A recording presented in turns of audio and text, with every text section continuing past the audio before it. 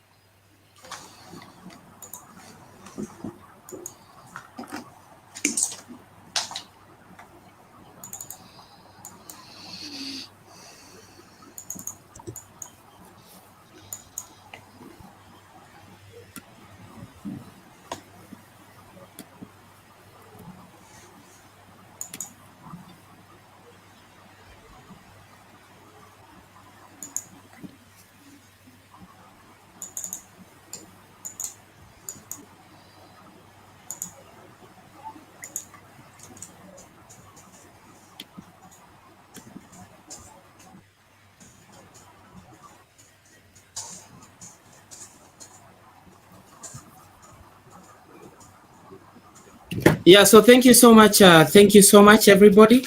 I hope you are having very, very great.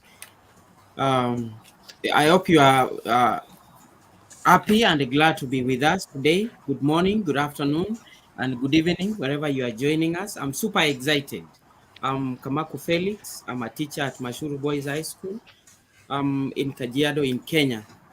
I'm the executive board of director, events and planning, and I'm also the Microsoft Innovative Educator Expert and a fellow. I'm also an ambassador to various edutech products and organizations. So I want to take this opportunity to welcome you to today's Tech-a-thon conference. It is an event that has been planned for a long time, and I'm sure you are super excited to be here today. Our theme for this event is emerging. It is going to be um, emerging technologies, and just under the emerging technologies, yeah, we expect to hear from different speakers who are going to be coming up and speaking on emerging technologies. And basically, emerging technologies have the potential to transform education by offering new tools and approaches that enable teaching and learning experiences. And some of the key roles that emerging technologies we expect to play in education include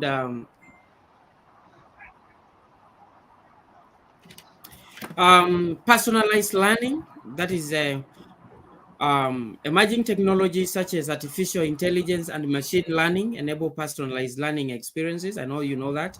And then, of course, we also expect educators to talk about online blended learning as some of the emerging technologies, gamifications. We are going to be having, we have collaborative learning, data analytics and learning analytics, assistive technologies, virtual laboratories and simulations, mobile learning, data security and privacy, amongst so many other things. Distinguished educators, ladies and gentlemen, I want to take this opportunity to welcome the 21st century, 21st DIGI Skillz CEO and the founder, Her Excellency Dr. Uche Linda. I also want to take this opportunity to welcome our executive board of directors present, country directors, presidents, ambassadors, and I also want to welcome our very esteemed keynote speakers for today. We have a total of around 24 keynote speakers who are going to take on the stage to talk about the different emerging technologies. We are going to be hearing from the executive board of we are going to be hearing from different executive board of directors, present country representatives. We are also going to be hearing from the founder herself, talk about Wakelet. We are going to be hearing from Professor Kaidun, joining us from Malaysia. We'll hear from Professor Dr. Faisal from Pakistan. We'll hear from Bring Sai from India. We'll hear Professor from Her Excellency, Professor Dr. Rania Lampu, joining us from Greece. We'll hear from Dr. Priti Putela. We'll hear from Dr. Priti Putela, who will be joining us from India. We'll also hear from MD Abdul, from joining us from Bangladesh. We'll also hear from Nana Nozade, joining us from Georgia. We'll hear from Dr. Mulari Kisan from India. We'll also hear from Her Excellency Dr. Edwiana Nurfika from Indonesia. We'll hear from Professor Azra Tajiis from Iran. We'll also hear from Associate Professor Kali Charan joining us from India. We'll hear from Nozadze David from Georgia. We'll also hear from Professor Dr. Nada Ratkovic joining us from Croatia.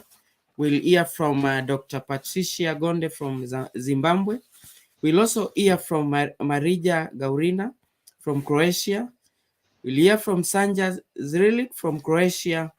We'll hear from Professor Raya Edia from Tunisia.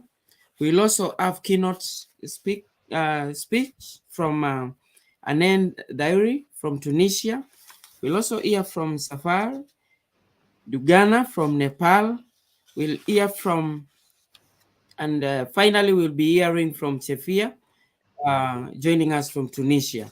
And finally, we'll have our closing remarks. So basically, those are our keynote speakers for today. I'm sure you are very, very much excited. We are and ready to hear from this distinguished panel of keynote speakers that we have. I want to give a warm welcome to our esteemed viewers. Welcome on board, and don't forget to like, share, and subscribe to our event.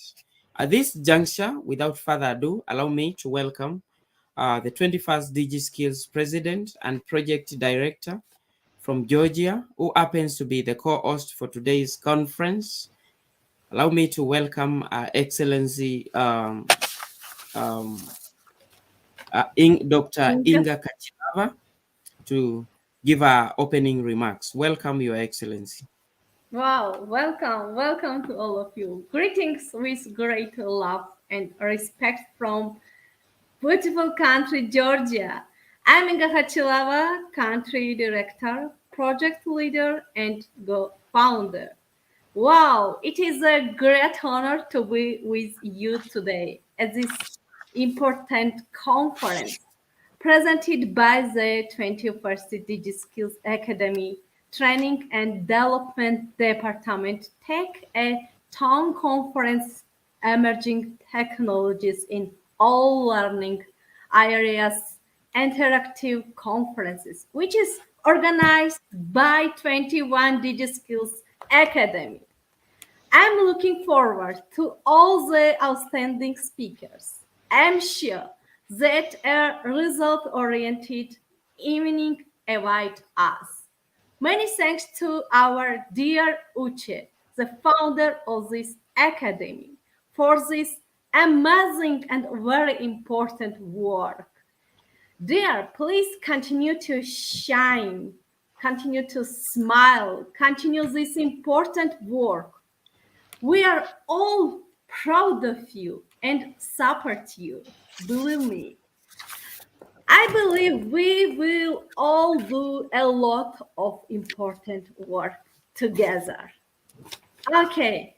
Congratulations and best wishes to all of you. Thank you so much to all. Go ahead.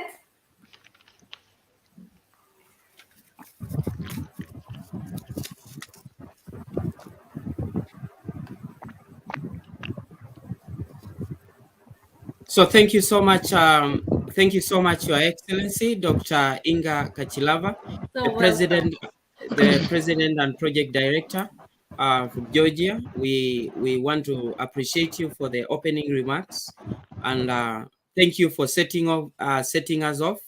And we are hoping that we are going to have a very, very interactive session. Just like I said before, I want to take this opportunity to welcome our esteemed viewers who are joining us from all over the world. I want to welcome you officially to the Tech-a-thon conference. I believe it is supposed to be one of its kind, and we are hoping that from today's conference, we are going to have a lot of interaction. We are going to have a lot of learning and relearning. So at this juncture, without further ado, I want to take this opportunity to welcome the executive. I want to welcome the 21st DIGI Skillz CEO and the founder, Our Excellency Dr. Uche Linda, all the way from Nigeria, a very, very hard-working lady, always full of energy. I always admire the great work that she does. Each and every other day, we are always learning and learning and learning, and she never seems to get tired. So welcome, Your Excellency Dr. Uche Linda, so that we can hear from you. And so that you can set the conference rolling.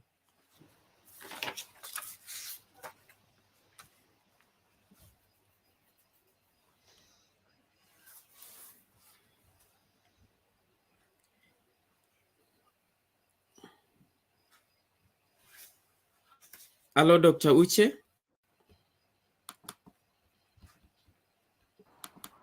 Yeah.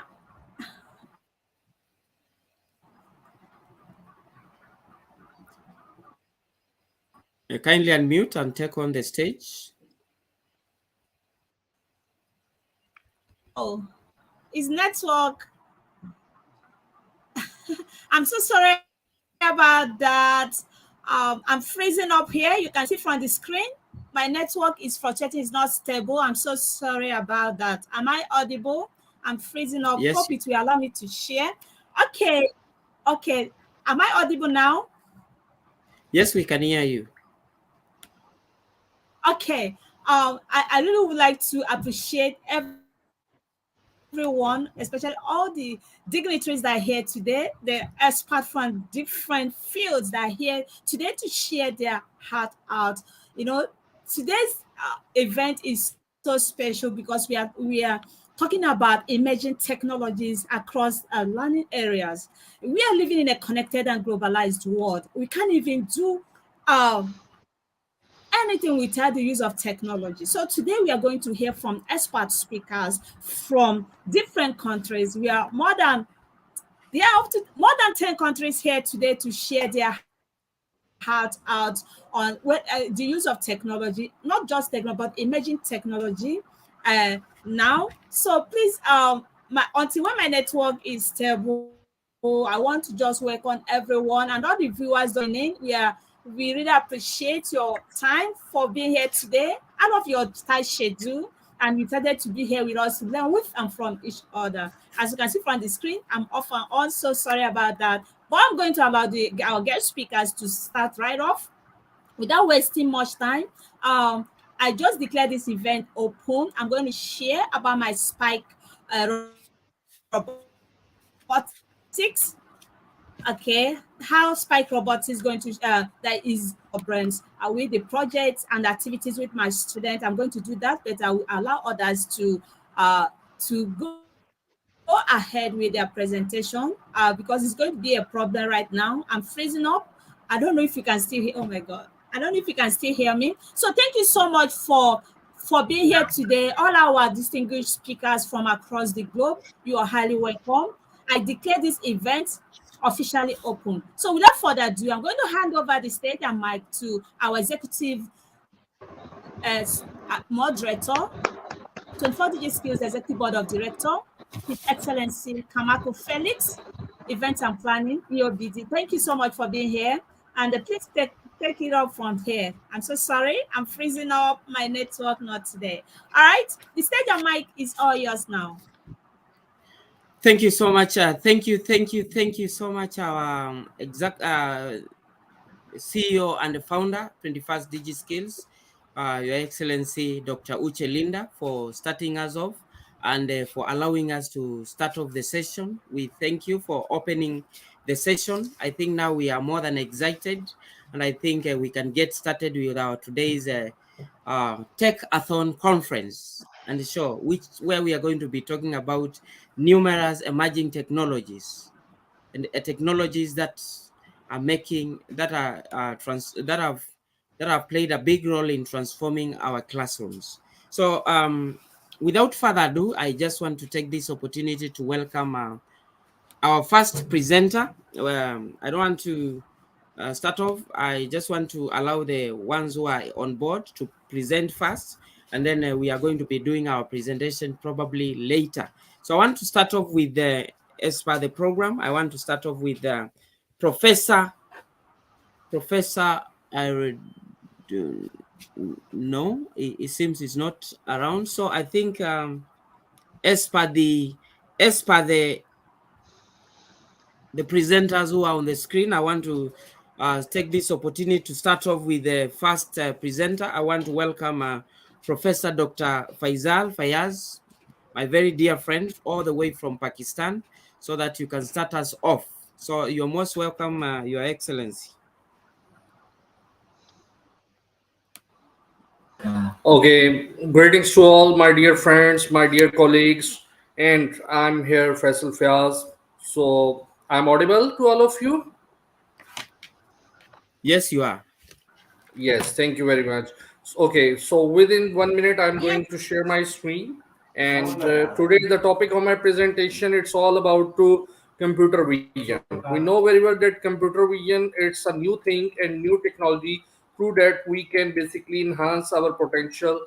And we are in the era of artificial intelligence. It's all basically related to this thing. So I'm going to share my screen. May I do it? Kindly do. And Your Okay. Excellency, kindly, if you don't mind, you can start by introducing yourself. Okay, fine.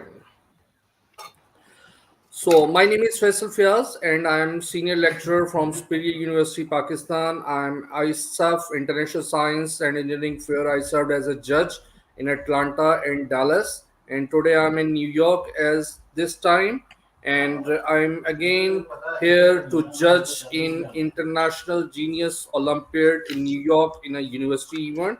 So it will be held on 12th June. So I'm really grateful to all of you that Dr. Uchelin and my dear friend Kamek and Miss Rania Lampo and all my dear friends are there, and we all here to serve the basically humanity, to enhance the potential of our young learners. We are here to basically boost up the skills, and we are here to make our generation for best problem solvers in the 21st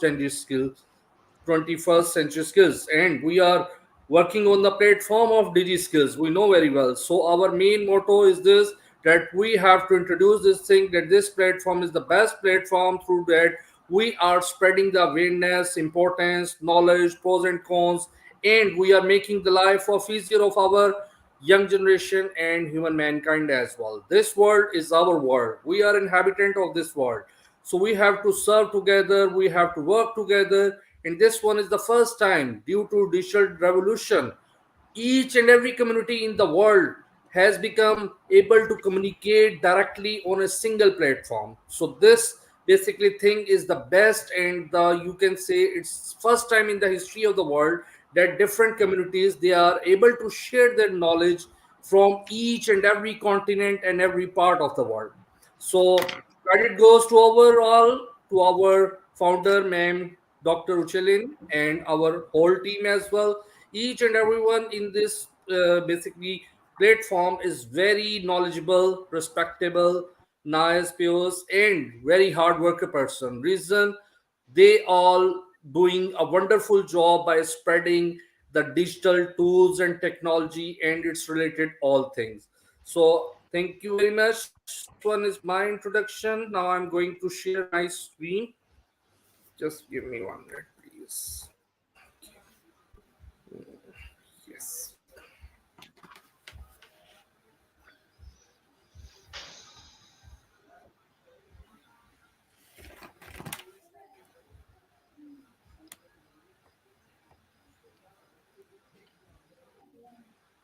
Okay, I hope my screen is visible to all of you.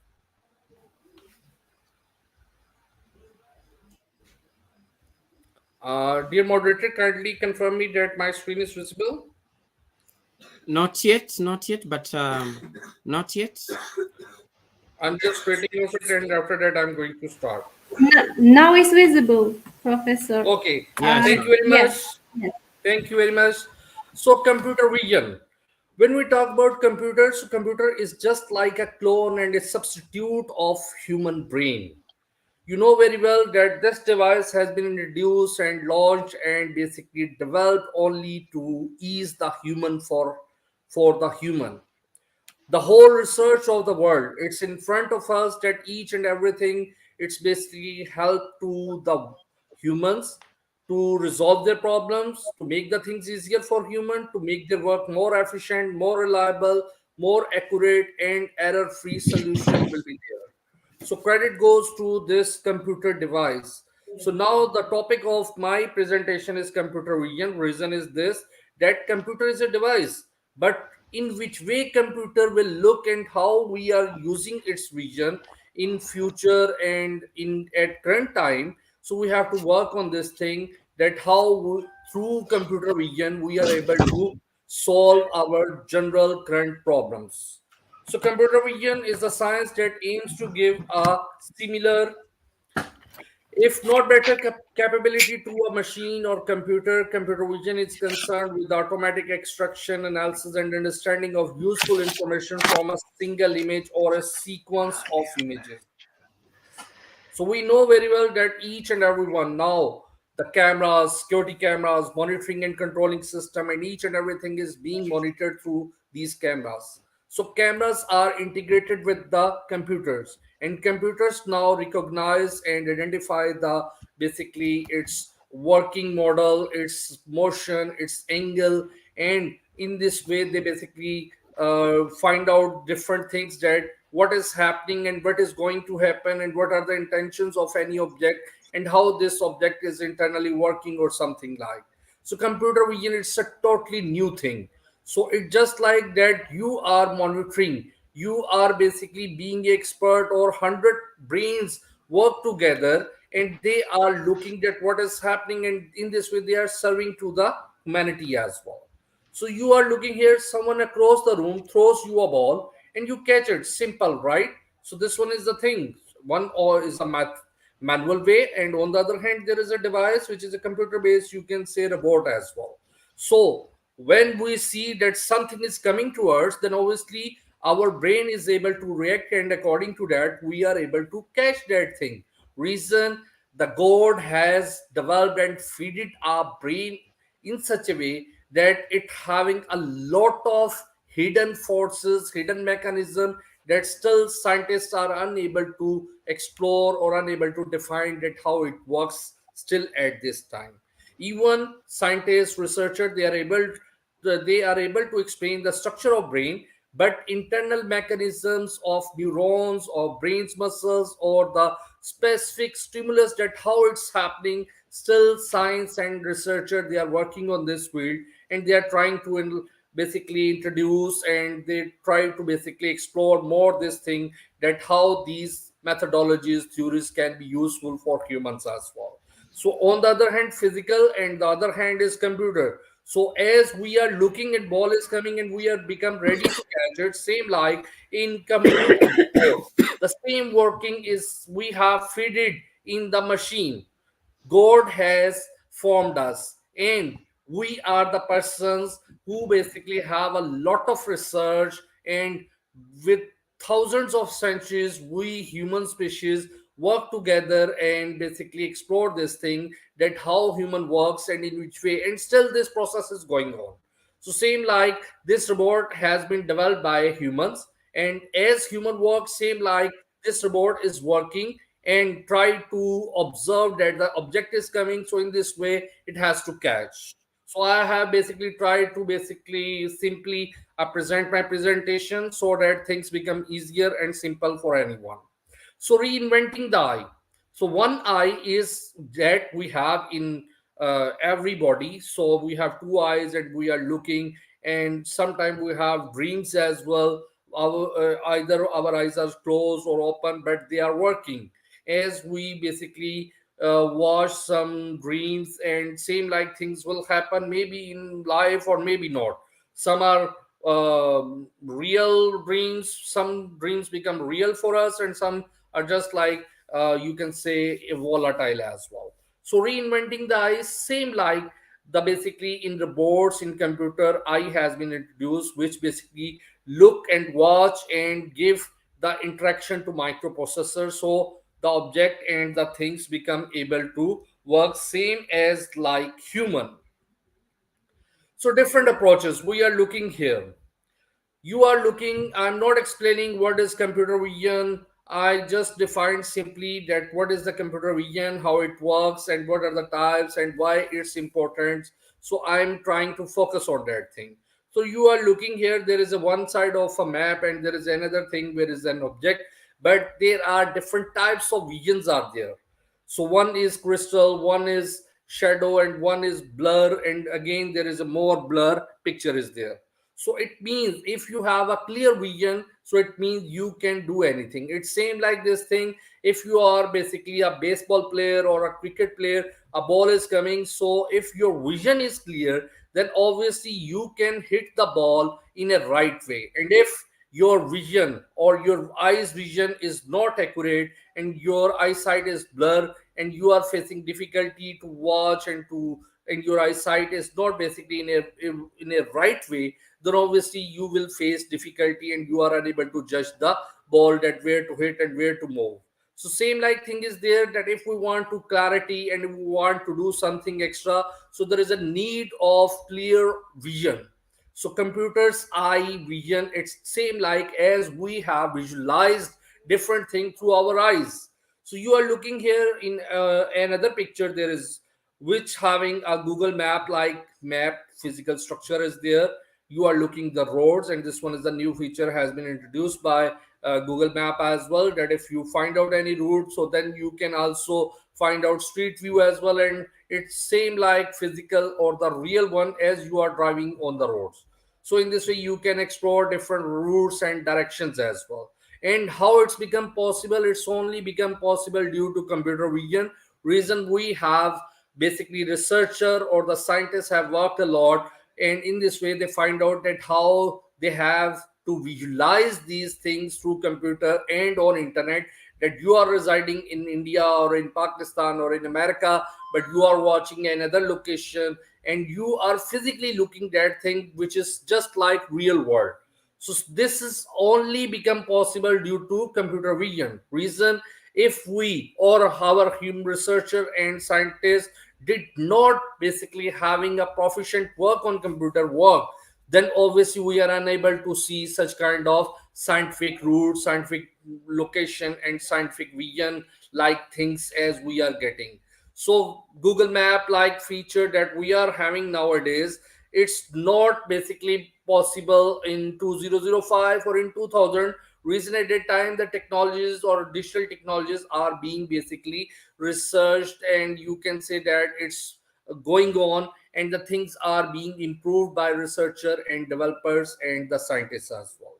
But now we are in era of artificial intelligence after 1980, and after 1980 still this era is going on, and this era is totally comprised of basically these major things: artificial intelligence and computer vision. And computer vision is this thing that in which way basically your object, your robot, your computer or your camera is looking the external world, and same like our eye having two operations, one is input and the other one is output. We are looking as well as we are inserting some instruction or the things to our brain as well, and then our brain is able to understand that thing, that what is going on, what has to do, and there is a wall or not. So simple philosophy is this one, that computer vision, it's just like same as like we people having the computer eye. So computer vision is just like same, that how this gadgets, digital tools, things are being utilized to help out to humans so that they could understand and resolve their problem. Yes, you know. So what is this? There are two pictures, but you can see that it look like same, but there may be minor differences will be there that you can judge. But for this you have to measure and you have to trace out each and everything, so it will take a time.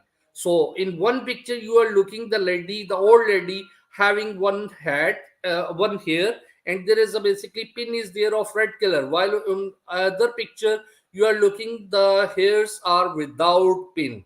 So in this way, computer vision judge, evaluate, monitor, and analyze each and every object on a grid-based mechanism is there, machine learning is there, expert system is there, which all basically help out to artificial intelligence and help out to computer vision to solve the problems of human. So some fields of computer vision, when we talk about its learning, signal processing, robotics, artificial intelligence. So see, these are some of the basic fields of computer vision. Some of the main libraries in computer vision, you can say TensorFlow, PyTorch, and Keras. So what is computer vision again? It's the science and technology of machines that see, concerned with the theory of building artificial systems that obtain information from images. I have elaborated this thing, that as a human, how we basically watch and see the things, same like your computer, robot, camera having a basically mechanical or digital eye, which basically in and out the things from the external environment and forward the thing to the integrated microprocessor. So this one is make computer understand images and video. So computer can understand and analyze and make the compatible things as well. If we have some work, so what are the advantages of these digital tools or artificial intelligence? So it's just like this thing that you are basically single-handedly you are doing a task, okay, and after that the task having a lot of complexity and it's having a basically there is a large number of tasks that you have to complete it. So if you work in a team, then the things become easier for you. Reason, you distributed your work, and in this way your task by completed by other colleagues as well, and at the end you will compile your report. So same like thing in artificial intelligence, we can say this thing that we are basically single-handedly doing, but we have the brains, and that brains are totally followed by us. And there is a no biodiversity, there is no diversity of mind, there is no collision, no basically collateral and combat of something, there is no biasness. And single-handedly through while utilizing five different brains, cloned brains, basically microprocessor, you compile your report. And it's happening in the world through artificial intelligence, chat gpt. It's in front of us that whatever you people search, it search what is if you search on search engine, then it's only you have the links. But on the other hand, the expert system is there, which basically evaluate, and after that compile a finalized report, which will be helpful as a final report and as a summary. So you are looking what kind of scene, where are the cars, how far is the building, and in this way you can judge and each and everything. So components of computer vision system, we will talk about this thing. So there is a computer, there is camera, lighting is there, object is in front of us, so camera is monitoring, and as it's looking the lightning, contrast, whatever the object shape, its grading, its angle, degree, each and everything will be finalized and judged by the camera and computer. So computer vision versus human vision, what we see and what a computer see. Computer is a digital machine, so computer will basically perceive the things in such way in a numerical form or in a binary digit form.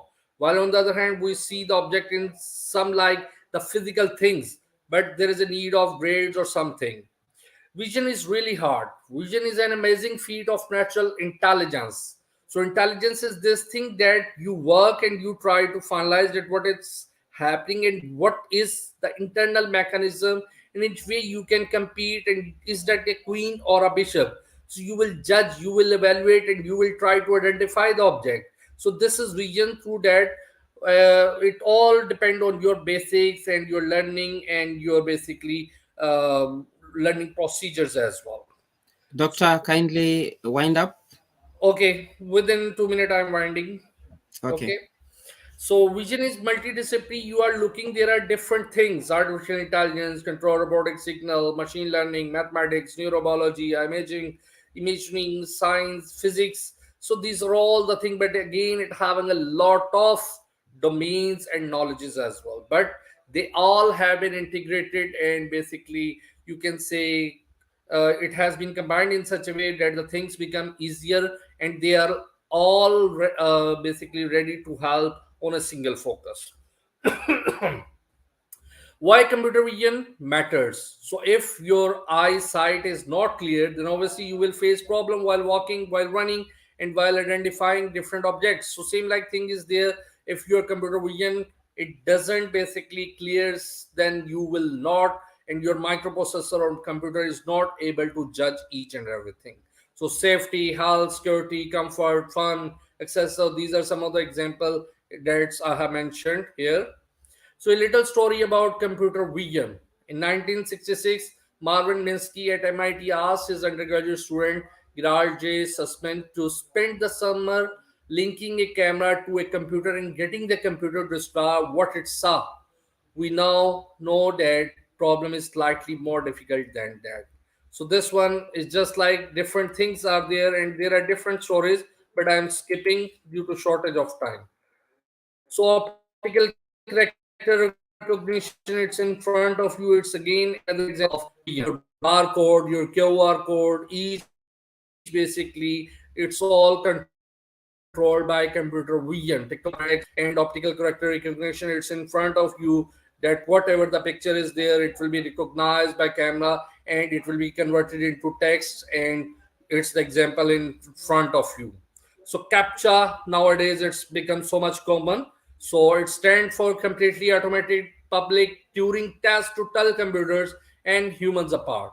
So picture of CAPTCHA in use at Yahoo, Google, and in all other digital application it has been used, and you have seen that it is used to secure the things, to make your, to enhance the security of your application, your accounts as well, so that other could not basically steal your password or while using different robots or different other application or different you can say keylogger, they can judge and monitor your things. So thank you very much. I think time is short, so that I am ending my presentation. Thank you very much. Yeah, so thank you so much. Thank you so much, my brother, Professor Dr. Fayaz. That was amazing. I want to start, I just want to comment on what you said as you are starting, that this is our world and we have to serve and make impact. That was amazing. So thank you so much for that. That was amazing. That was insightful and an insightful piece. And I think there are so many congratulatory remarks that are being shared by the many viewers who are following us all from all over the world. So thank you so much once again. So, And Felix, without this is all I want to say at the end. I want to conclude by this thing that as we people are sharing, as a researcher, as experts of digital tools, we are sharing and discussing different things, and we are giving the spirit and confidence and strength to anyone. And then it's in front of us that research is going at a better pace, and it's become so much efficient as compared to before 2000. Okay, so due to collaboration we have learned a lot, and every region and everything is now connected to each other due to this digital world. So we are in a digital global village, so everyone is free to share, to collaborate, to discuss, to help out to anyone. So thank you very much, and I'm whatever I am here, it's only due to this platform reason. I have learned a lot by my colleagues, by my seniors. Ma'am Rania Lampo is here, Dr. Uche is here, and there are many other friends as well. They all doing a wonderful job while serving the humanity by giving them spirit to and boosting their knowledge and potential and spirit as well. Thank you very much. Thank you so much. Thank you so much once again, Professor Dr. Fayaz. So at this juncture, I want to take this opportunity to welcome His Excellency Sanjay Agwar, joining us all the way from India to give his keynote speech. So welcome so much, Your Excellency Sanjay, joining us from India. Thank you. Can you hear me clearly? Yes, no, Yes, please. yes, I can hear you. Okay. Good evening, dear viewers. I am Brigadier Sanjay Agarwal. I'll say that again, Brigadier Sanjay Agarwal from India. Greetings of the day. In India, we are nearing midnight now. So, a brief introduction about me. I'm happy to tell you that I have been decorated for gallantry twice by the Honorable President of India. Presently, I am a distinguished professor with a university with 6 campuses in India. I have also lectured with the Global Foundation of Early Childhood Education and Research, etc. And I've held counseling sessions with parents and children at the school and college level. I have had a role in shaping the drone policy of India when I was the security advisor to the Ministry of Home Affairs of the Government of India. And I've been a trainer to 2 very friendly countries for 2 years each. So, for a total of 4 years, I was in a very friendly place called Seychelles, which is in Africa. A lot of you are from Africa. And the second was in Bhutan. I am a mountaineer. I have gone to 3 mountains over 21,000 feet. I've done a 3,000-kilometer cycling trip, and I'm interested in photography and putting up my exhibitions.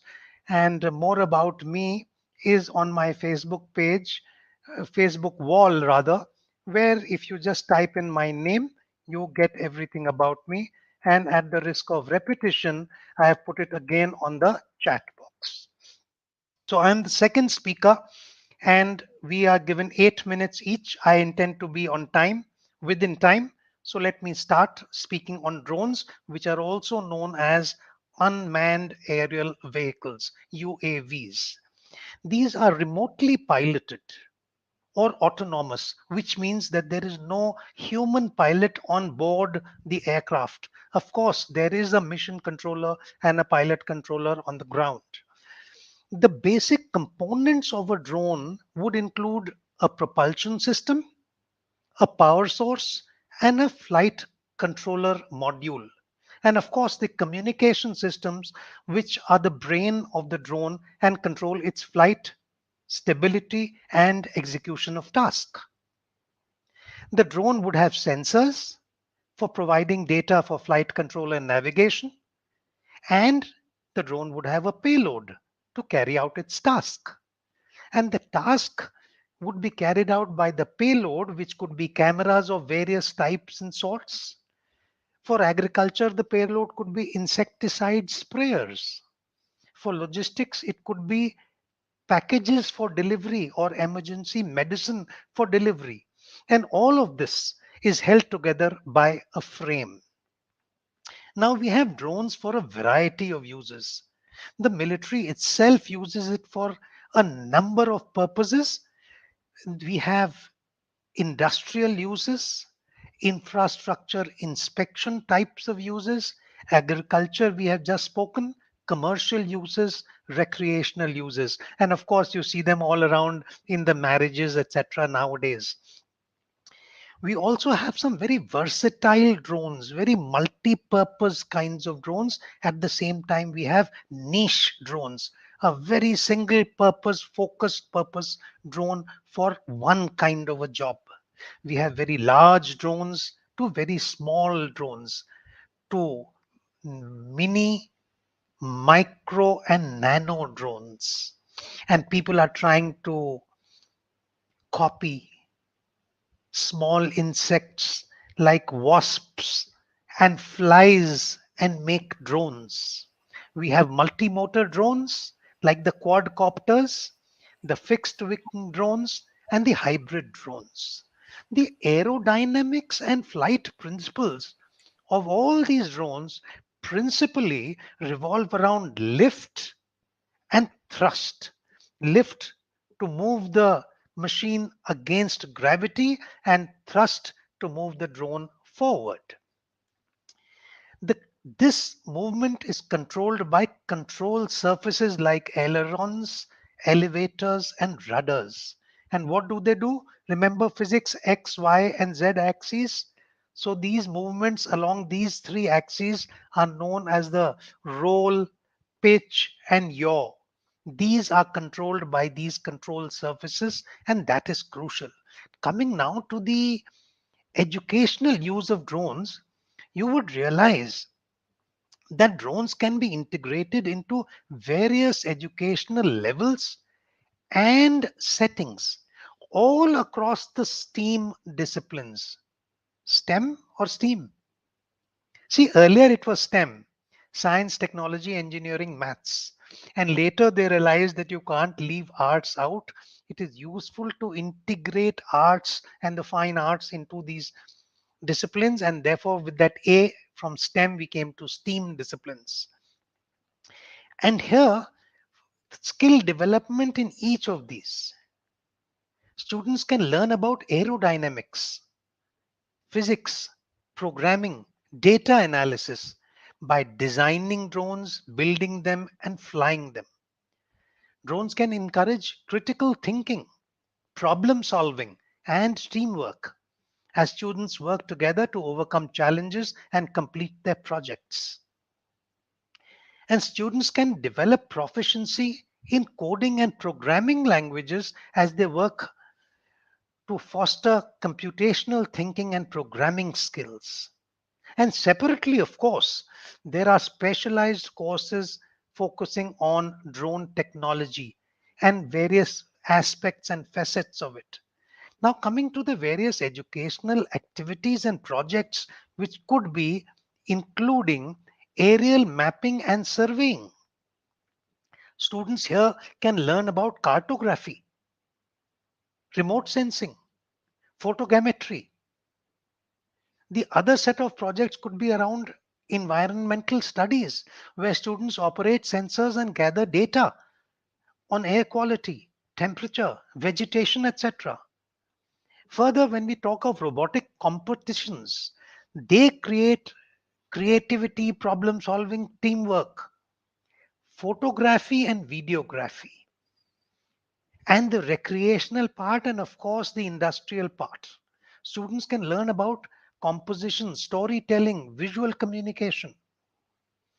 And of course, when doing all of this, we have to keep the legal, ethical, and safety considerations in mind.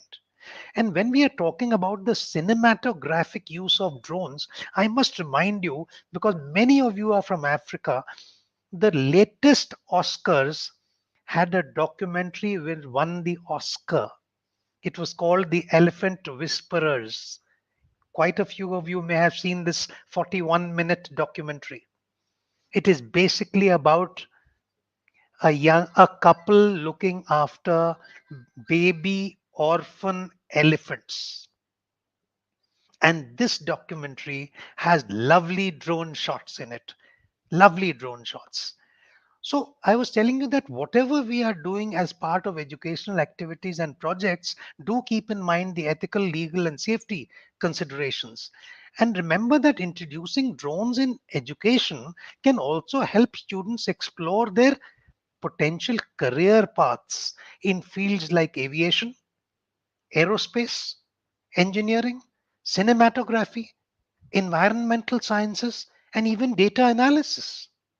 But there are challenges. And the challenges fundamentally in drones revolve around the power source, the battery life. Because the battery life gives you the endurance of the drone. And that is a major issue. The other challenges are around safety and reliability, collision avoiding systems, handling adverse weather conditions, communication aspects are crucial and therefore redundancy is required there, developing radars which can penetrate foliage. And the major challenge is the regulatory challenges. Because balancing airspace management with privacy concerns and public safety, this is a significant challenge.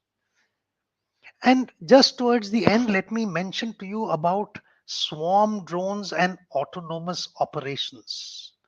Because now, with artificial intelligence being input into every possible field, autonomous operations, major research is going on drone swarms when multiple drones would collaborate and communicate with each other to perform complex tasks.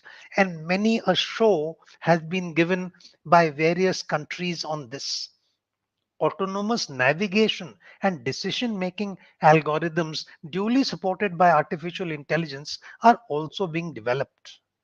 And you would like to know that drones are about 5 years ahead of autonomous cars in their ability to act autonomously.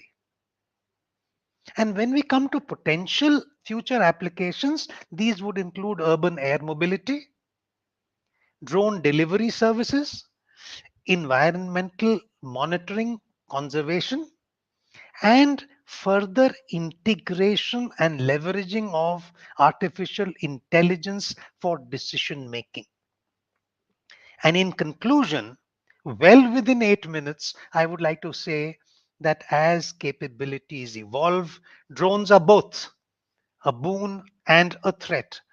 Now, dear viewers, if you have any questions, I will take them on now or later, whichever way the moderator directs. Thank you for your time. Looking forward to further interaction. Greetings of the day once again. Namaste. I have finished. Namaste. Thank you so much, Brigadier Sanjay Agawal, joining Oh, us you all got the it way. correct. Wow, thank you. Joining us all the way from India. That was absolutely amazing. That was great speech. Just a few reactions coming from our followers who are following us live on Facebook and on YouTube. We have Nada Ratkovic, who is one of our ambassadors for the 21st DIGI Skillz, who says great speech and presentation, much respected. And we are also having our very own Preti Putela, doctor, joining us all the way from India. and I believe she's also one of our keynote speakers who will be coming up next. She tells you wonderful presentation. So, Brigadier, you have done it. That was absolutely amazing. We have done it. I believe in Ubuntu. I am Wow. because we are. And next time you are in you are in Africa, be sure to join us in Kenya. So thank you so much. And at this juncture, I want to take this opportunity to welcome my very dear friend, a friend who I always see, who really challenges me, and a friend who is always up and down, doing so much, and so much into STEM. I want to take this opportunity to welcome none other than Our Excellency Professor Dr. Rania Lampu, joining us all the way from Greece. You are most welcome, Your Excellency.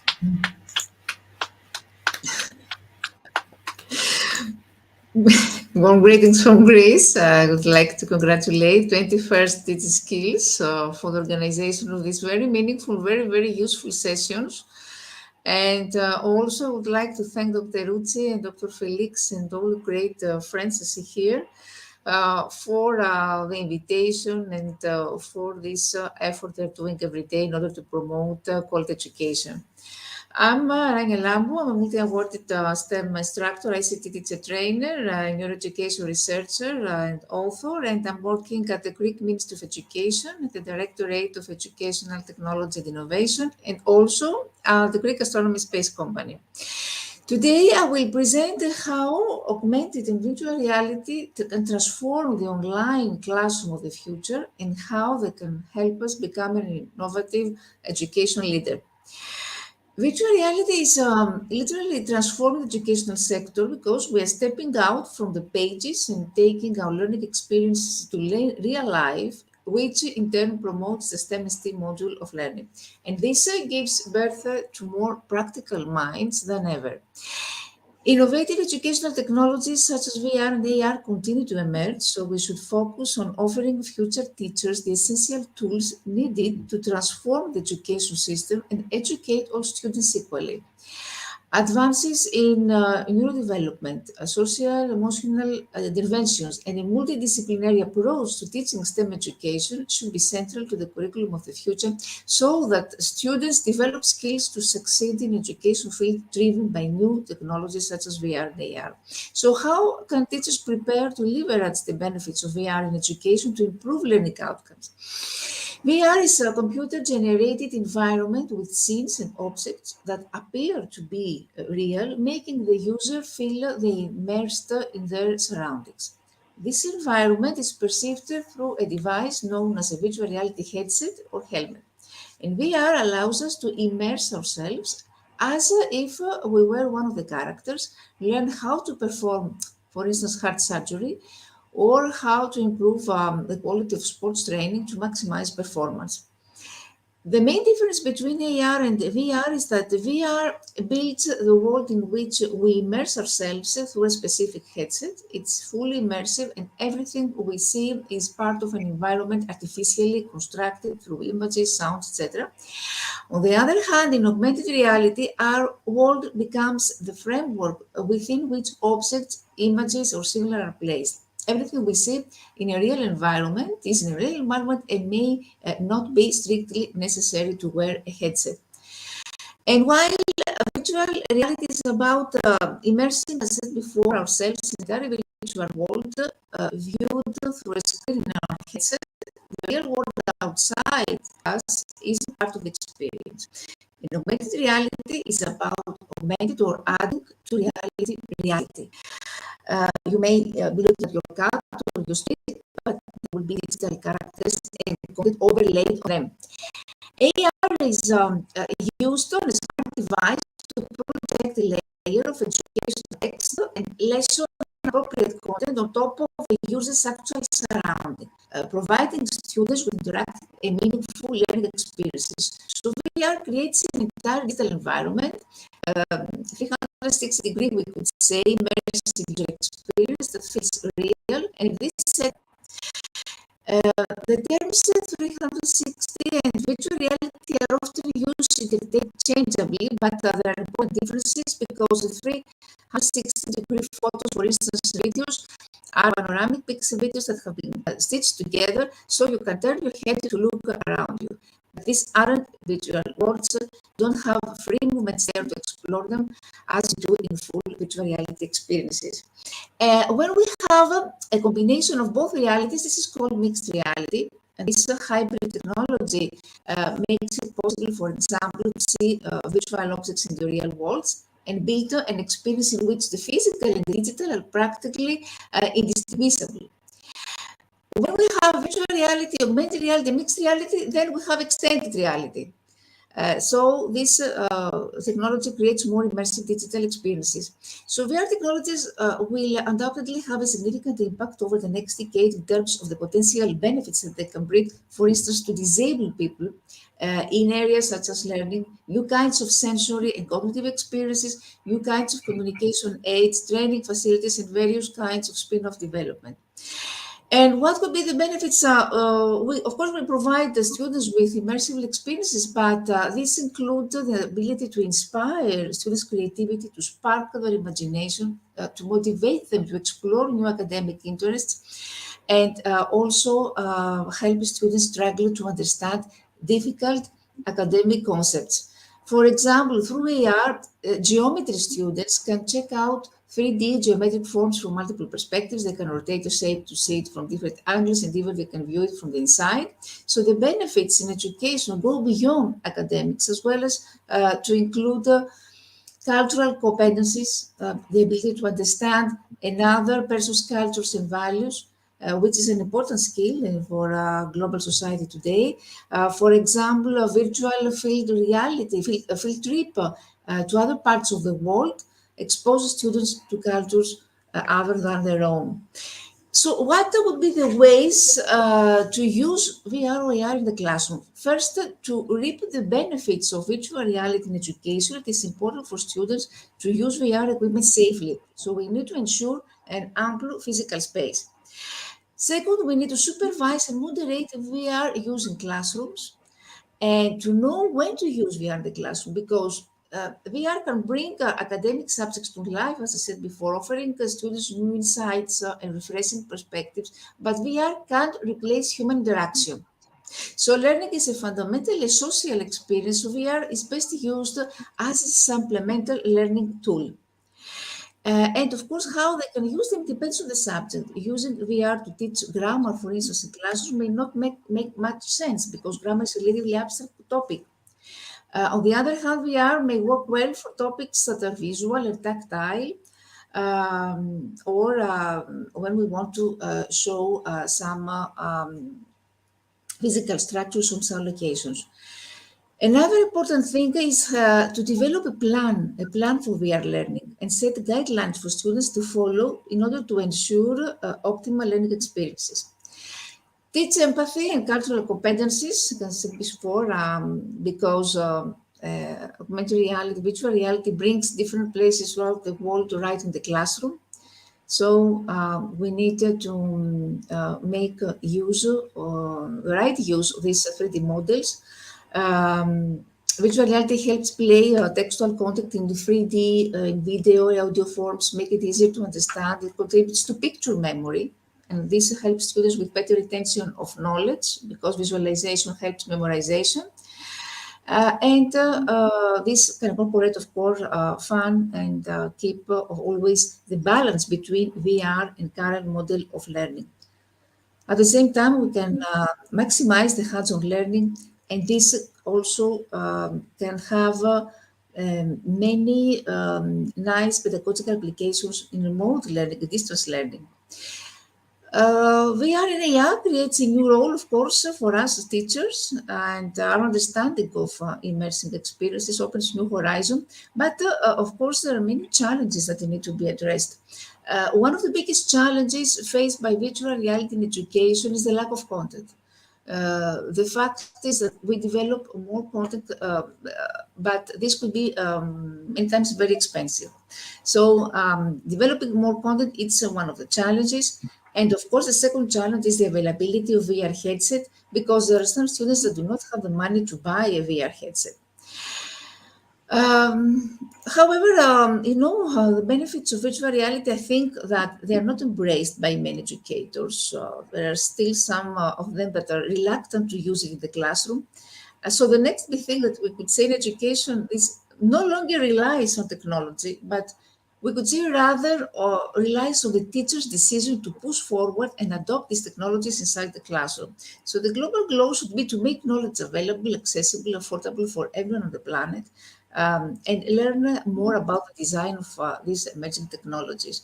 VR educational apps should have specific properties. They should be immersive, they should be easy to use, they should be meaningful, adaptable, measurable. And before concluding, I would like to say some examples, best examples of VR and AR education.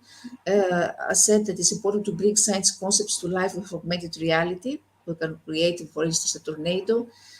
We can mention the Sky View app, which allows students to explore the universe using AR overlays of the night sky, or HP Reveal. It's very popular. I can use it many times with my students. Microsoft HoloLens, it has developed a way for medical students and clinicians to learn about the human body using mixed reality.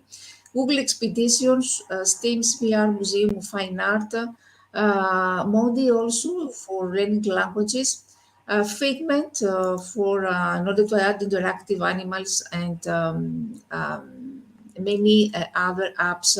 AR flashcards also, an alphabet early measure, and the Brain app, which allows students to explore layers of the head. Storyfab, an augmented reality movie studio, and many other possibilities. So virtual reality, augmented reality can be an incredible, I think, learning tool to help guide students through complex topics, understand even emotions, and give them a view of the amazing world in which we live, unlocking creativity and imagination that could help them create a foundation for success. So it's a groundbreaking, I think, technology with so many ways to help augment the traditional teaching methodologies and make a fundamental impact on how students learn and retain knowledge. Thank you very much again for the invitation. Thank you. Thank you so much, Dr. Rania Lampu, joining us all the way from Greece. And thank you for bringing out the very, very clear-cut differences between was able to get the very clear-cut difference between AR and VR. That was very informative presentation. I know you've cited some challenges that are already there, but we are hoping that they are going to be overcome in future. So thank you so much, Your Excellency. Thank you for such a wonderful presentation. That was very, very informative. Thank you very much. Thank you for this opportunity. Thank you. Yeah, so we are moving to our next keynote speaker. So what I want to request the keynote speakers we have here, I know most of you you have a vast knowledge of your areas that you are presenting, and I know you have a lot that you can be able to present, but I just wish to request that we remain within the given time frame so that we don't have to disadvantage others. So kindly, let's make sure we stick to our time. So far, so good. So far, we have had a very, very good usage of time coming from the Professor Dr. Faisal from Brigadier and Dr. Rania Lampu. You've done well as far as time is concerned. And at this juncture, I wish the other presenters who will be coming next are going to do the same. So at this juncture, without further ado, welcoming one very, very distinguished educator, a very great friend of mine, joining all the way from Malaysia, a very cheerful guy. I just want to take this opportunity to welcome Professor Iredun. Khairuddin. You are most welcome, my brother.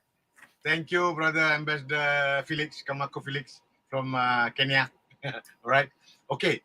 I'm a bit worried because I chose to speak on drones. When after I heard Brigadier Garwal speaking, I said, "Oh my God!" But don't worry, I am going to give an overview of it in the time given to me, and I am going to speak to it in the context of what was it? Yeah, in the context of economics, military, and sustainability. Let me begin. Yeah, allow me, ladies and gentlemen, to begin. Now, drones, which Brigadier Agarwal has already eloquently shared with us, is also known as unmanned aerial vehicles or UAVs. They have become increasingly popular in recent years. Okay, due to their versatility and efficiency. Am I right, Brigadier Agarwal? They have been used in various fields, including economics, military, and sustainability. Now, let's quickly explore the use of these drones in these three contexts and their impact on the UN 17 SDGs, or the Sustainable Development Goals. Now, in the context of economics, okay, drones have been used in various industries, including agriculture, construction, and transportation, right? Now, in agriculture, drones are used to monitor crops, collect data on soil quality, and spray pesticides. Now, this has led to an increased efficiency and reduced cost for farmers, as they can identify problem areas and take corrective action quickly. Now, correct me if I'm wrong, Brigadier Agrawal. The use of drones in agriculture is called precision agriculture. That's the term they use it. Okay. Now, in construction, drones are used to survey sites, monitor progress, and inspect buildings. This has led to increased safety and reduced costs for construction companies. Now, in transportation, drones are used for delivery services, reducing the need for human labor and increasing efficiency. Now, this has led to reduced costs of business and increased convenience for consumers. So, keyword, cost. Reduce cost for business and increase convenience for consumers. Let's move on. Now, the use of drones in military. This is, I'm now, touching into Brigadier Agrawal's territory. Okay. The use of drones in the military has been controversial, but they have proven to be effective in certain situations. Drones are used for surveillance, reconnaissance, and targeted strikes. This one scares me. Targeted strikes. This has led to increased accuracy and reduced risk for military personnel. However, the use of drones have also raised ethical concerns, as they can cause civilian casualties and violate international law. Now, the use of drones in the military must be carefully regulated to ensure that they are used ethically and in accordance with international law. Now, in the context of sustainability, drones have been used to monitor and protect the environment. They are used to monitor wildlife populations, track deforestation, and detect pollution. This has led to increased awareness and actions on environmental issues. Now, drones are also used for disaster relief, delivering supplies, and providing aid in areas that are difficult to access. This has led to increased, again, efficiency and reduced costs for relief organizations. Right. Now, the use of drones in these three contexts, which I mentioned, okay, has significant impact on the UN 17 Sustainable Development Goals, or SDGs. Okay. Now, in terms of economic development, drones have the potential to increase productivity, reduce costs, contributing to SDG 8, which is decent work and economic growth. Now, in terms of the military use, drones can contribute to SDG 16, peace, justice, and strong institutions. Now, by reducing the risk to military personnel and increasing accuracy in targeted strikes. However, the ethical concerns, again, surrounding their use must be addressed to ensure that they do not violate human rights. Now, in terms of sustainability, drones can contribute to SDG 13, which is climate change. Now, by monitoring and protecting the environment, and also SDG 11, which is sustainable cities and communities. How? By providing aid in disaster-stricken areas. Oh, I'm coming to my last slide, guys. Okay. In conclusion, drones have become an increasingly important tool in various fields. Of course, as I have gone through in the first few slides, in the various fields, including economics, military, and sustainability. Now, their impact on the UN 17 Sustainable Development Goals is significant, and their potential for contributing to economic development, peace, justice, and sustainability is vast. Okay. However, again, to conclude, their use must be carefully regulated to ensure that they are used ethically and in accordance with international law. I'm done. With that, I'm now handing over the session back. Thank you very much, ladies and gentlemen, for listening to me. Back to Ambassador Kamako Felix. Thank you so much, Aridun. I think you have measured so much on the practical applications of drones, and you are building so much on what was discussed by Brigadier Agawal. Hey, you are muted, Felix. Ambassador, you are muted. Sorry. Yeah, you are muted. Yeah, so thank you. Again, you're muted again. So thank you so much, Professor Aridun. I think you have measured so much on the practical applications. That is what I was saying. And then you are actually building on what was discussed by our very good friend, Brigadier. You got it. You got it correct. Yeah, and of course, I know Brigadier talked so much about the designing. I could hear him talking about how the design is done and so much, and so forth. But I think that was quite amazing. That was very educative. I really want to thank you so much for what a great presentation. Thank you so much, Professor. Yeah, so at this juncture, I want to take this opportunity to welcome my very dear friend joining all the way from India. A friend that we have really worked a long way together, Excellency Dr. Priti Putela. So you are most welcome. Kindly take on the stage and start by just telling us something little about yourself. You're most welcome. Namaskar to all. This is Preeti Putela, and I'm from India. Yes, we have worked a long way with the DIGI Skillz, 20 plus DIGI Skillz, and I am grateful to my friend Dr. Runche Lin and Ambassador Kamakau Felix to really give us the opportunity and the platform to showcase our learnings and exchange of ideas. And I am really privileged today to be amongst people like Brigadier Agarwal, Professor Kharuddin, Rania Lampau, Morel Bhankar, Hardiana. Excuse me if I am not able to pronounce your name well. So it is a privilege to be amongst all of you, and just a humble presentation I'm going to put up in front of you. I am working in a school as a senior wing leader. So whatever I have learned, whatever I have seen in my teaching career, I would like to share with you all today regarding the AI presentation. Allow me to share my screen.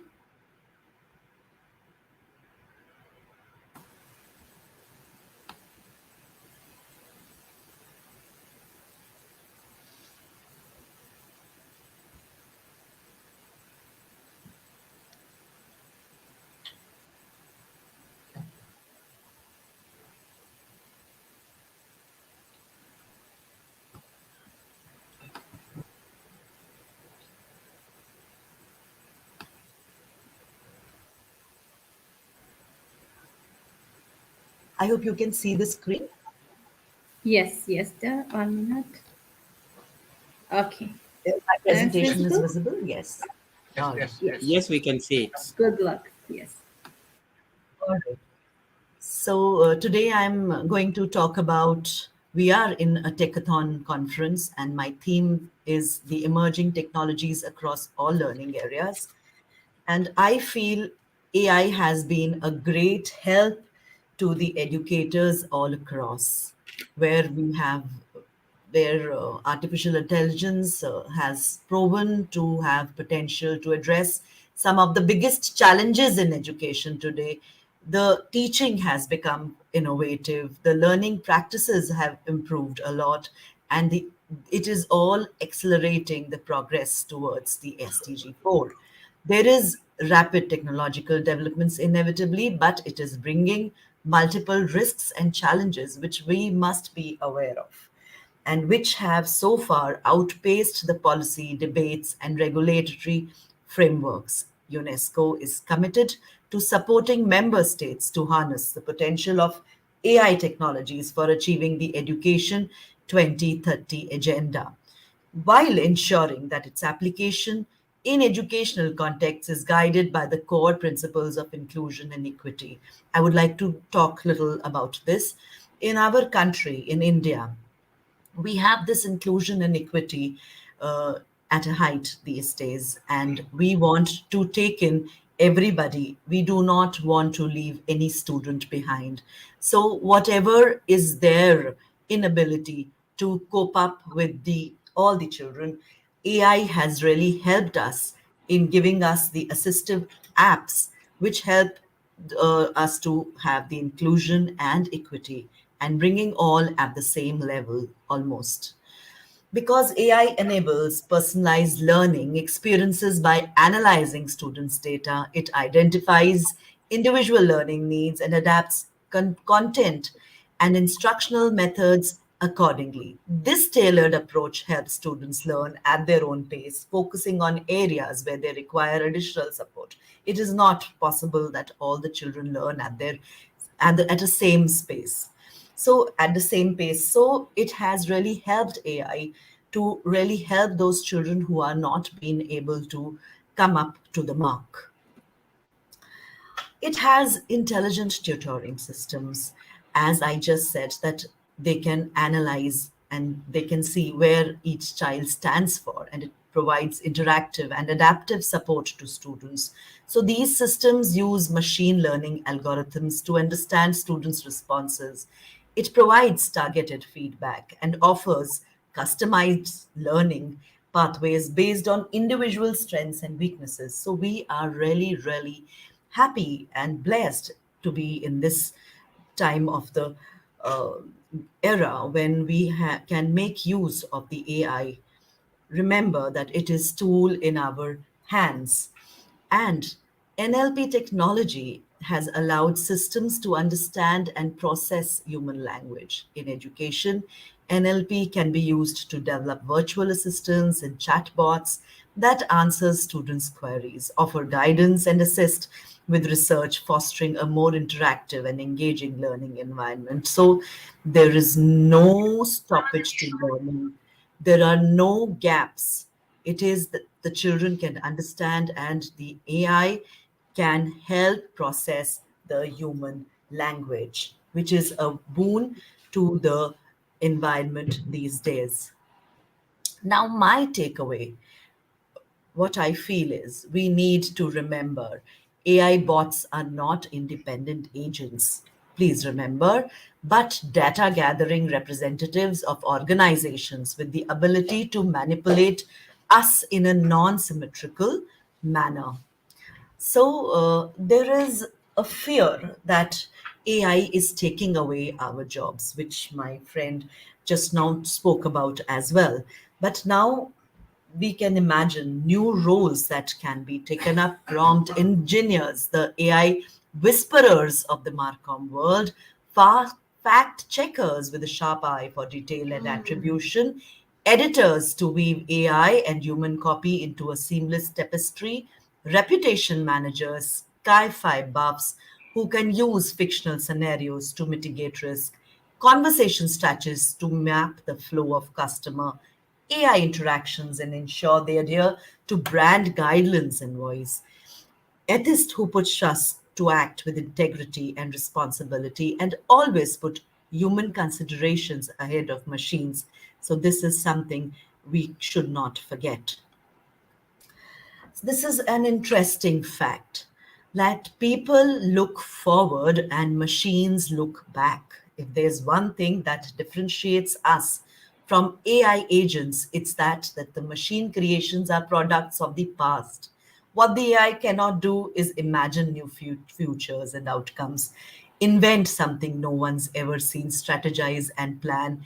Those are high level skills where human always add value. So there is no comparison to the human intelligence.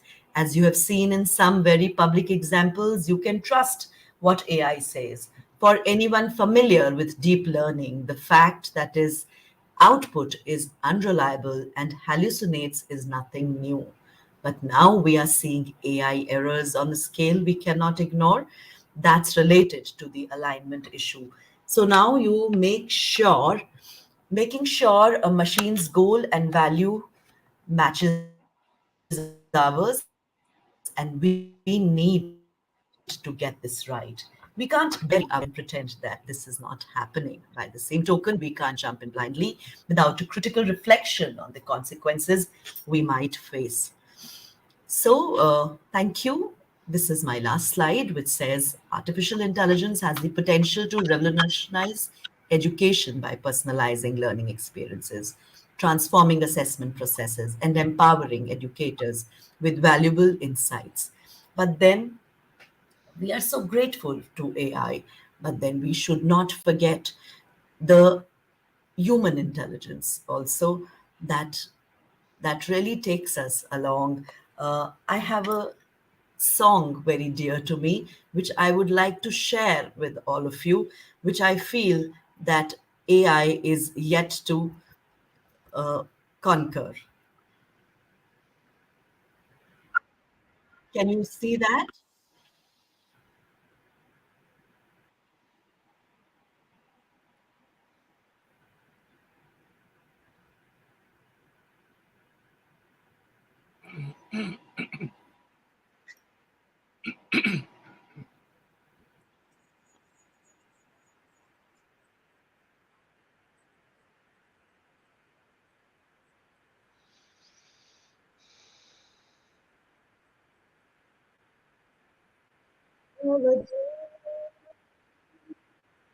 The song to sing, to help me go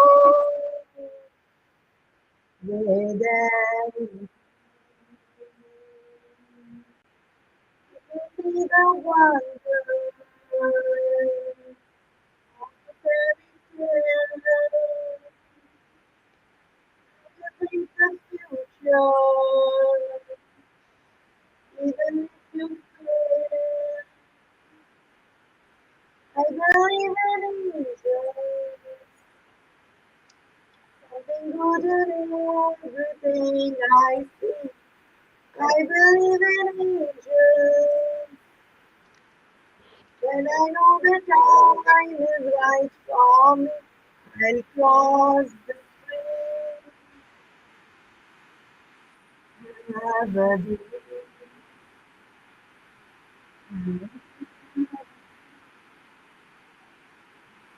Oh, to reality, my destination, life is not so wide, through the darkness, till another believe.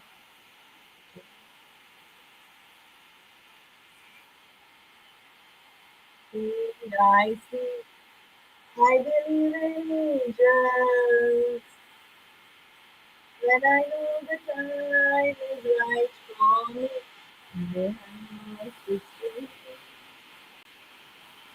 I have a dream.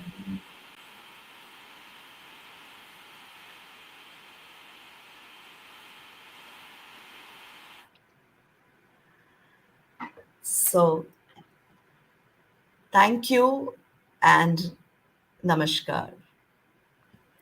Thank you so much. Thank you so much, Dr. Pretty. That was so enlightening. It was such an enlightening presentation. We look forward to people look forward, machines look back. That was amazing.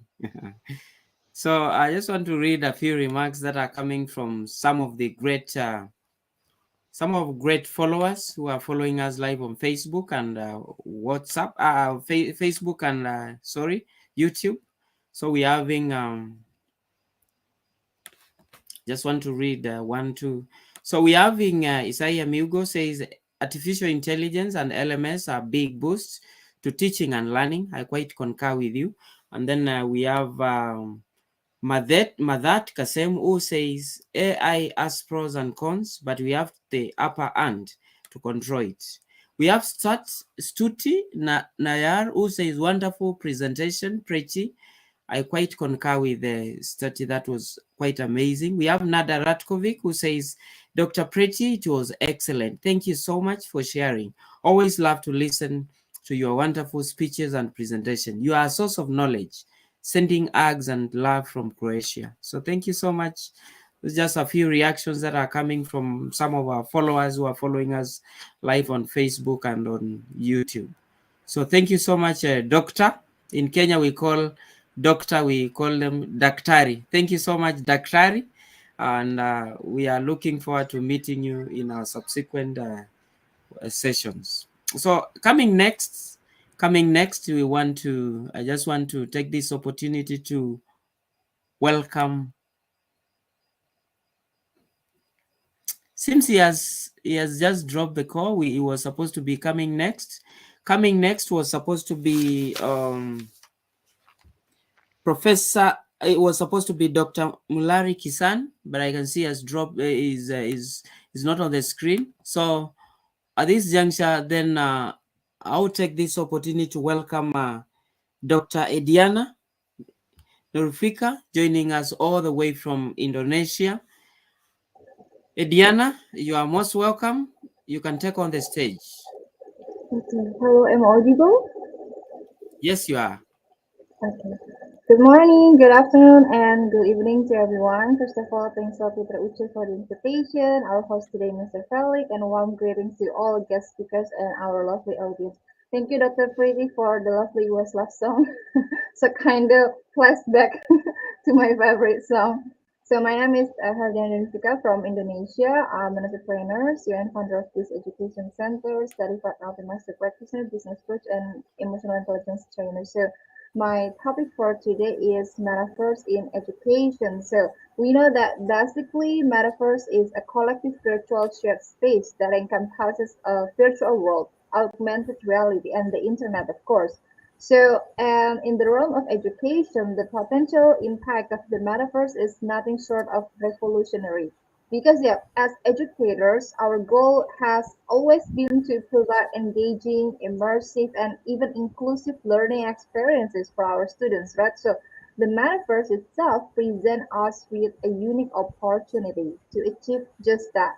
So imagine a classroom where students can step into virtual worlds, explore historical events, dissect complex scientific concepts, or even collaborate on projects with peers from across the globe, all from the comfort of their own homes or schools. That must be so great, right? So in the metaverse, we know that education transcends the traditional boundaries of time and space.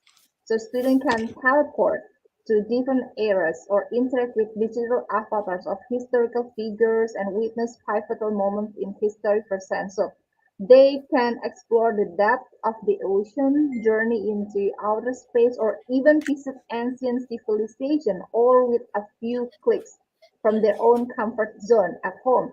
So this level of immersion and interactivity foster a deeper understanding and connection to the subject matter, like fueling curiosity and sparking a love for lifelong learning. So before I continue my speech, I want to share my screen to show the capture that I took from conference in Metaverse by IVRFF last year, where me, Professor Nada Ratkovic from Croatia, and also Professor Hairudin from Malaysia joined to that conference. I think we can take a look at how it actually can be look like for the students when they use the meta space. So actually, when the student use the meta space, they can feel exactly the new vibes rather than only simple at the classroom because it brings new opportunities for them. Okay, is it feasible?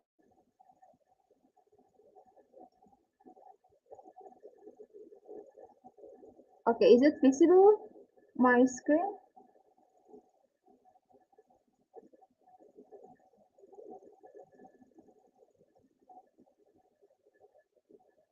Can anyone tell me whether okay? Yes, it It's is. Yes, carry on, okay. please. So like you can see in here on the screen that in Metaverse, students can really walk to the view or the space that the educators choose where the students can move. Like you can see any other kind of view, for example. So when the students can see this kind of animation or even something like 3D or even more than it, I think it can bring more curiosity to the students because yeah, maybe they will feel like gaming because they have to move the avatar, go to maybe walk up or maybe go up or go down or even maybe make a route or something like that. And here, like you can see, in the conference, there was Professor Nada, Professor Samir, the founder of IVRFF, and also there's Professor Khairuddin as well. So with the beautiful view and environment, actually it can bring more enthusiasm in the students. They can feel like more excited than regular class that they usually have because yeah, when they are seemingly in the place like gaming place that actually they supposed to learn in there, it can really boost their mood. For example, like in a traditional class, they might be getting bored. Like, I don't want to go to school because it's kind of bored. I don't want to meet my teacher because blah, blah, blah. But when it comes to learning in metaverse, like, they can really be bored at the first time, but then they can get excitement like, okay, this is seems like I'm going to play video games. So actually, if we compare to some students that they love games so much and they actually don't like to attend the school regularly, it can really boost those kind of conflicts so the attendance or the absence can really get solved faster as long as the educators can find the right space for the student itself because yeah, we know that sometimes when we cannot handle the students, especially if they are in a high school level or even college student levels, they might don't want to go to the class regularly for some reason, whether they are having a bored situation or at home, or maybe they really simple have a bad mood, or maybe the weather is not good. Like for some students in many countries, I think they sometimes blame the weather. Okay, I don't want to go to school because the weather is not nice. It's too hot, it's too cold. Like so many excuses that they can give to the teachers. But with the meta space, it's going to be great because yeah, it can help students get engaged in the avatar. So it's really helpful for the education. So there will be collaboration and socialization that can enhance in the metaverse. So students can work together on projects, solve problems collectively, and even engage in meaningful discussion. So regardless of their physical location, the metaverse itself can really transcend the geographic boundaries. Like allowing students from different cultures and backgrounds to come together and share their perspective. So this multicultural exchange fosters empathy, global awareness, and a sense of interconnectedness. So we know that maybe some people have difficulty to buy like AR headset or VR headset or any kind of the things that they need, but through the strong willingness to get this kind of things, I think the school and the principal and all the stakeholders can provide it slowly, so taking time. And furthermore, the metaverse empowers educators to create personalized learning experiences that tailor to each student's unique needs and learning style. So, with the virtual simulation, adaptive learning algorithms, and personalized feedback system, it can enable students to progress at their own pace, like ensuring that no one is left behind. So, this is really great for all of us, especially for the educators, because with the simulation, we can know that each specific students maybe need special treatment, not because we want to give them special thing, but because maybe they need specific approach in order to achieve the same goals for each student, and it can really help, even though they don't have to go more hours, go out of the class, or even they don't have to go outside from the home. So as we embrace the metaverse, it's crucial to acknowledge the importance of ethical consideration, digital citizenship, and even data privacy, because as educators, we must guide our students to navigate the virtual landscape responsibly, ensuring their safety and even well-being and ethical conduct.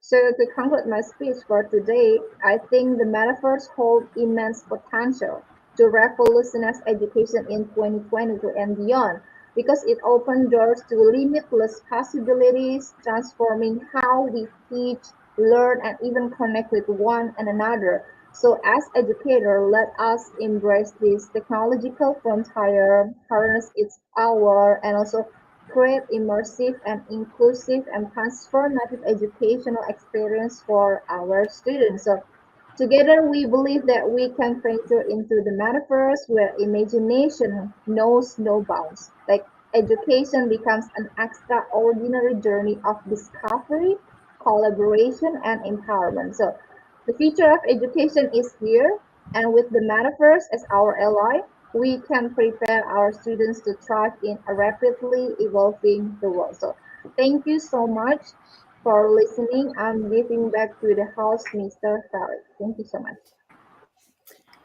Thank you, thank you, thank you. Thank you so much, Dr. Ediana Nurfika, joining us all the way from Indonesia. You are bringing in a completely new emerging technology where you're talking about metaverse. Metaverse, and I think that was quite thought-provoking. To me, I just followed up and I realized that it is quite thought-provoking. I really want to appreciate you for such a wonderful presentation. Yes, and I just want to take a few reactions that are coming from some of the followers who are following us live on Facebook. We are having Madhatu says 2 days ago there was a launch of a satellite that is supposed to observe the strength of hurricanes and cyclones, because to orbit around the Earth takes a long period of time. They used animation to show the audience what will happen after the separation of the capsule. We are having a wonderful speech and presentation, dear and lovely Ediana, that is coming all the way from our dear friend Nada Ratkovic, joining us from Croatia. We are also having Madat Kasem saying metaverse is metaverse is an advanced animation. So sorry for the pronunciation. I believe you understand we come from different regions, different languages. Sometimes it might become a barrier. We'll have to just work together. So we have Mzia Gazashvili says it's informative and interesting presentation. So thank you so much, Raya Edia. Thank you for following. This juncture, without taking much more time, I want to take this opportunity to welcome our next presenter, who is going to be Nana, not Zadze. So I hope Nana, you are very much ready. You're most Hi, welcome. good evening, good morning, good afternoon. Hello, Felix. I'm glad to see you. Hello. I'm from Georgia, from Hello. Tbilisi. Hello. Yes, yes, I hear you. I can You missed me share. twice, I think. Hello. Felix, I am here. Yes, please share your I presentation. share my presentation. Yes, please.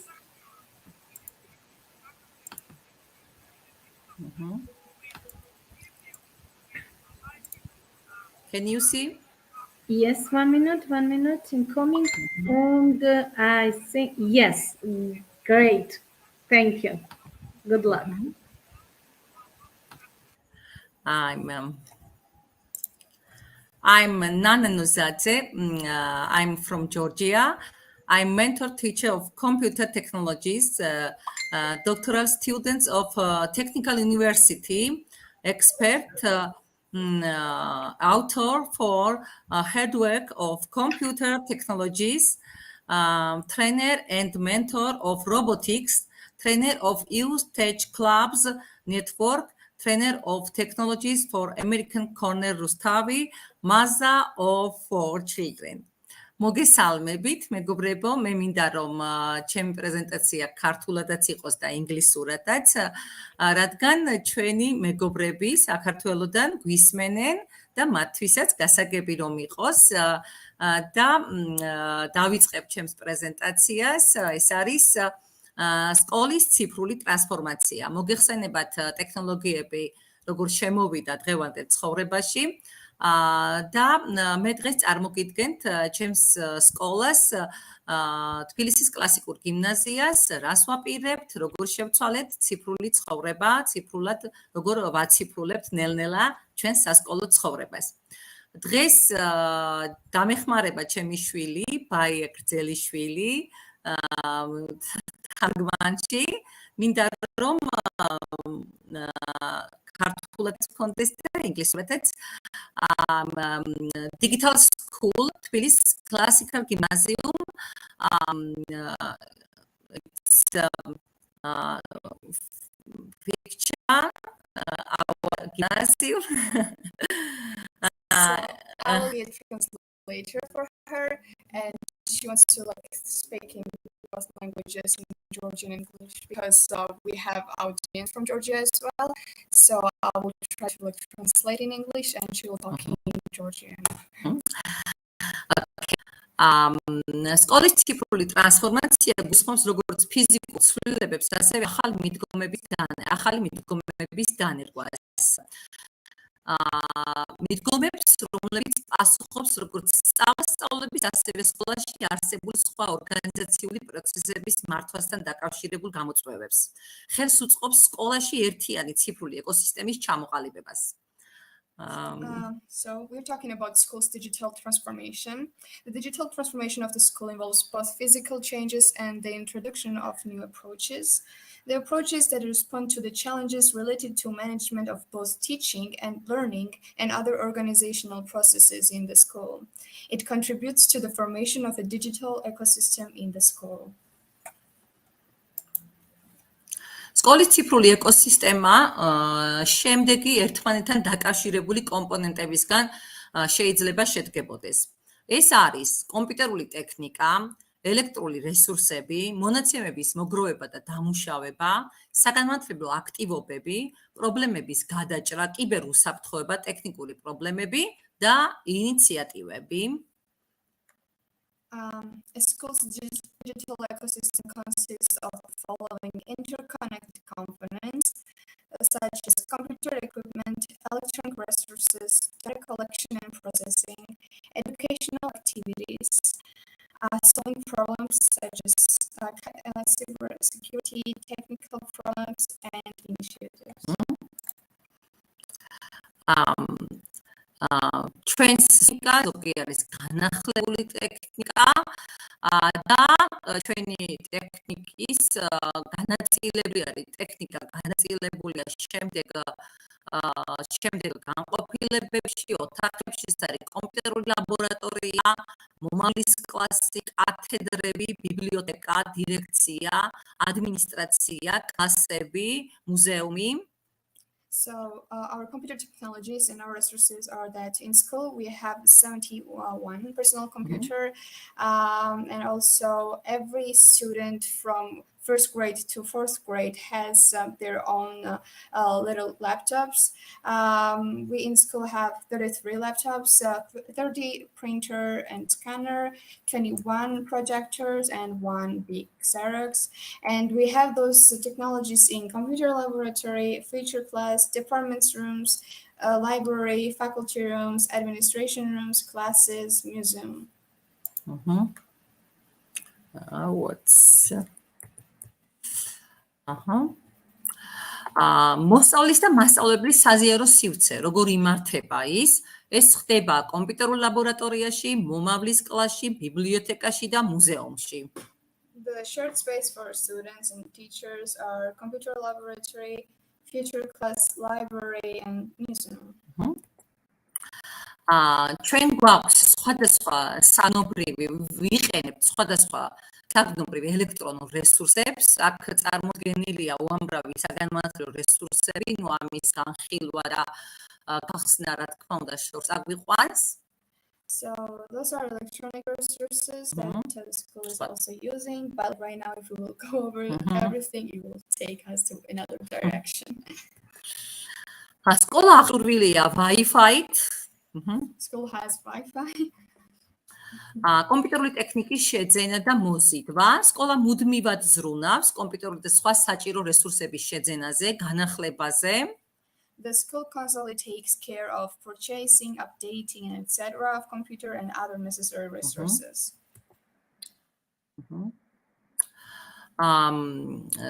გვახორციელებს სხვადასხვა საინფორმაციო შეხვედრებს, ტრენინგებს, კონფერენციებს, სხვადასხვა ორგანიზაციებთან ერთად. We have constantly different types of changes, and we are organizing informative meetings, trainings, and conferences with other organizations. Guaps, you have Facebook, our school. We can see this link. I share your Facebook link in our school.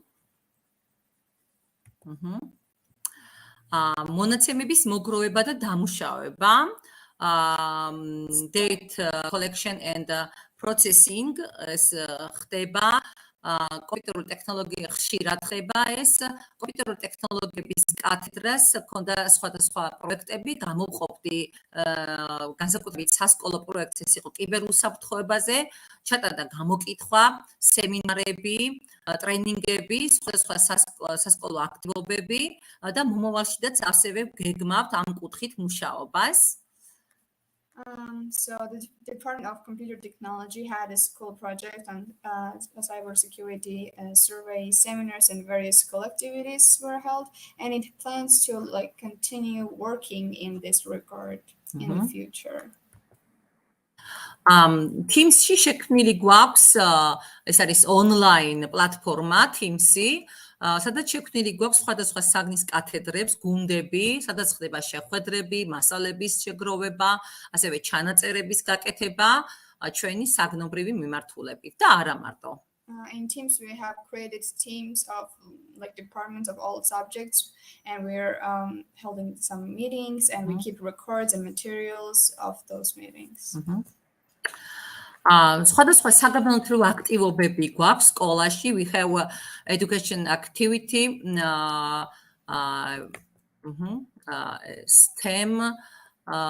STEM club. სკოლაში ამჟამად მუშაობს ტექნოლოგიური კლუბი.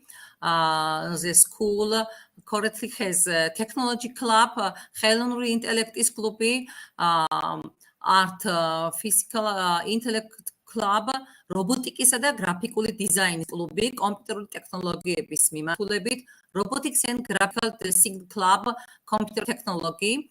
უნივერსიტეტებთან და სხვა საგანმანათლებლო ორგანიზაციებთან ერთად ვატარებთ ტრენინგებს, დისკუსიებს და მოსწავლეები გვყავს ჩართული, არა მარტო მასწავლებლები, არამედ მოსწავლეებიც და ისინი სხვადასხვა აქტივობებით ერთვებიან როგორც კლასგარეში არაფორმალური განათლების კუთხითაც. And together with universities or other educational organizations, we conducted trainings and lectures for both students and teachers, and we're thinking of further strengthening and expansion in the future.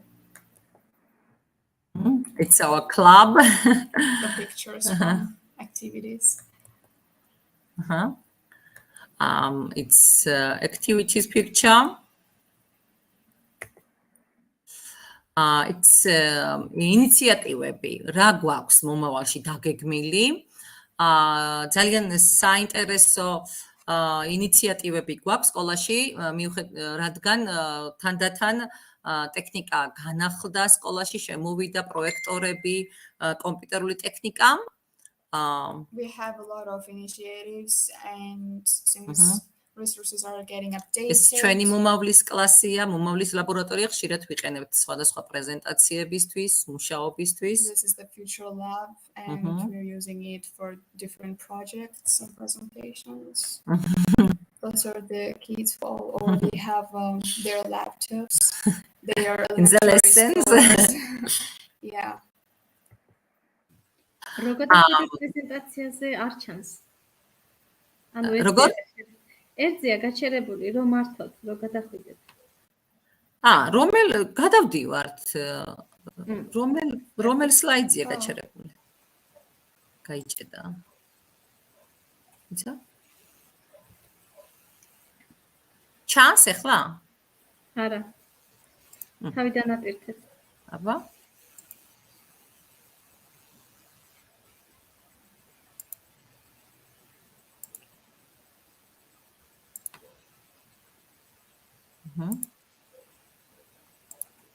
Can you see? Yes, no. Yes. Do you remember which slide we stopped on? Like which screen? Now it's visible, yes. It's very interesting activities. Okay. Okay. Those are the pictures from activities and the club meetings and etc. ახალი ინიციატივები, ახალი ტექნიკა, რომელიც სკოლაში შემოვიდა, რა თქმა უნდა, გამოწვევა არის ჩვენთვის და ვფიქრობთ, რომ საინტერესო აქტივობები დავხდეთ და ახალი ინიციატივებით. We have a lot of new challenges and we're trying to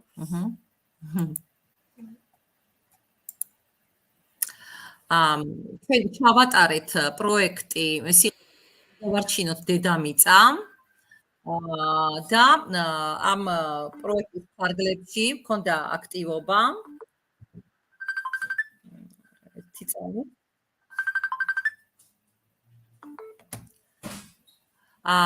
მქონდა აქტივობა. So that's what this was the project about saving the world. ასევე ჩვენს სკოლაში არის სკოლის სახურავზე არის მზის პანელები, რომელთაც ღებულობს სკოლა ელექტროენერგიას, ესეც საჩუქარი არის სკოლის და პროექტი ჰქონდა შოთა რუსთაველის ფონდის მიერ დაფინანსებული პროექტი, სადაც მოსწავლეები იყვნენ ჩართულები და ვზომავდით სხვადასხვა დღის, სხვადასხვა მონაკვეთში რა რაოდენობის ელექტროენერგიას გამოიმუშავებდა ჩვენი სკოლის სახურავზე აღნიშნული მზის პანელები. So on the school roof we have solar panels and we are receiving electrical energy from that, and the students were researching how much energy we were getting from it, and it was very interesting activity as well, which is still going on, and it was a gift from Shota Rustaveli Foundation. ამ კუთხით ვაპირებთ მომავალშიდაც ფიზიკის მასწავლებლები იყვნენ აქ ჩართულები, ინტეგრირებული პროექტი ჰქონდა და კვლავ ვაპირებთ ამ კუთხით უფრო სიღრმისეულად რაღაც ამ საკითხით დაინტერესებას და კიდევ უფრო გაფართოებას. ასევე ჩვენ გვაქვს მუზეუმი. სკოლაში არის მუზეუმი, მოგეხსენებათ 1802 წელს არის სკოლა დაარსებული და თითქმის 200 წელზე მეტს ითვლის სკოლა და გვინდა მუზეუმი იყოს სრულად გაციფრულებული და ამას ნელ-ნელა ვაკეთებთ. Our school is more than 200 years old, so we have a museum and we are trying to digitalize our museum so we can have digital website for that as და well. ესეც ძალიან ბევრ ტექნოლოგიურ პროცესებს მოითხოვს და ამ კუთხით გვინდა რომ მომავალში უფრო საინტერესო აქტივობები დავგეგმოთ. ციფრული სამასწავლებლო გვინდა გავაკეთოთ ჩვენთან ჩვენი მოზიდული კომპიუტერული ტექნიკით, სადაც ყველას შეიძლება არა მარტო ჩვენი სკოლის მასწავლებლებს ეს ისტორიული სამასწავლებლო გვაქვს ჩვენ, არამედ სხვა სტუმრებსაც კონფერენციების სხვადასხვა აქტივობების ჩასატარებლად და welcome to our school. ჩვენ სტუმრებს ვეპატიჟები, აქ ჩავატაროთ მომავალში შეხვედრები. Wow. Great. We're sending invitations in our school in Georgia, in Tunisia Classical Gymnasium. This is our teacher's lounge, which is quite historical as well. And you see like how well painted the walls are. And we're trying to like create the digital version for that, so we can invite a lot of guests and we can have a lot of interesting meetings with teachers or other interesting people. ბერძნულ მოტივებზე არის ჩვენი კლასიკური გიმნაზია იყო და ამიტომ მოხატული არის. Სხვათა შორის ბერძენი ყავს აქ ჩვენ ქალბატონი რანია ლამპური from yes she is from Greece. და ჩვენთან ისწავლება about Greek. Yeah, we have some Greek lessons as well in the school, like Greek clubs. ისწავლება. შემდეგ სკოლაში სწავლობდნენ 1802 წლიდან ჩვენი მომავალი აქტივობა არის ინიციატივა გამოვდივართ და ჩვენი პროექტი იქნება მომავალში ცნობილი იმ ადამიანების ისტორიის შესახებ ციფრული კატალოგის შექმნა, ვისაც ყველას შეეძლება ჩვენთან ვინც სწავლობდა სახელგანთქმული ადამიანები. ნიკოლოზ ბარათაშვილი, გრიგორ ორბელიანი, ვახტანგ ორბელიანი, გიორგი ერისთავი, რაფაელ ერისთავი, ილია ჭავჭავაძე, პეტრე მელიქიშვილი, ალექსანდრე ყაზბეგი, ალექსანდრე ხახანაშვილი და ასე შემდეგ ძალიან ცნობილი ადამიანები და გვინდა მათ შესახებ ეს ინფორმაცია გავაციფრულოთ და იყოს ძალიან საინტერესო, რა თქმა უნდა, სხვადასხვა ენებზე შეეძლებათ ყველას შეეძლებათ ამ ადამიანების შესახებ ინფორმაციის მოძიება და გაცნობა. ამაში რა თქმა უნდა მოსწავლეების ჩართულობა იქნება, ეს ინიციატივები არ იქნება რაღაც მასწავლებლების დონეზე. This initiative is digitalizing our history, since we have a lot of famous people, and not only teachers but like students will be also included in this type of projects. ძალიან დიდი რაოდენობის წიგნები დაიწვა 1990-იან წლებში, როცა სამოქალაქო იყო და როდესაც სკოლა დაიწვა და მთლიანად განადგურდა ჩვენი წიგნადი ფონდი ბიბლიოთეკის და ეხლა ამჟამად რა წიგნებიც არის, ნაჩუქარი წიგნები, გადმოცემული წიგნები, გვინდა გავაციფრულოთ ჩვენი ბიბლიოთეკა. So during Civil War, a lot of books were burned in library, and now we have some books that are gifted, and we have a lot of resources as well, and we're trying to make it digital library. ძალიან დიდი მადლობა. Thank you for your attention. I'm welcome to our Georgian, our school. Thank you very much. Wonderful.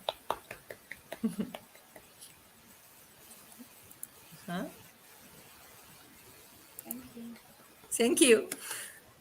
Thank you so much. Oh, wonderful presentation. We are proud of you. Thanks a lot. Thanks. Okay, and now we have the next speaker, also from Georgia, and brother dear Nana, Mr. David Nozaze. Can you hear me? Hello, გამარჯობათ, მოგესალმებით. Welcome. მე ვისაუბრებ ქართულად და ჩემი გოგონა დამეხმარება, მაპატიეთ. Okay, great, no problem. He tells Georgians and Daugazer and translate, yes? Right, გავაზიარო და Yes, 1 minute. Yes, this is visible.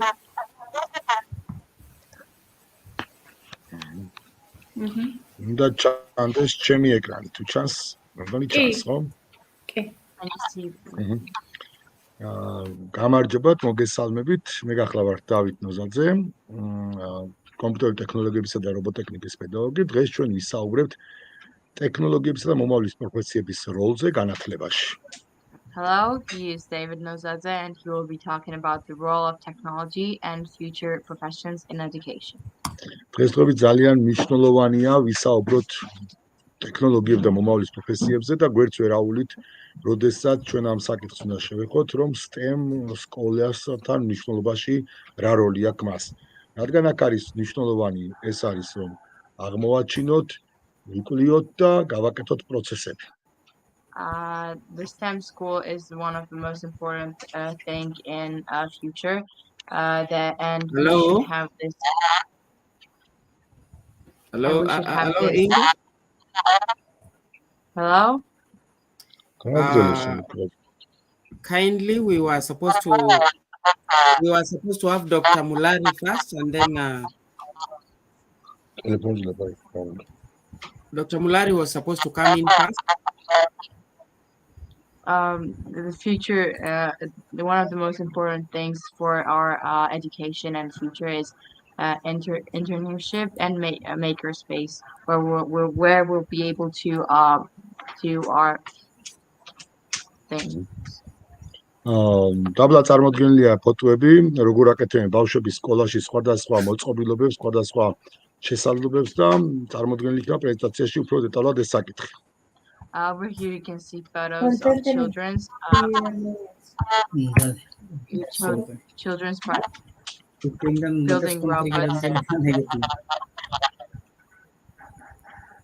building robots and participating in the competition. So he will be able to talk about it more in next slides. Όλο პერიოდში თუ დავაკვირდებით სტატისტიკას, ესე ვთქვათ 20 წლის განმავლობაში მოხდება ცვლილებები, რომელიც თვალსაზრისით მასშტაბით და მნიშვნელოვანი გასული 2000 წლის მანძილზე მოხდარი ცვლილებებისა. და ვიტყვი იმას, რომ პროფესიები ნელ-ნელა ქრება, ჩდება ახალი პროფესიები, რომლებიც ჩვენ ცხოვრებაში დღითიდღე იჭრება. There's a statistics that the next 20 years will change.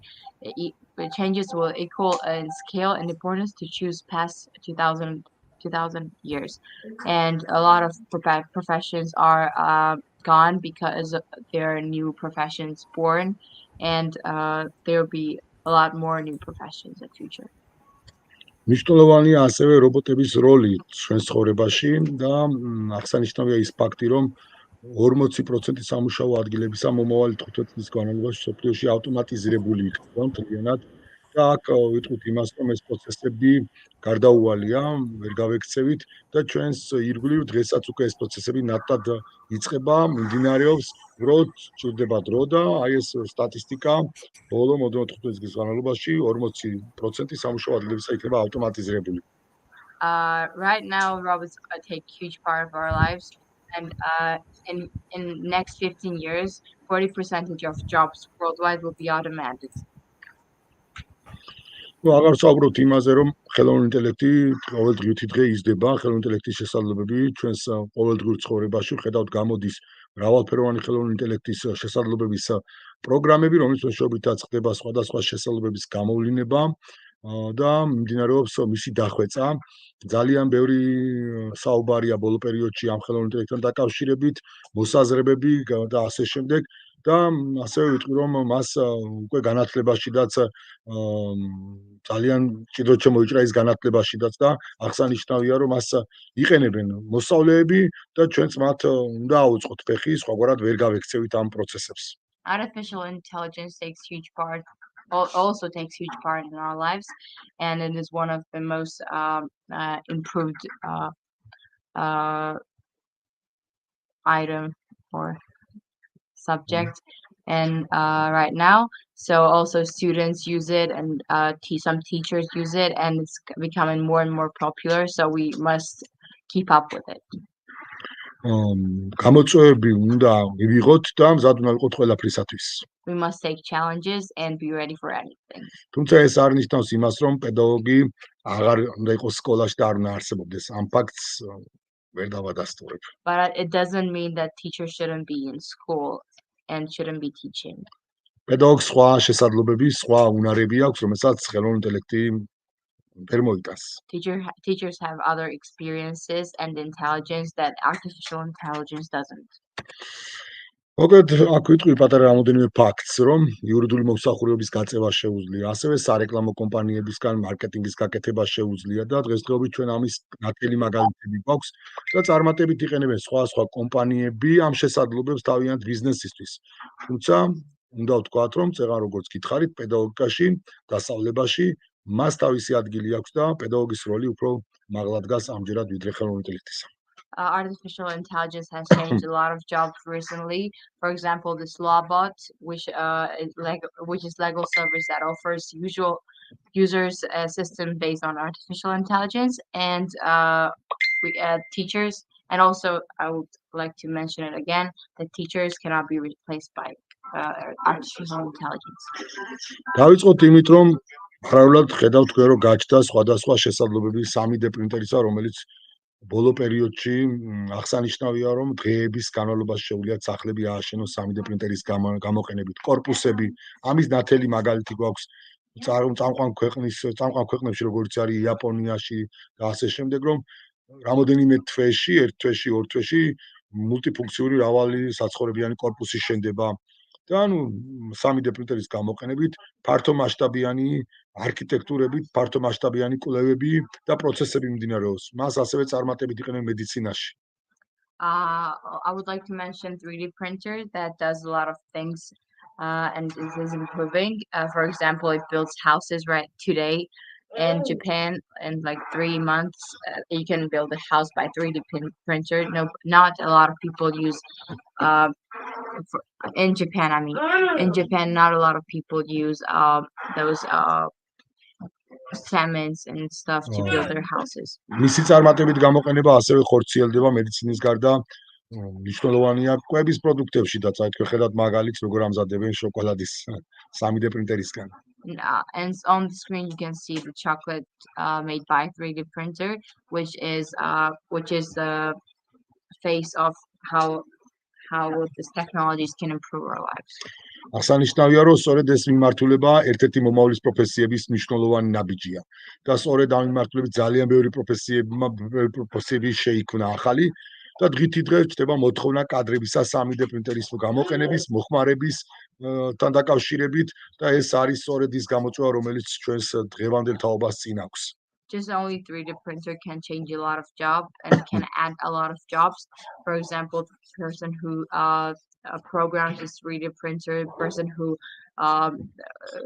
checks if it's something wrong with it or it's not, and so on. მომავალ თაობა, რომელიც ჩვენთვის ძალიან მნიშვნელოვანია, რა ხდება მომავალ თაობაში?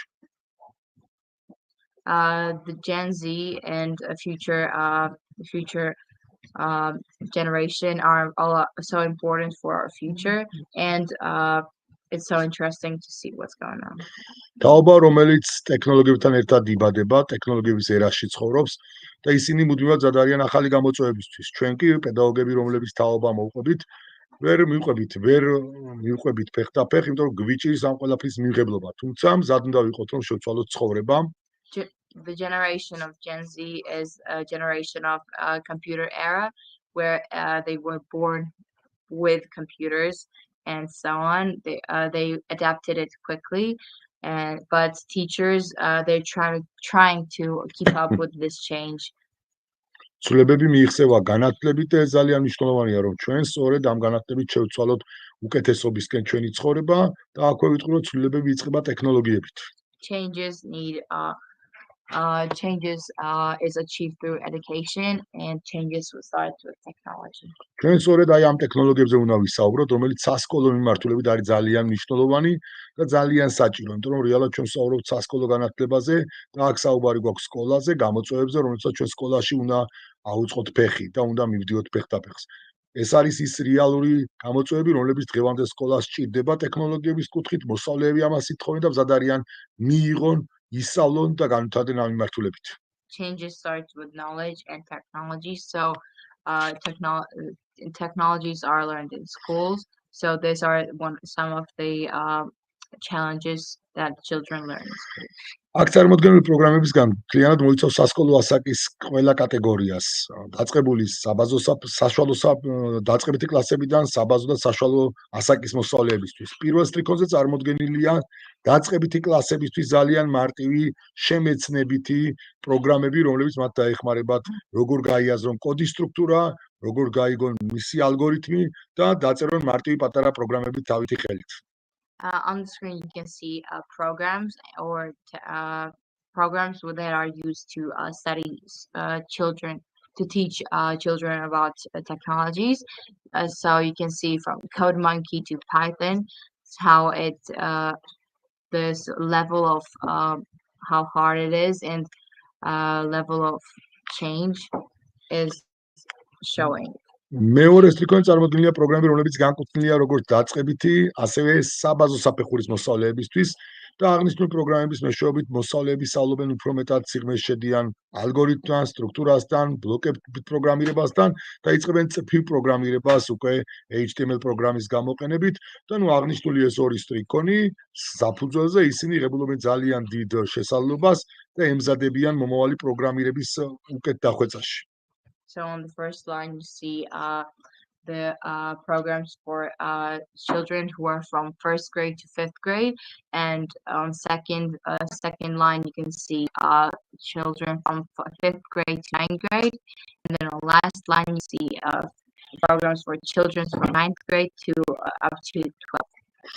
ხოლო ბოლოს სტრიქონზე რომელიც წარმოდგენილია უფრო მაღალი სააზროვნო შესაძლებლობის პროგრამებია, რომლებსაც უკვე საბაზო და საშუალო საფეხურის მოსწავლეები ეუფლებიან და ამის მეშვეობით ისინი ხდებიან უკვე თავიანთ კარიერაში წარმატებული, ისინი პოულობენ თავიანთ ადგილს ცხოვრებაში და აქვთ გარანტირებულად მომავლის პროფესიებისკენ მისწრაფება და ისინი იკავებენ თავიანთ პოზიციას წარმატებულ კარიერაში. აქ წარმოდგენილია ისეთი მაღალი პროგრამირების ენები, როგორიც არის Arduino, C++, Java, Python და ეს სწორედ ადეთ მოსწავლეებს იმის შესაძლებლობას, რომ მათმა დაიმკვიდრონ თავიანთი ადგილი თავიანთ პროფესიებში. These programs help children after all they finish the school and the subject. This programs help children to see through their future professions and what they want to achieve in their lives. Mogad ეს ის თუმცა ამის გარდა ძალიან ბევრი შესაძლებლობებია კიდე, რომლებიც შეიძლება განავითაროს მოსწავლის შესაძლებლობები ამ კუთხით და დაუკავშიროთ ხედვას თუ როგორ განვითარდეს ეს ყველაფერი. მნიშვნელოვანია მეწარმეობის სტრუქტურის ჩამოყალიბება, მნიშვნელოვანია მოსწავლეთა პროექტული მუშაობები, რომელიც ამ ყველაფერს ერთიანობაში შეკავს და ერთიანობაში ჩამოაყალიბებს. აქ მე მინდა წარმოგიდგინოთ რამოდენიმე პატარა საინტერესო სამუშაო პროცესები, როგორ მუშაობენ მოსწავლეები. აქ რობოტებს აწყობენ, შემდეგ ამას აცოცხლებენ, შემდეგ ამას პროგრამული კოდით თამაშებენ სხვა საინტერესო ფეხბურთს, როგორც ხედავთ, სულ რაღაც რამოდენიმე დღის გადაღებული ფოტოა, ერთ-ერთ ქალაქ რუსთავში შედგა ერთ-ერთ ბავშვებთან საინტერესო სახალისო აქტივობა და კარგად გაერთიანდა ახალიცეს რობოტების ჩემპიონატში. შემდეგ ასევე ძალიან მნიშვნელოვანია ეროვნულ ბიბლიოთეკაში ჩატარებული ღონისძიება, რომელშიც STEM მიმართულებით მოსწავლეთა კონფერენცია ჩატარდა და ისინი წავახალიცეს სხვა საინტერესო პრიზებით. So on the screen you can see the group team working that children use from these programs. They build robots and then program these robots with this other programs that I showed you in last slide. So in this current picture is like 2 days ago. Photo was taken 2 days ago, and it has taken place in Rustavi, and it's a competition of robots playing football against each other. And on the next slide over here, you can see these competition where children's participated and invented robots and to students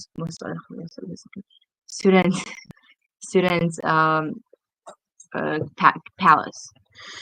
მნიშვნელოვანია რომ ეს ახალგაზრდები საკმაოდ მაღალ ტექნოლოგიურ პროდუქტებს ქმნიან და მათმა თავიანთი გამოგონებული პროდუქტებით უკვე მიაღწეს დიდ წარმატებას, ისინი ამჯერად მიემგზავრებიან CERN-ში თავიანთი პროდუქტით და CERN-ში გააგრძელებენ თავიანთ პროდუქტზე მცირე კვლევას და დიდ მსოფლიოს კვლევარებს დაანახავენ თავიანთ პროდუქტის შესაძლებლობებს. These children you see over here have won in the competition, and they create a robot that won, and they're going to in CERN in Switzerland, and they're gonna look through CERN laboratories. ასევე ჩვენი მოსწავლეები ქმნიან სხვა საინტერესო თამაშებს, მარტივს, თული სხვა სტრუქტურის ელემენტების გამოყენებით. This is like from second line where children are using this programs to create some kind of games. And this big photo, you can see this boy is creating some kind of emoji or like player who will do the program he will write. ასევე სხვა ღონისძიებებში მონაწილეობით და ჩართულობით ჩვენ უფრო ახალისვეთ მასწავლებელს პედაგოგებს, რომლებიც ამ კუთხით ავითარებენ მოსწავლეებში სხვა შესაძლებლობებს. We're not only working with children, we're also working with teachers, so they will make more fun teaching process. პატარებში კიდევ უფრო საინტერესოა ეს პროცესი, რადგან მათთვის პატარა სტიმული, მოტივაცია ძალიან აძლიერებს მათ შესაძლებლობებს და უყალიბებს სხვა ხედვას, მოტივაციას დისმატჩში. For children, it is more fun. This competitive situation, and they get more motivated and they have more stimul to go for it. სწორედ ჩვენი მიზანია, რომ პატარაობიდანვე დავიწყოთ ამ უნარების განვითარება, რომ მოზარდებს ქონეთ ზუსტი ხედვა, თუ როგორ უნდა განავითარონ თავიანთ შესაძლებლობები, მიეჩვენ დამოუკიდებელ მუშაობას, აღქმას, შემეცნებას წლიანობაში და ჩამოუყალიბდეთ ის, რომ მომავალში გახდნენ დამოუკიდებელი ადამიანები, შექმნან თავიანთი წარმატება, თავიანთი შრომის შედეგად. We work with children so they will know their future. They will think about what their profession will be like, what their future will be like, and what they will achieve in the future. ამის ნათელი მაგალითია სხვა შეჯიბრებები, ოლიმპიადები და ღონისძიებები, რომელსაც ჩვენ სხვა პერიოდში პერიოდში ვატარებთ. By this, this is made by lots of competitions, Olympiads, and hackathons that we usually do. აქ წარმოდგენილია სხვა ღონისძიებები, რომელშიც ჩვენ მონაწილეობთ და ვართ ჩართული, როგორც პედაგოგებისთვის, ასევე მოსწავლეებისთვის და მათ სხვა საინტერესო დამახალისებელი პრიზებით ვახალისებთ, რომ ეს მოტივატორი გახდეს მათთვის და უფრო მეტად იფიქრონ თავიანთ შესაძლებლობებზე, თავის წარმოჩენაზე. Also, this kind of prizes that after competition, children and teachers get, keeping them motivated to keep on studying and keep on moving forward. აქ ნაჩვენებია რამოდენიმე სხვა ღონისძიებები, სადაც ბავშვები აქტიურად არიან პროცესებში ჩართული. And here are some photos where children are participating in competitions. ეს ძალიან მნიშვნელოვანია ბავშვებისთვის, იმიტომ რომ ზრდის კიდევ მეორე მოტივაციას. This is so important for children because it grows their motivation. ჩვენ შევთვით მომავალს უკეთესობად, თუ გვექნება უკეთესი განათლება და სწორედ ამის იმედზე უნდა ვიქონიოთ, რომ ბავშვებში ზუსტი ხედვით მივახციოთ წარმატებას, შევქმნათ მეტი მოტივაცია, ვიყოთ მეტი სტიმულატორები მათთვის და ვივცეთ მათ მეტი შესაძლებლობები, რომ უკეთესი თაობა გვყავდეს. We will change the future for the better if we have better education. If we keep on pushing children forward and making them feel motivated and more confident about future professions, they will be more successful. ეს არის უჩვენი პრეზენტაცია, დიდი მადლობა. თუ რამე კითხვები გაქვთ, სიამოვნებით მოვისე. This is it for his presentation, and if there's any question. Hello, David. Kindly wind up.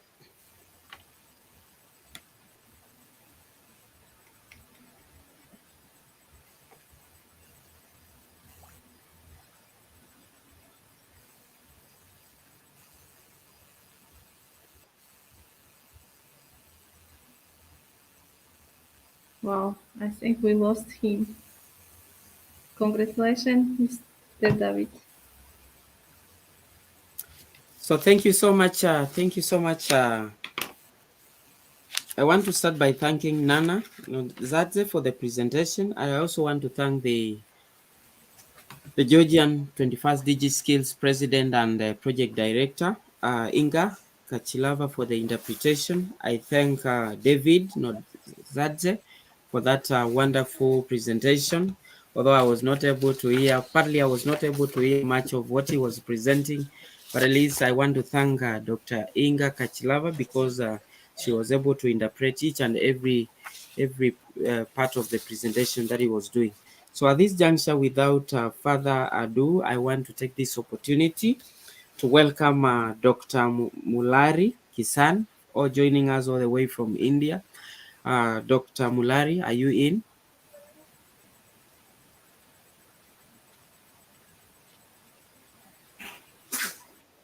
Seems Dr. Mulari is not with us.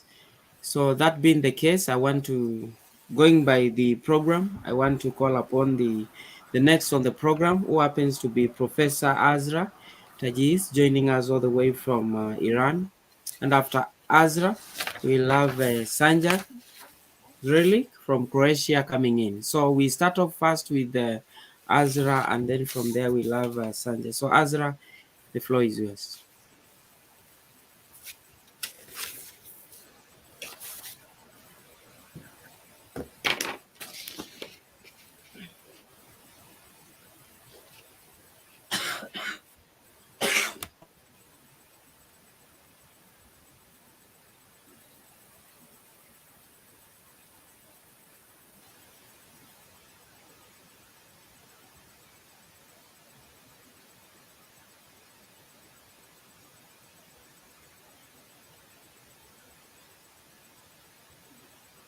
Hello, Azra.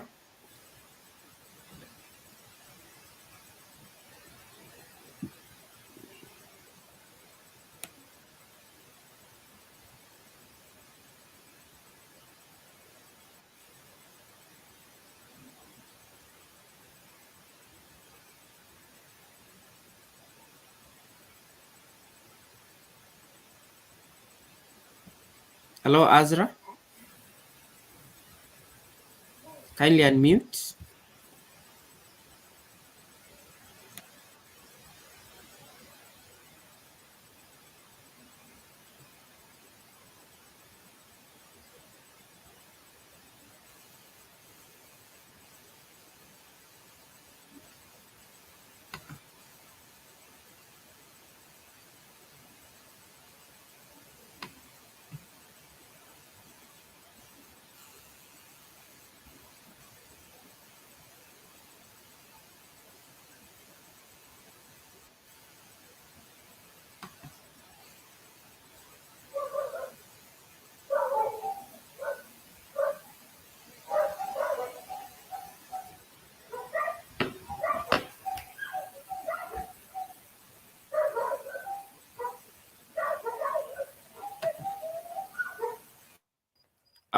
Hello, Azra. We are waiting for you to unmute and continue with the session. Welcome, Professor Dr.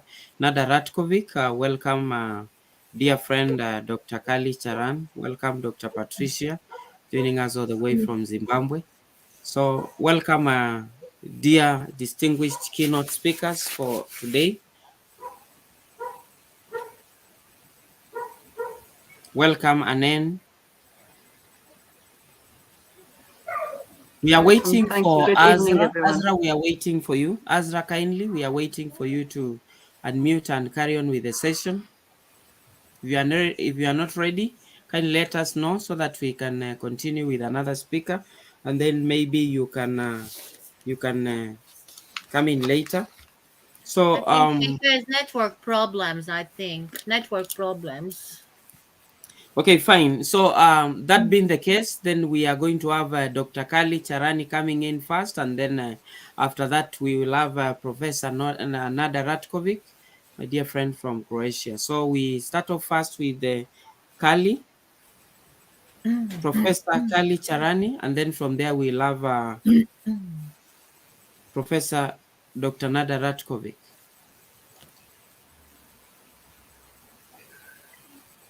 Dr. Kali?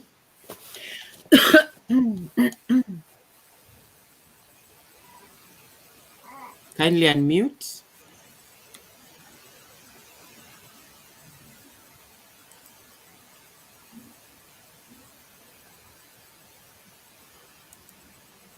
Hello, Dr. Kali.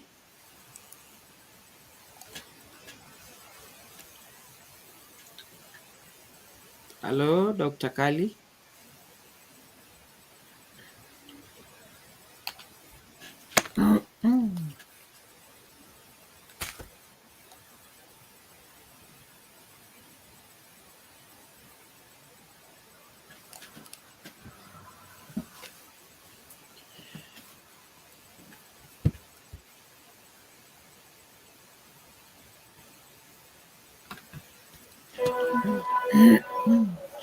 You are muted, Felix. Hello, Azra. Hello, Azra. Seems we're having some challenges with Professor Azra together with Professor Kali Charani. So that being the case, then I wish to call upon the next presenter on the program, who happens to be Our Excellency Professor Nada Ratkovic, joining us all the way from Croatia. Dr. Nada, you can come in first, and then after that we can, once they are ready, they can come in next. Thank you. Thank you so much. Greetings from Croatia. Really honored and grateful. Before me, all amazing, great educators, speakers from Georgia, Malaysia, Indonesia, and from India. So I really listen all. Great. Today I will talk about. I will try to share my screen. So let us see.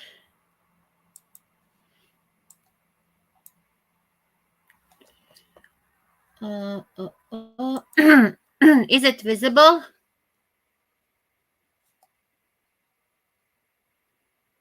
Is my screen visible? Yes, I share now. 1 minute. Is my screen visible?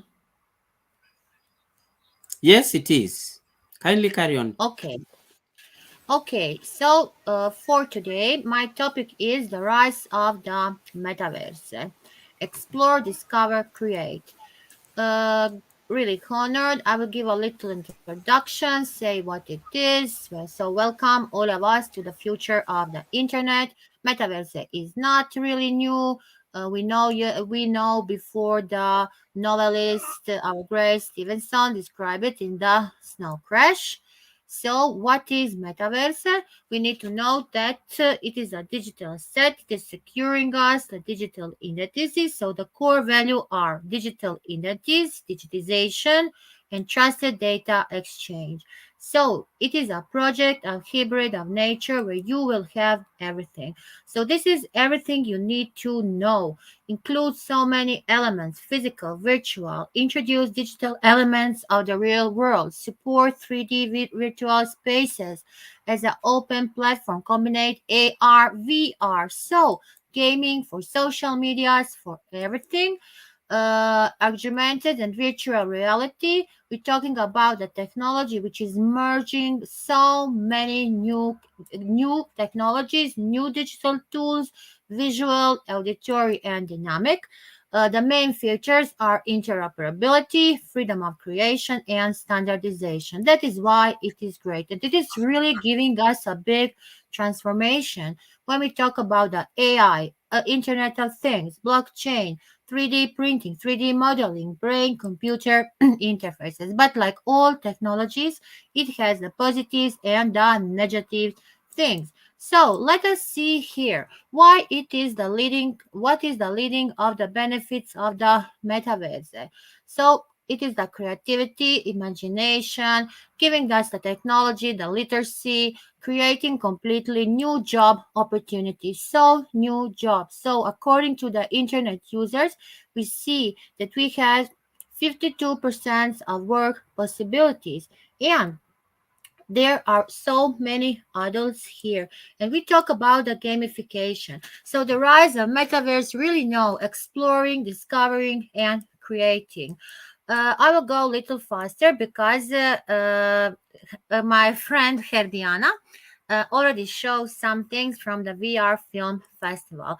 I was one of the organizers, the vice chancellor for this conference, and I'm really honored. We make this flow. It was really taking a 1 year to make this conference workflow timeline. We use this space. We use the demo space. We enterprise the space. We select our avatar. We use a program called Odyssey. Here in this Odyssey, we use the mountain campus. So these are the possibilities of walking. Here you see so many. Here we're on a we're really in this conference, so many here auditories were presented. So I really love the virtual, I love the real reality, and love virtual reality. This was for me a great experience. So I hope, Dr. Uche, that we can also try with conferences in the metaverse space. It is really very interesting. This is me like an avatar, but later I make Dear, my dear sister, we cannot see your slide. Inga, you tell me now when I'm at the end of the presentation. Huh? You tell me now when I'm at the end of the presentation that you don't see the slides. Really amazing.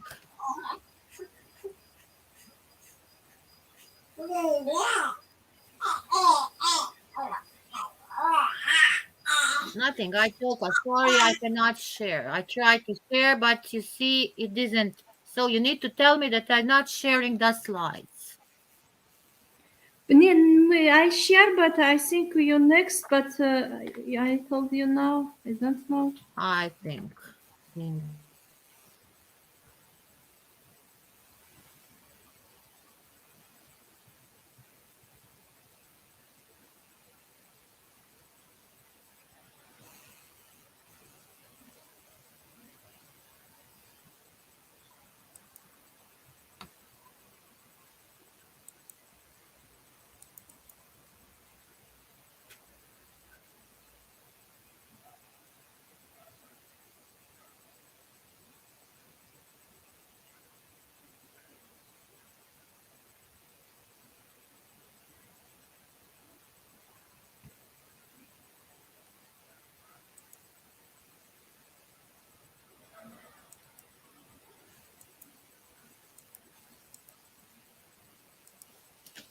What? 1 minute, 1 minute. Now yes. Now it's good. Yes. Okay. So I already say what I think to say. So I will go a little faster because I was talking about the presentation, all the slides I go through. I don't want to waste the time for other presenters. We already lose a lot of time. So I will just come till the end where I stop. So here, as I said, it was a great space. It is great space for congresses, for learning. You can even here I was little investigating the space. What can we do? The beautiful nature, waiting to others to join our conference, preparing the speech, also having a great view in the nature. So you see, this virtual reality is really a reality. You can have a lot of things like you have in the reality. I presented this in my country, in Croatia, on the enter conferences because this is really something new. really proud to be a part of this. I want to say that Metaverse has so many advantages. It is really great for all the fields, especially when we are talking about the healthcare. Many for the children, they use the games. We use metaverse in education. We can make the storytellings. It is really great for metaverse for the future education and research. This person, Professor Samir, he is an expert. I learned from him a lot about this metaverse. My conclusion is that this is really an ambitious Dear, project. we also have, please next. I don't know what's happened. Please next. Oh, we see only one slide.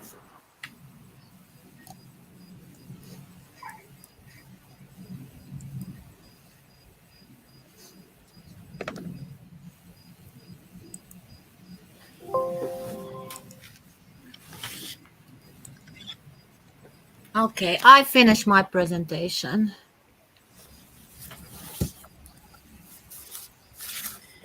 Thank you so much. I'm so Thank you so sorry much. for this, but I don't know what's happening. I don't Please know. try again, dear. No, no, dear. No, again, a lot of time. We have so many speakers waiting. It's But okay. I don't know.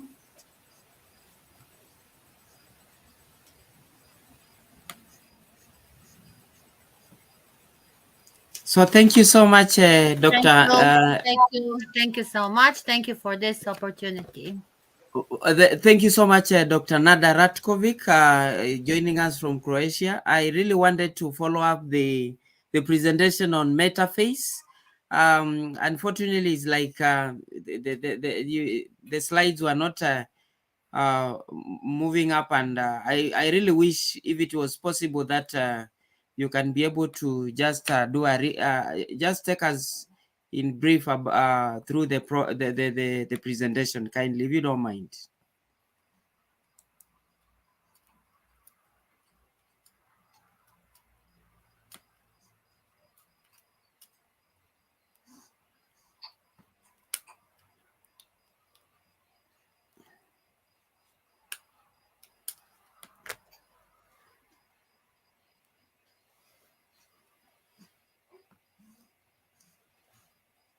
Hello, Dr. Nada. Yes, I hear you. I try. Yes. I try Kamaku twice. You see, it's not going. So I already say what I think to say for my 8 minutes. Okay. Thank you so much. Thank you so much, Dr. Thank you. Thank you so much, Dr. Nada Ratkovic. And so we are so sorry actually for keeping you waiting. I know you have had to wait for a very, very long time. And I know it's also very late. We really want to thank you for the sacrifice. I know you have had many schedules. I've seen you've been moving up and down with many schedules. And I really want to thank you for finding time to be with us tonight. So thank you so much. Thank you.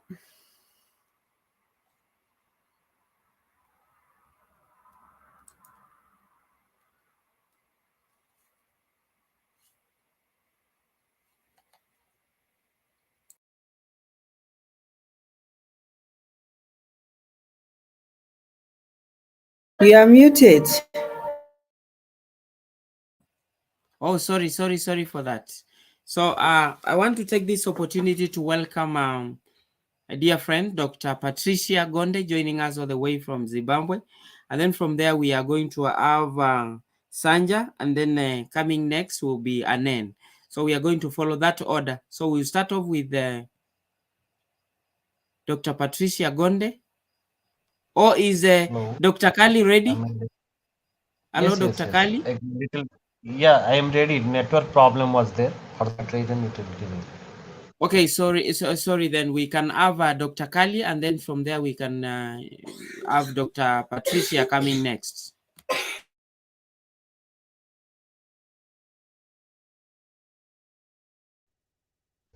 Am I audible? Yes, Dr. Kali, you are audible. Yeah. It was a very nice You can say that program is going on. Due to the little bit network problem, we're not able to connect it. You all. It's a namaste. Good evening to all. Very nice program with the advanced technology is adapted for the discussion. So I congratulate Dr. Ms. Uchi, Madam, and all the team members to arrange such a wonderful program. I want to just discuss about the IoT, that is the information of technology. It is a very wonderful advanced technology. This is the one of the application of information technology, that IT, for the development of a such a wonderful platform through which the data can be monitored for each and every applications, parts and component of the system. Then after remedial action can be taken care through its module, which is the main part of the IoT. Why it is known as IoT? Because the total system is get controlled automatically through an electronics device, which is known as a microprocessor or microcontroller. A man only observe the data, and the program is fed in a such a manner that each and every electronics component through the sensor system and the program which is fed to the controller, or we can say the microcontroller system, which is just acting as an brain and has the capability to take the decision. A small example, IoT application for the irrigation system. Now in this, the soil temperature, soil moisture, humidity, water pump. For an example, if you take as an part or the component of this irrigation system where we want to implement the IoT. Now we will take the Arduino or microcontroller. So its device connections, we will connect it with the soil temperature device, which is one type of sensor who will measure the soil temperature as well as the humidity. Now we will feed the program in such a manner that if soil temperature, standard temperature is T, that means at a temperature T, the crops will grow in a perfect manner or it will be in a healthy condition. If the soil temperature and the humidity let H1, H will be the standard. Now we will take the two parameters. H1 greater than H and H1 is equal to H and H1 is less than H. So we will always compare with the two, 0 and 1, yes or no. That means it is with the standardization or it is the less than the standardization. If it is the less than the standard value, then it will give the instruction to the motor automatically run. Suppose the standard temperature of the soil is T and unfortunately the water level is declined and the temperature increases of the soil. That means the T is more than the, that means the temperature is more than the standard temperature T. That means automatically the cooling of the irrigation is required because the water is get vaporized. So immediately it will give the instruction to the motor to on. That means it will give the signal to the motor on because the condition is the temperature, present temperature is more than the required temperature. If the humidity will be less than the required humidity, then also it will give the instruction to the motor to on. So a logical, you can say that program through the loop system we will feed to the controller. This logical system always monitor the data assessed by the humidity or the temperature sensor which is fitted or connected with the soil. If if you'll ask that how many sensors are required, because it is perfectly designed based upon the practical application, maybe 20, 30, 40 like that. If you want a small prototype, then one sensor is essential to monitor, and that is get connected with the controller system and also connected with the motor. That means three are well connected. Now the sensor will sense the data of the soil as per the parametric requirement, and the logic is applied. The controller will decide based upon this logic whether the motor will on or off. If it is as per the condition is not satisfied, then motor will on and water will start to flow from the tank to the destiny point of the soil where the crop we are just as in growing. This is a small application like that in the industry, because now smart manufacturing industries plays a vital role by implementing the IoT, blockchain, and cloud computing. These three are interconnected to each other. Why it is known as blockchain? Because the connectivity between the various blocks of the total system start from the vendor selection to the final finished product, again to the shipment to the customer, again follow up to the product. All things are well connected through the IoT system only, so that the producer, consumer, vendor, all the stakeholders can able to assess as for the authentic permitted to them through the supply chain with the help of IoT.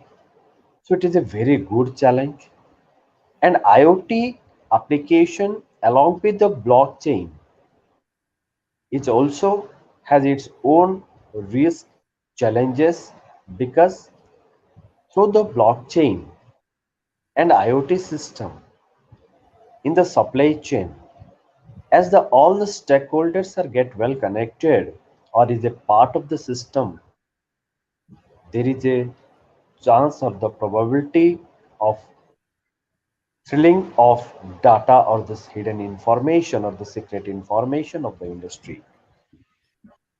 Very nicely, you can say that it is a hot cake and it is a very big research field.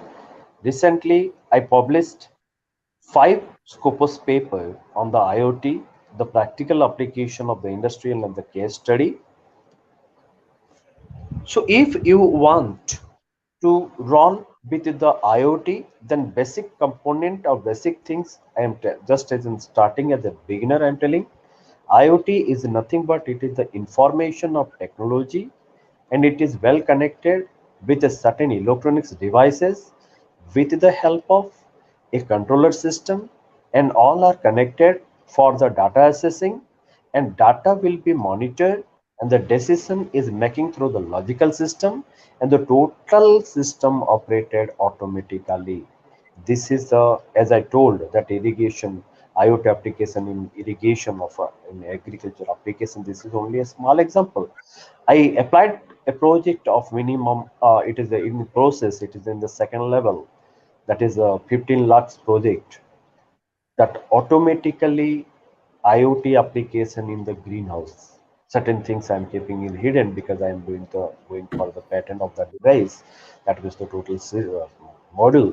For that reason, I don't want to disclose, but it will be helpful to the society. So our contribution, our knowledge, as an educator, we will think in such a manner that each a small contribution from us will provide a big change on the society. So all of we will think that our study, our knowledge must be a practical oriented, and our contribution maybe it is a 1%, but everyone if will add 1%, then we will get 100% change in the society. So like this, for this region, might have Madam Musti is generating this platform so that everybody can able to get a certain knowledge or the implementation part only. So through this platform, not only we will discuss as a speaker, but also we will help to each other for a sustainable development of a new society where the life and the society of everybody can enjoying or will enjoy without humping, or you can say that making any hamper or many destruction on the environment. Thank you, Etel. If my help is required, everything is with the Uche. You can feel free to contact. I'm ready to help you in every project because God has given the blessing to me. Now I'm capable to handle and I can able to help you in the project in the Earth Knowledge platform. Thank you so much to all for your presence here. Thank you so much, Dr. Kali Charani Rath, for that wonderful presentation on information of technology, I'm IoT. sorry, actually network problem. I could not able to show the presentation. Else 15 slide I already made. In the next program, I will try to show that it is already late also. It is Okay. night 1:30. No problem. All the same, thank you so much for taking your time to do such a wonderful presentation. So at this juncture, I want to take this opportunity to welcome our dear Dr. Patricia Gonde, joining us all the way from Zimbabwe. Oh, so you'll come in first, and then after that we'll have the others coming next. So we start off with Patricia. I hope Dr. Patricia, you are ready. Please, Azra is back. Dr. Azra. She's having challenges with the network. Our network seems to be fluctuating.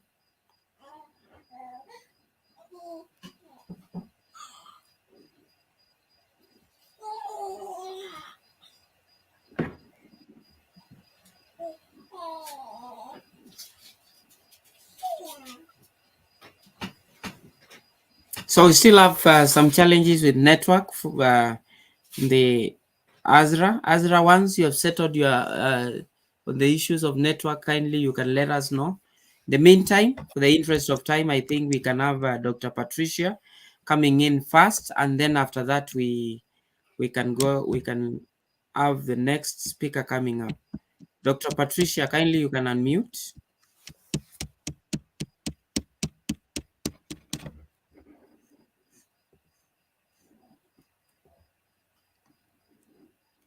Dr. Patricia, kindly unmute.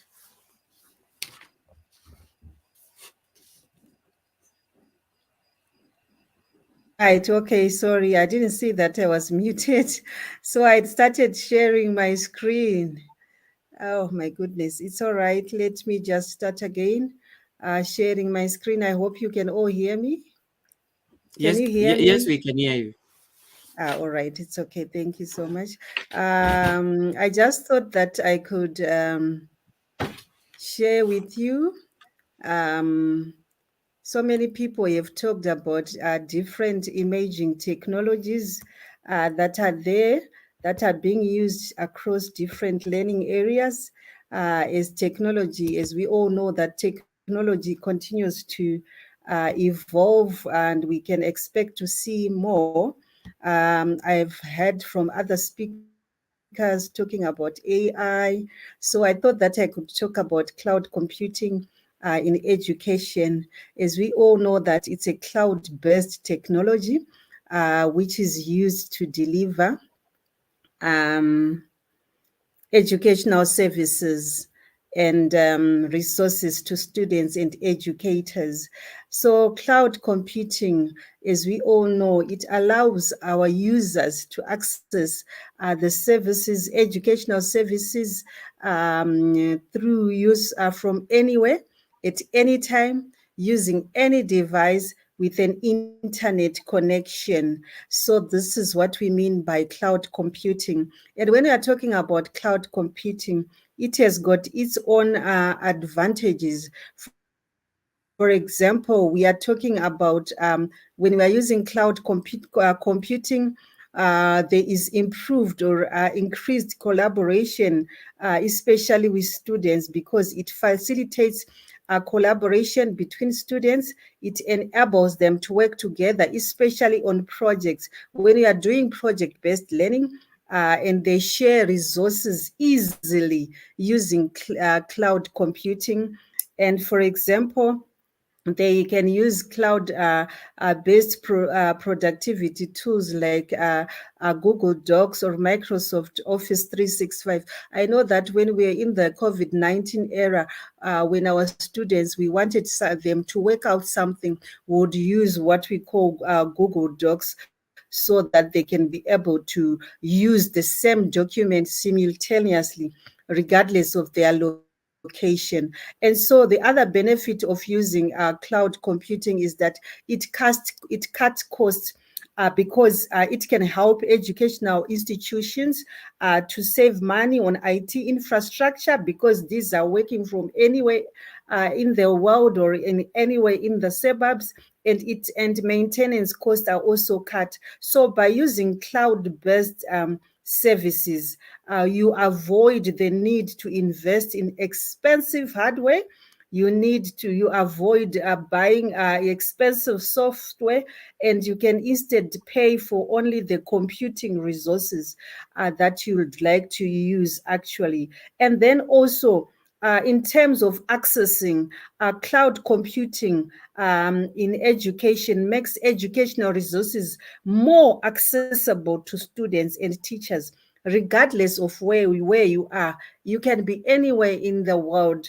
And with cloud-based services, our students and teachers can access any learning materials and can collaborate on projects from anywhere with an internet connection. I've seen that some of the countries have done e-twinning, and we have also done with some schools in Portugal, so our children can collaborate at any time. The other benefit of cloud computing is flexibility and scalability, because with the ability, it has got the ability to scale up or down, especially their resources as needed depending on the requirements. And this means that our students are able to adjust their computing capacity to match changes, for example, in enrollment or other factors that affect demand. And then the other advantage of using cloud computing in education is the improvement in data security, because it provides robust security measures to protect data and prevent unauthorized access. We know that we've always had problems sometimes when you're using other applications, whereby there are some people who just come in the middle of your discussions. So educational institutions can take advantages of these features to ensure that sensitive student data is protected and secure. Then I move on as we don't have time to talk about cloud-based learning management systems, of which these are software platforms that allow most of our schools to manage their educational programs, and they can deliver online courses and training to students. We know that nowadays we are doing hybrid learning. You can teach your students at home. You can have flipped classroom. So you can make use of cloud-based learning management systems, which can help the teachers to share learning materials, for example, assigning homework, or even grading assignments and monitoring our students' progress using the different learning management systems. For example, Google Classroom, which allows teachers to create and manage classrooms, distribute their teaching assignments, and communicate with students. And it integrates with other Google apps that we know, like Google Drive, where the children can store whatever they are doing, projects, and it also allows our teachers and students to easily share and collaborate, especially on documents. There's collaboration which can take place whilst using. We have also other apps like learning management systems, for example, that are used in other countries. I've seen America, I've seen in Australia, they use what we call Schoology, whereby teachers manage their courses in collaboration with students. It provides tools for creating and sharing assignments. They can mark, they can grade student work, and they can also communicate with parents. And then lastly, I can just talk about Edmodo, which is also a learning management system whereby our students, it's also the same. They share and grade assignments, and it also provides a secure messaging system, especially with Edmodo, and that allows our teachers to communicate. And lastly, we have what we call Canvas. Most of us are using Canvas, whereby we can also make posters. There are so many tools, so many features that are in Canvas that we can use. So those are the cloud-based learning management system that we can make use of, especially in our schools. And then now we move on to cloud-based productivity tools, which are software applications that are also hosted on the cloud, especially with the remote servers. And it provides our students and teachers with a range of tools and features for creating and sharing documents. They can use spreadsheets, they can use presentation and other digital content. And these tools are also designed to be easy to use and accessible from anywhere in the world with an internet connection. I can talk of Google Docs. I explained about Google Docs, and you can also make use of Microsoft Office, which has got Microsoft Word, Excel, PowerPoint, and OneNote, and it also offers features for creating and sharing documents for collaboration. And then we have got an interesting one called Apple iWork, which is a cloud-based also tool, which our student can use to access to a suite of applications, including pages, numbers, and keynotes.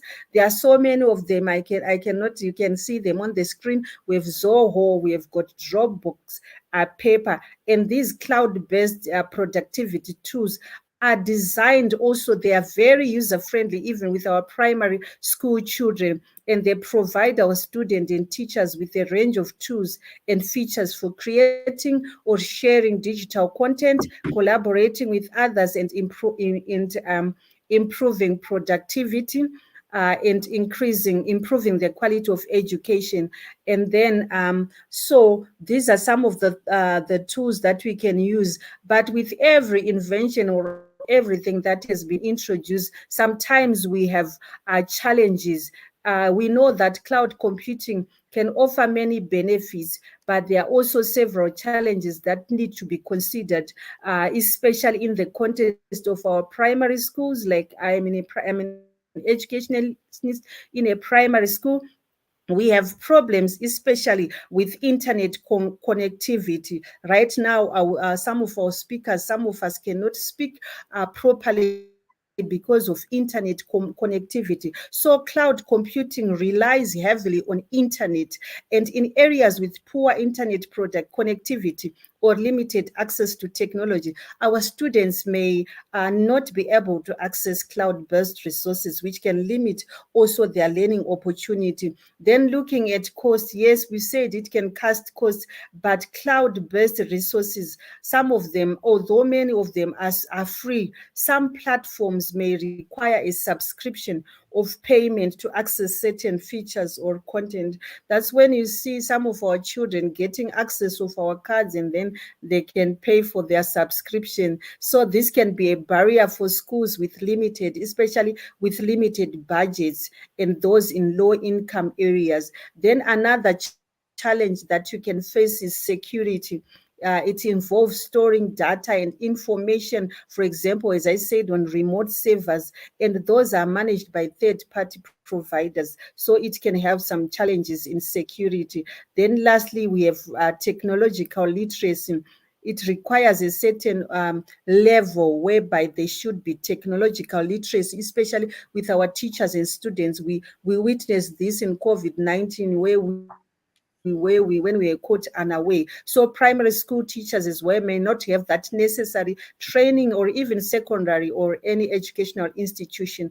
And then digital divide. It means that cloud-based resources may exacerbate the divide, as students who do not have access to technology outside of school may be at a disadvantage compared. Then lastly, let me just offer some solution. We can't have problems without solutions. So with internet connectivity. Doctor, kindly wind up. Yes, just 2 minutes. Internet connectivity. Okay. Schools can invest in reliable and high-speed internet connections. Then in terms of cost, schools can also explore free or low-cost cloud-based resources to minimize cost. Then when we are looking at security, we can make use of strong security password or two-factor authentication. Then in terms of technological literacy, schools need to invest in training and supporting our teachers and students. And then lastly, for digital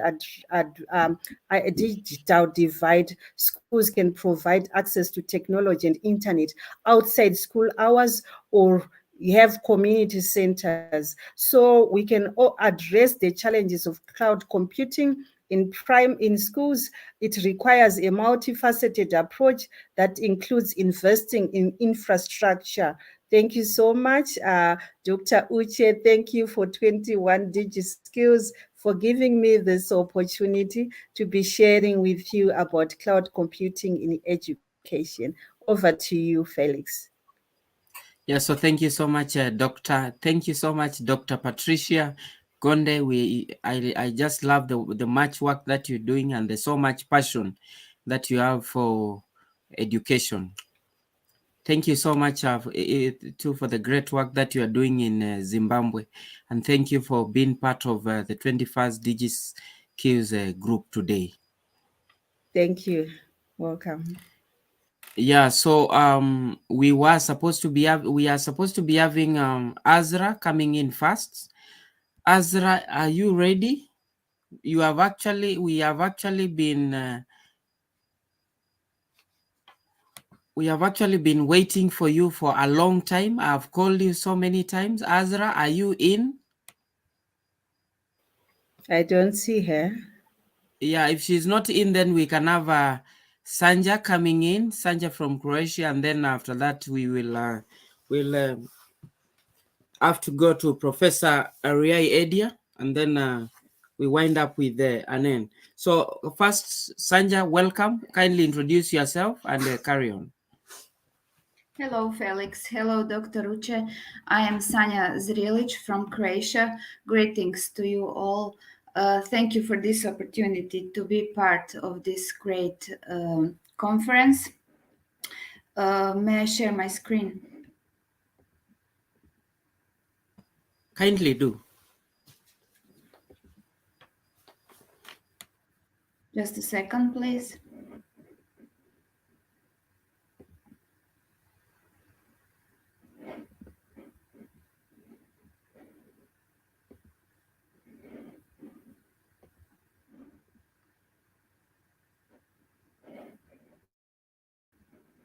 Can you see my presentation?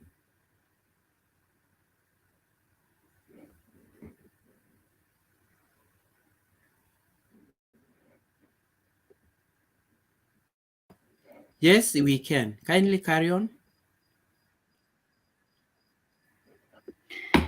Hello once again, greetings from Croatia. My topic tonight will be artificial intelligence in education.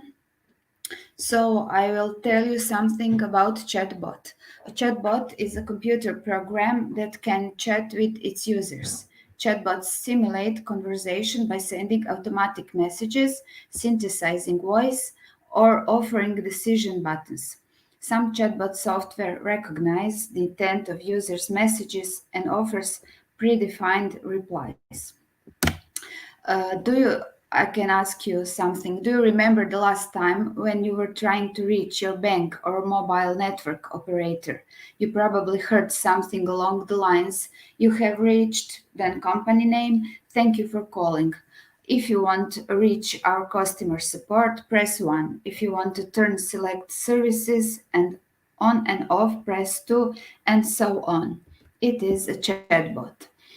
This type of automatic attendance service is a very primitive form of voice chatbot. Here is an example of modern customer service chatbot used by a restaurant. You can see on this photograph, this is example of chatbot, Pizza Factory, where you can make some reservation, see the menu, and so on. Advantages of this chatbot: you can interact with this advanced chatbot and book a table, browse the menu, or order food. It is designed in a way that is easier to navigate than a traditional website. This is especially true if you are using a mobile device. Now I will show you how you can build a chatbot. We will build, test, and embed a chatbot in a website. First of all, you have to create your account. Then you'll land on the chatbot dashboard. On this photograph, you can see dashboard where you can create a new story. Click on the Create Bot button and then name your new story as lead generation bot. This is example of this lead generation bot.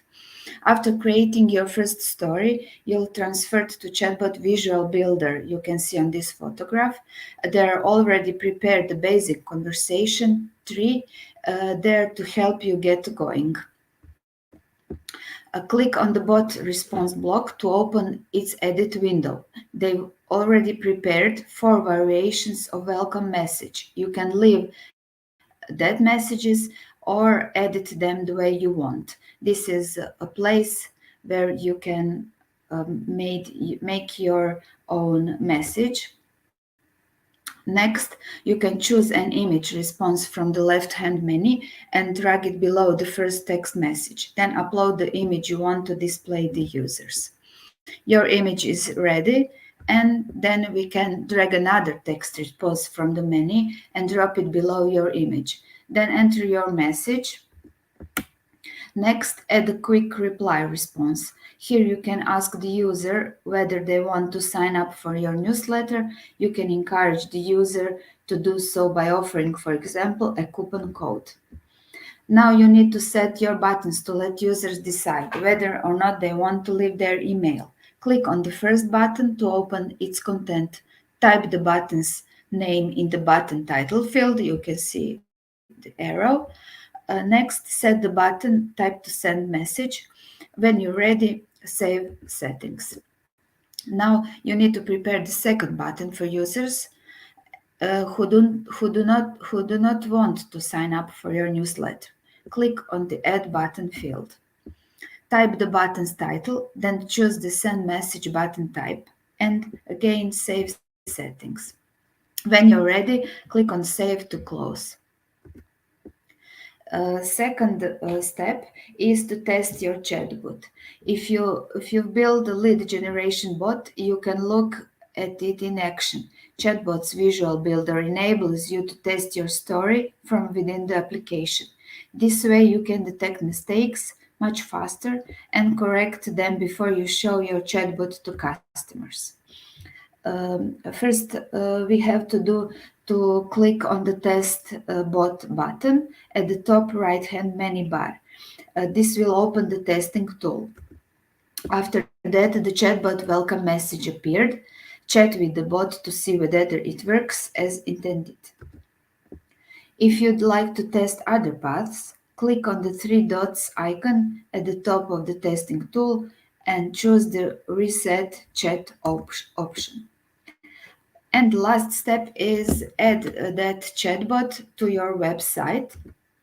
When everything looks good, you're ready to place your chatbot on your website. Go to Integration section and choose Chat Widget from this list. You can see the list of Chat Widget. Choose Lead Generation Bot in Setup for Bot. Now you can customize the look and feel of your chat widget. Go to General Settings and Appearance section. Choose your brand colors and upload images that will steal your customers' hearts.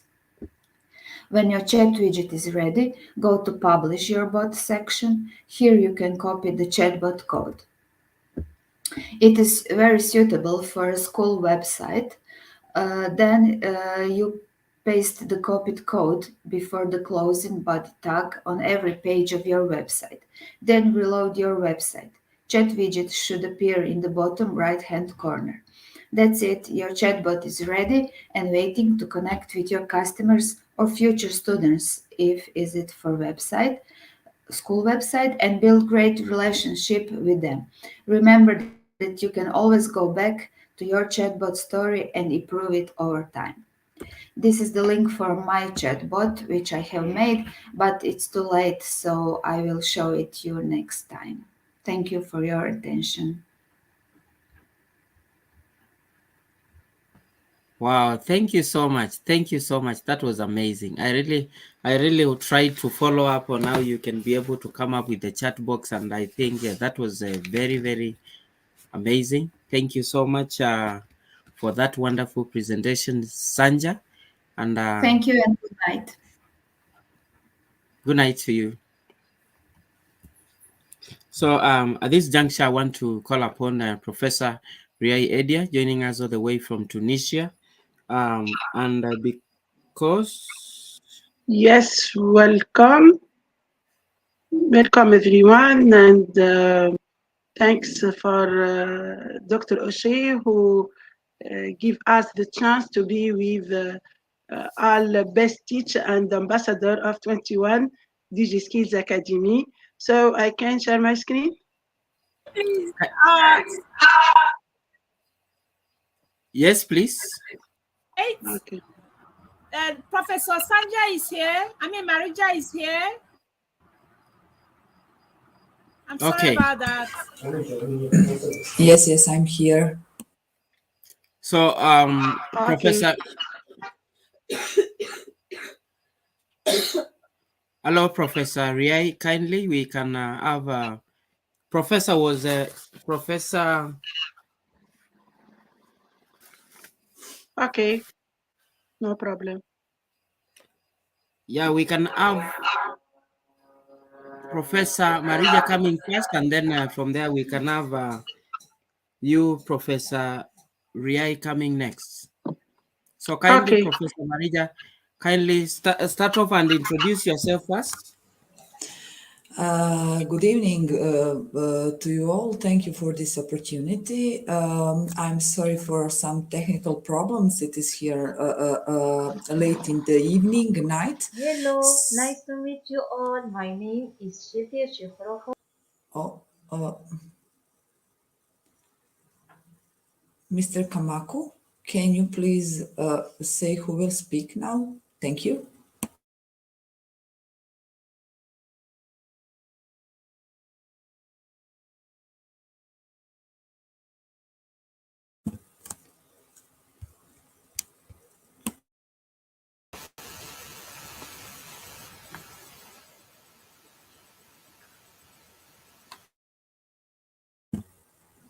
Dr. Inga, can you help, please? Professor Marija, you are coming first. Professor Marija from Croatia, you are coming in first. There, Okay. you have presentation. I cannot Yes, see. yes. I have a presentation now. I will share my screen. So Yes, please share, and I try help you because we have so many problems today. Yes, I know. I think it's freezed. Do you hear me? Yes, it's Internet freeze. problem. Okay. If it's do you hear me? I can speak. It's no problem if you cannot see But my we presentation. try. Yes, I'm trying to share my screen, but there is nothing going on, so I can Okay. I can speak about this. Okay. I will speak about IE in education. So my presentation was meant to be using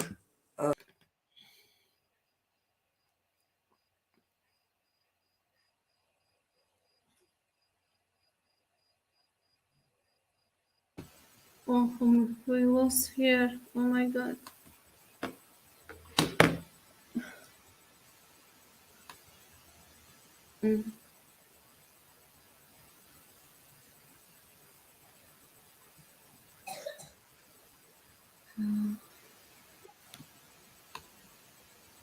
Professor Riai, kindly carry on as we wait. She back.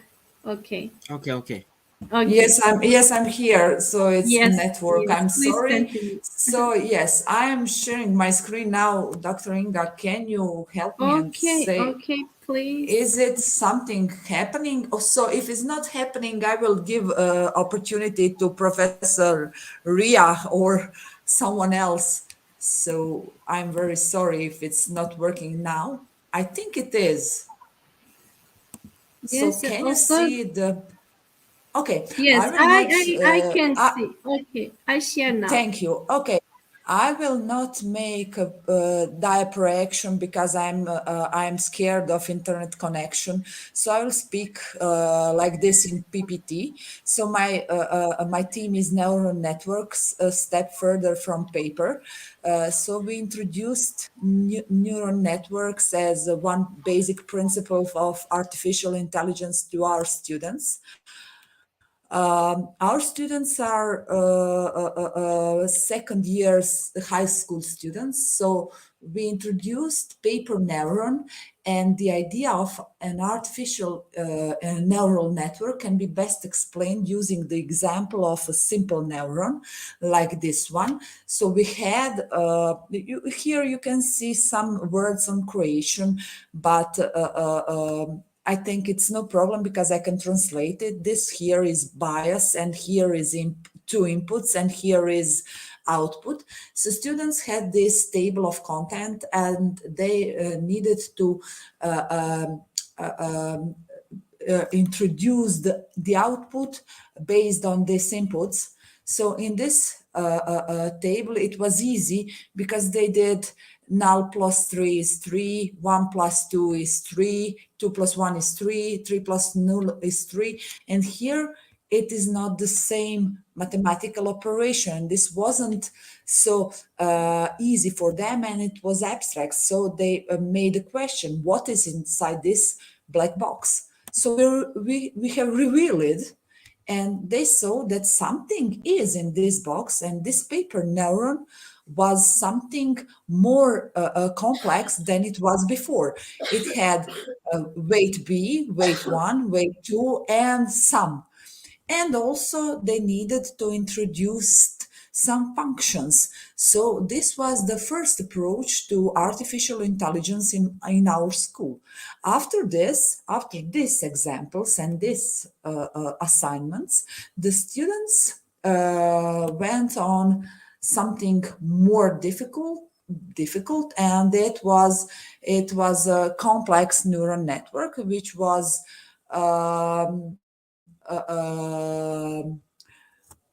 composed from several neurons that you can see here, neuron null, neuron 1, 2, 3, 4, 5, and every of this neuron was new input for the second one, and of course they needed a new activation function. So this is one good simple approach to students, but while you are trying to introduce them neural networks.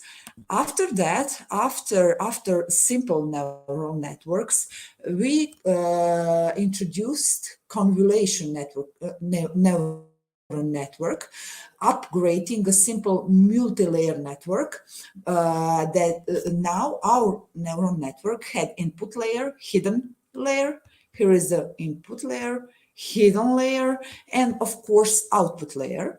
And the architecture of convolutional neural network has proven to be extremely good at working with images and recognizing features from them. This is very important for children because they learned that if they are struggling with something, they need to see it. They need an image. So this type of neural network is a very, very appropriate for students. So what was the activity for students? The goal was to introduce the concept of convolution network, neural network, through the recognition of objects from the image.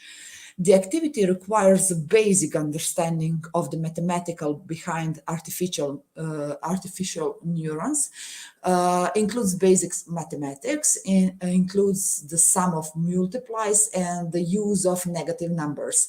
We introduced also worksheets for students, and we introduced, instead of questions, example in Excel.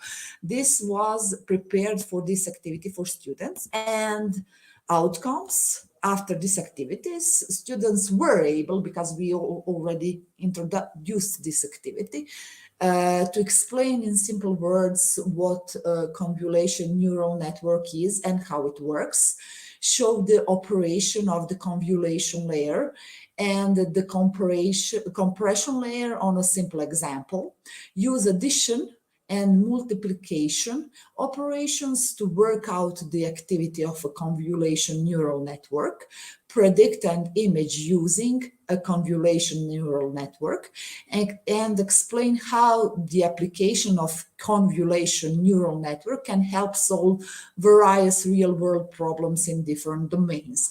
These were outcomes of this activity, and so in these several slides, you will see what was it all about. You can see here game of crisscross.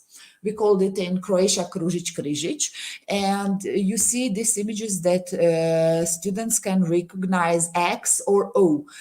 So it can be normally shown like in here, but computer or neural network is trained to recognize this this picture, that it is not the very best presentation of the six, by adding these squares in it and recognize it as an X, not as an O, and this is very important. So here you can see how does our neural network, convolution neural network, does the assignment in several steps. So you can see what it is doing.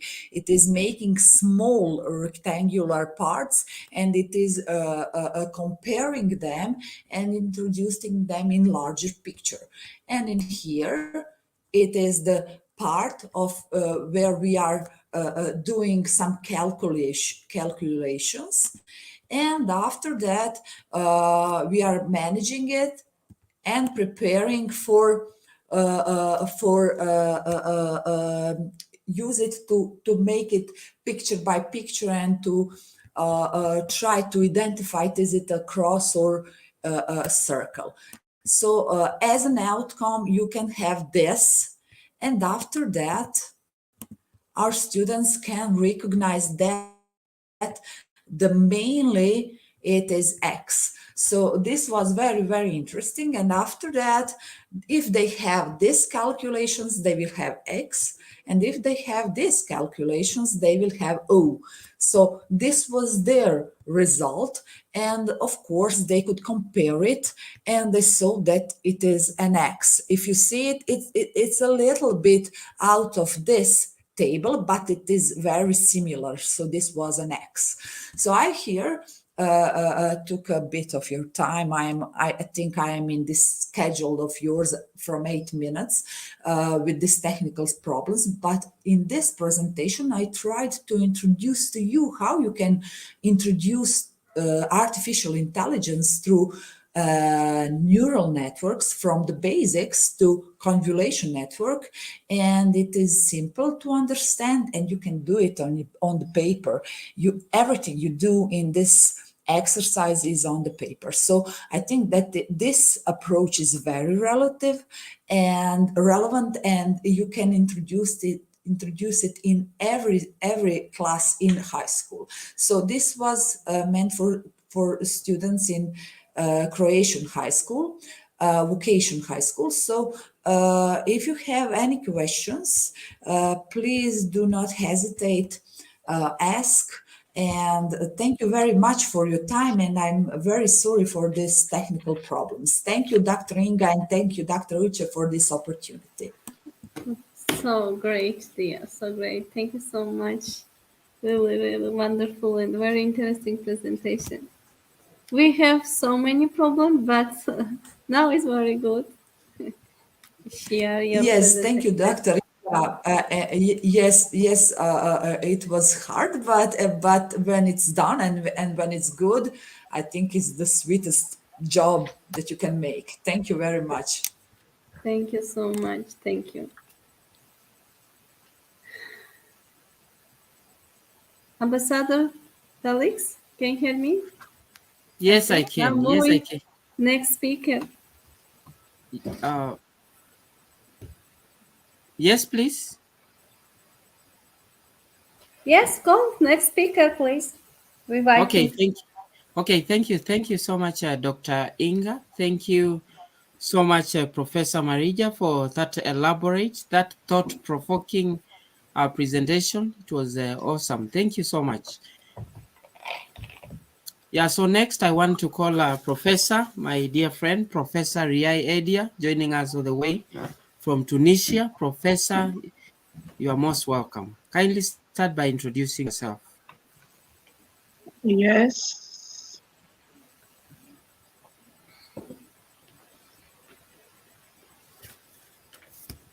Hello, Professor.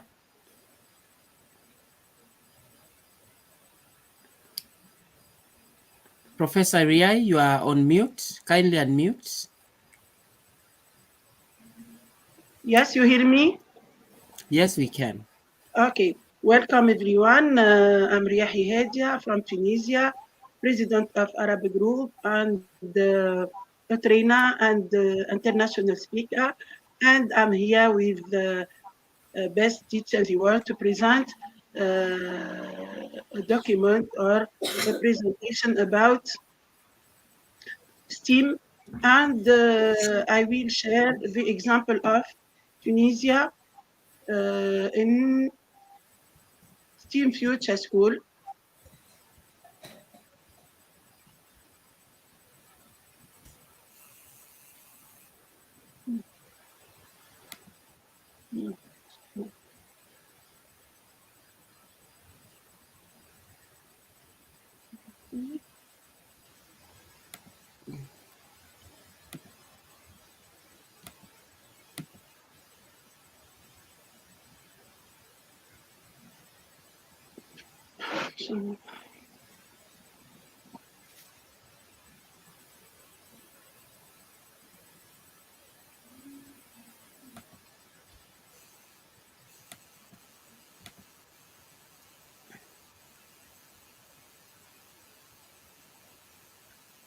Hello, Professor.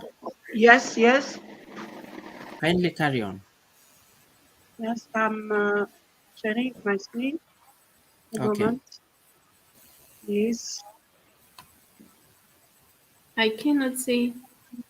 I think. Yes.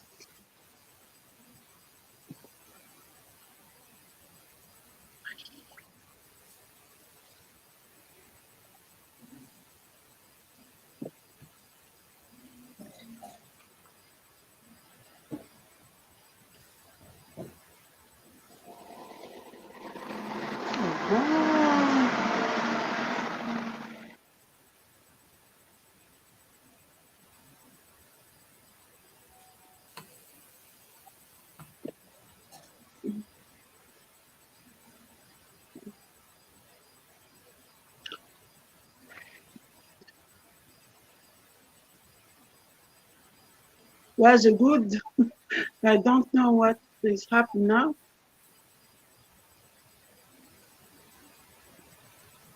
We can see your screen. We cannot see. I will. And your picture, I think it's frozen. I will share for the second Yes, time, share please. again. Okay.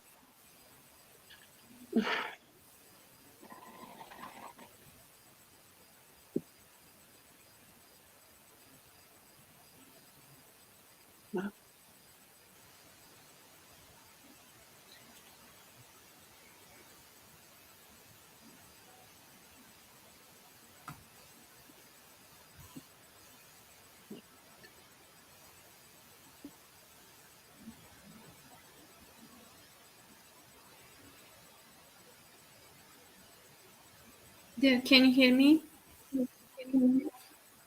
Yes.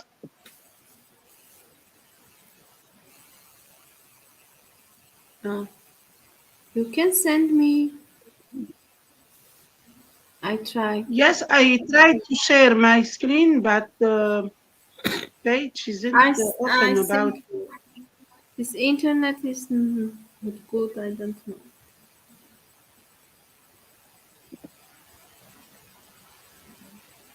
Okay, you can speak.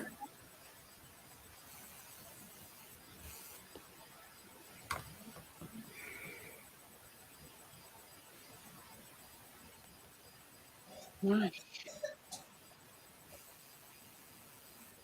For net. Okay. I will share. Okay. I will share my screen.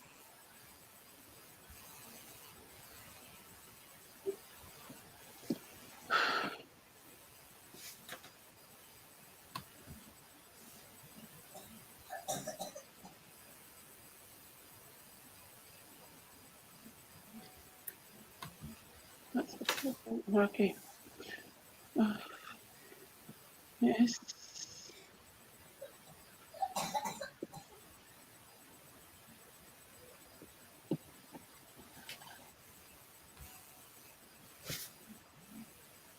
Okay.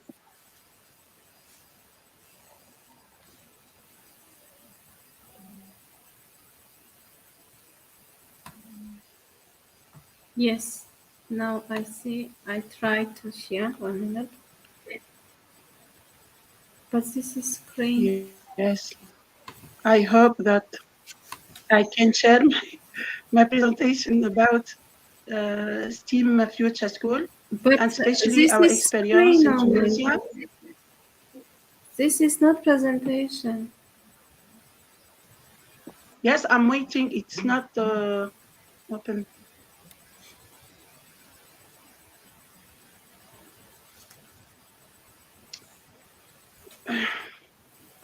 Okay. There. You see present. Present. Yes.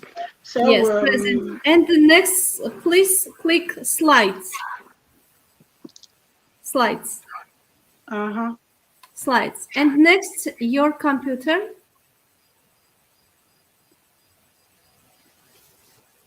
You see your computer.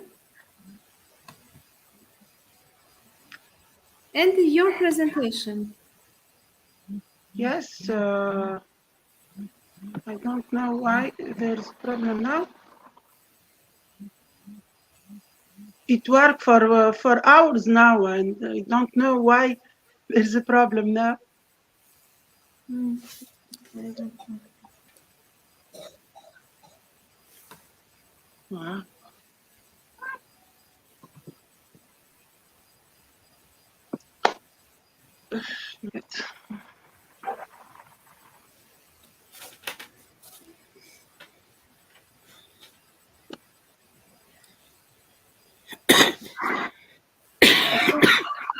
Please continue.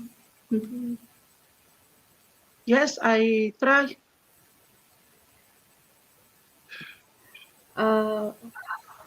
We call next speaker, and you send me your presentation.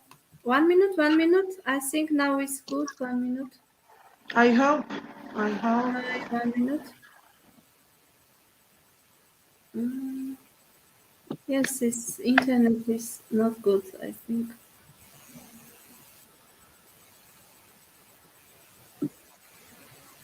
Oh my God.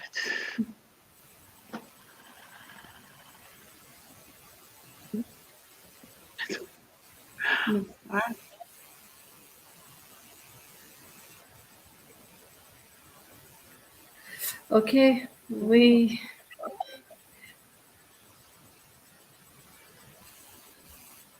Okay, we lost here. Please, dear Felix, call next speaker. We lost here. She have internet problem. You muted. Sorry. So thank you so much, Dr. Inga. I think next we are going to call Anen Dairi. And then lastly, our last presenter is going to be Ambassador Safal Dugana. So we can have Anen coming first. Okay, hello, assalamu alaikum. Good afternoon, good evening, wherever you are. It's a pleasure to be with you at this time. It's a bit challenging here. So I'm talking to you from the UAE, but I am from Tunisia. My name is Hanen Dahri. I am a teacher of English and I am an ambassador of different platforms, Microsoft, MIEE, international keynote speaker, and thank you. I'm really pleased to be here. I've been attending all the amazing presentations of different speakers, and I've learned a lot. So I'm happy to share with you the little that I know this evening. So my presentation is about SLAT-GPT. So I will start now. Okay. So I'm uploading the file.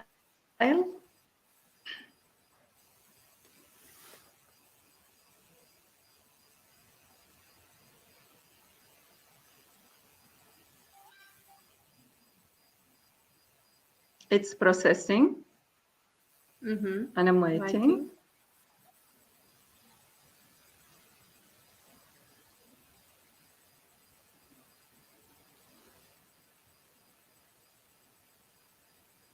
Yes, coming now. 1 minute, and I share. Okay. Okay, very good. So, of course, it's a pleasure to be participating in Tech-a-thon conference. Thank you, Dr. Ush, for this opportunity. Thank you, everyone, honorable hosts, and everyone for giving me this opportunity.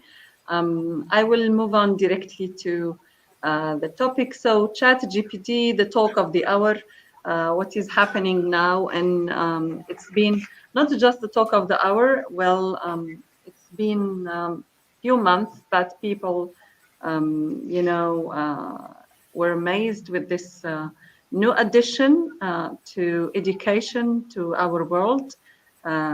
So ChatGPT, this is the, I'm going to focus only on how it can make teaching easier, how it can make busy teachers' lives easier, as I am a teacher myself, and I'm experiencing some challenges, and I lately tried to use ChatGPT in some, you know, occasions, and I think it's really useful. So I thought we could share this with my fellow colleagues everywhere in the world. So here, what is ChatGPT? Of course, quickly. So it is a conversational AI tool based on, of course, artificial intelligence, designed to enhance teaching and learning experience. Of course, here it is a language detection. It has or works on voice recognition, contextual understanding, and of course, built on recommendation engines. It could be used in very, of course, fields or businesses, namely, you can say, you know, e-commerce, healthcare, finance, customer services, etc. But as I said, for this evening's focus, it will be about only education. So also, we know that we can use this amazing tool to assist educators in the classroom. It will help us, or it can actually help us get personalized learning experiences for students and improve students' engagement and retention, etc. So why is it good for teachers? It could be used to generate feedback. For example, when teachers are busy marking students' work, etc. We know the focus on constructive feedback now, and we know how much time that takes. And also, we are all aware, I guess, of the many challenges that we face as teachers, especially if we are in large schools and we have large numbers. We barely have any time for, or enough time for making any, for marking, etc., or giving constructive feedback, detailed feedback to our students. So ChatGPT can help with that. It can also create targets for students and help them, improve and get, for example, learning targets that could be easily achievable based on their performance.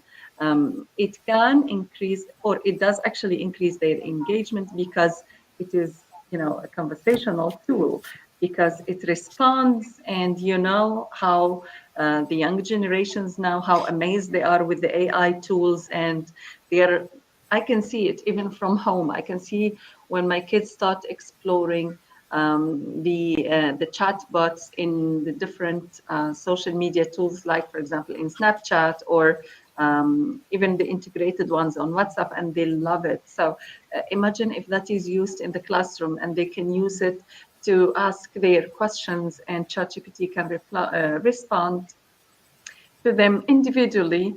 And I guess this will help them a lot improve, and also it will be very engaging and very motivating for them.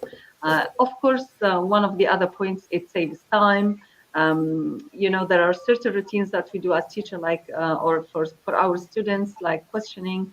It can create that. It actually helps us also in planning and in suggesting, for example, learning objectives that are based on, for example, Bloom's taxonomy, like what's happening with me now in my school. We are trying this now, so I try to use ChatGPT, and it helps me a lot, actually, with my planning, for example. I'm doing in my job, I have some administrative responsibilities, like communicating with parents about behavior, about academic performance, etc., or even responding to an email from my colleagues or from my principal, etc. So using ChatGPT, GPT made it very easy for me to quickly respond or quickly develop a writing piece to answer to those responsibilities in no time, which is amazing, actually. It's like when you wish for something and it really happens. So this is ChatGPT. It's like the wish of many teachers coming true. It's real. Of course, it is accessible now in many languages, including Arabic, my mother, of course, tongue. French, English, of course, is the mother of all, the languages now, or mother of all technology now. You can name it, French, etc. So different languages, it's accessible. It gives other ways for teachers to, or for, not just teachers, administrators, people who are responsible, counselors, etc., to develop and to finish their work really easily. And it can easily be integrated into your browser, into your web browser. You can download it as a phone app, for example, on your phone. You can have it. There is a link for one of those AI chatbots on your WhatsApp. You can use the AI translator, which is now based on AI, so it gives you the most accurate translation, etc. All this is based on ChatGPT technology, or AI technology, and it's really amazing. I really urge everyone who is there now, who's watching us, to try it, to use it. And I will share with you in a moment just how to get started. It's really easy. So these are here in the next slide, a few more uses for teachers that they can use ChatGPT. For example, we said you can actually, if you have independent learners. You can, give them certain activities and they will be working on them, either writing, creative writing, designing, for example, writing stories, etc. It can be used, for example, to give feedback, as I said, in essays. It can be used to prepare for standardized exams, because it can generate exercise activities or practice questions for those students. And this is really something that every teacher in the world would dream of. It's like we have always thought about why there isn't something that I can please write my lesson plan or please create my test. And then it happens, it says, voila. So no, it's there, voila. ChatGPT does all those things to you. You can just ask and it will happen, as simple as that. And also you can have it organized in a nice presentation if you are using any of those tools that have ChatGPT integrated or AI integrated, like, for example, Slides GPT or Presentations AI, etc. So these, you can just write your topic and then you will have, in less than 5 minutes, you'll have everything ready. You can edit, customize, and everything, and then it's there, it's ready for you to use. So go ahead and try it. It can also, for educators, like more uses.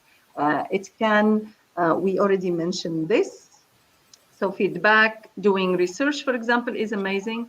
And we have also for education, it helps in translation, it helps in feedback, it helps in creating materials.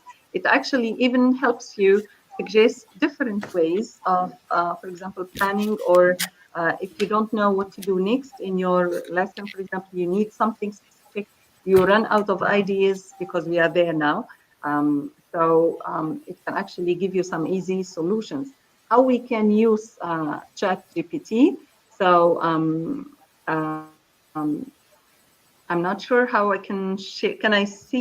Can I show you my screen, like the normal internet screen, to go and sign up, or only the presentation here, Dr. Inga? Yes, it's good. Let me see, because I would like to share. Let me see if I can share my screen. Okay. Okay, so I'm using here entire screen. Oh, I have to select one tab, ChatGPT presentation. Yeah, okay, so this is ChatGPT.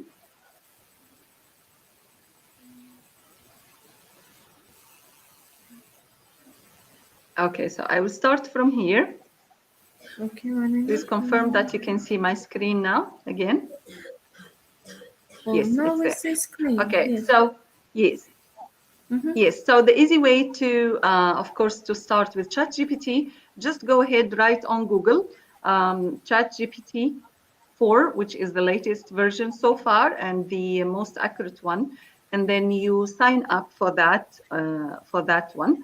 For me, I signed up previously, so I will just log in, but it's the same way, either sign up or log in. So if you have already signed up before, you can log in. I will copy here the link and I will share it in our screen. So I will, yeah, this is my account and I will log in. I have there the password saved and everything. So I'm logging in. If you are signing up for the first time, you can automatically start immediately. So we are going to choose, wait a minute, I think I chose the wrong link. Okay.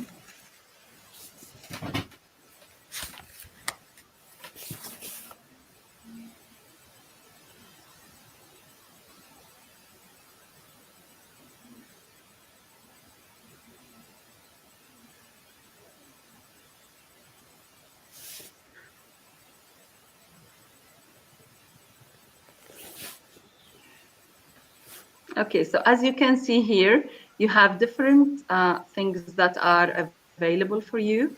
You can link it, for example, to your screen. You can start directly with chat. You can ask, for example, how to generate or edit a text, etc. It gives you different activities. So let's start from here together. If you can, if you want to automatically start the chat. So this is the chat, the openai.com. This is a chat GPT. It will take us over there. So I have to, okay. So again, it's taking me to login page. So you just write chat GPT and then you're there. Just a second. So when you log in over there, for example, and then you say, for example, hi, imagine you're a student starting this, for example, in class. If you guys can see what I'm writing. So hello, how can I assist you today? For example, I would say, for example, give me, you can tell him you have to choose the prompt. You have to be smart of the prompt, how you want, or what role you want ChatGPT to play. For example, so I would say, for example, assume the role of a teacher. Let's say, for example, grade 7 teacher, you know, suggest, for example, 2 learning objectives for for example, I don't know, for a reported speech lesson. Okay, so using, for example, using Bloom or Bloom's taxonomy. If you want this very accurate, because it depends where you work, and then you know what to ask. The most important thing here is to make sure that your questions are very accurate to get the best results. For example, so this one, look at this. Students will be able to analyze direct speech and transform it into reported speech. Or so you have the first level, analyze, and then you have the second level, which is evaluate, for example.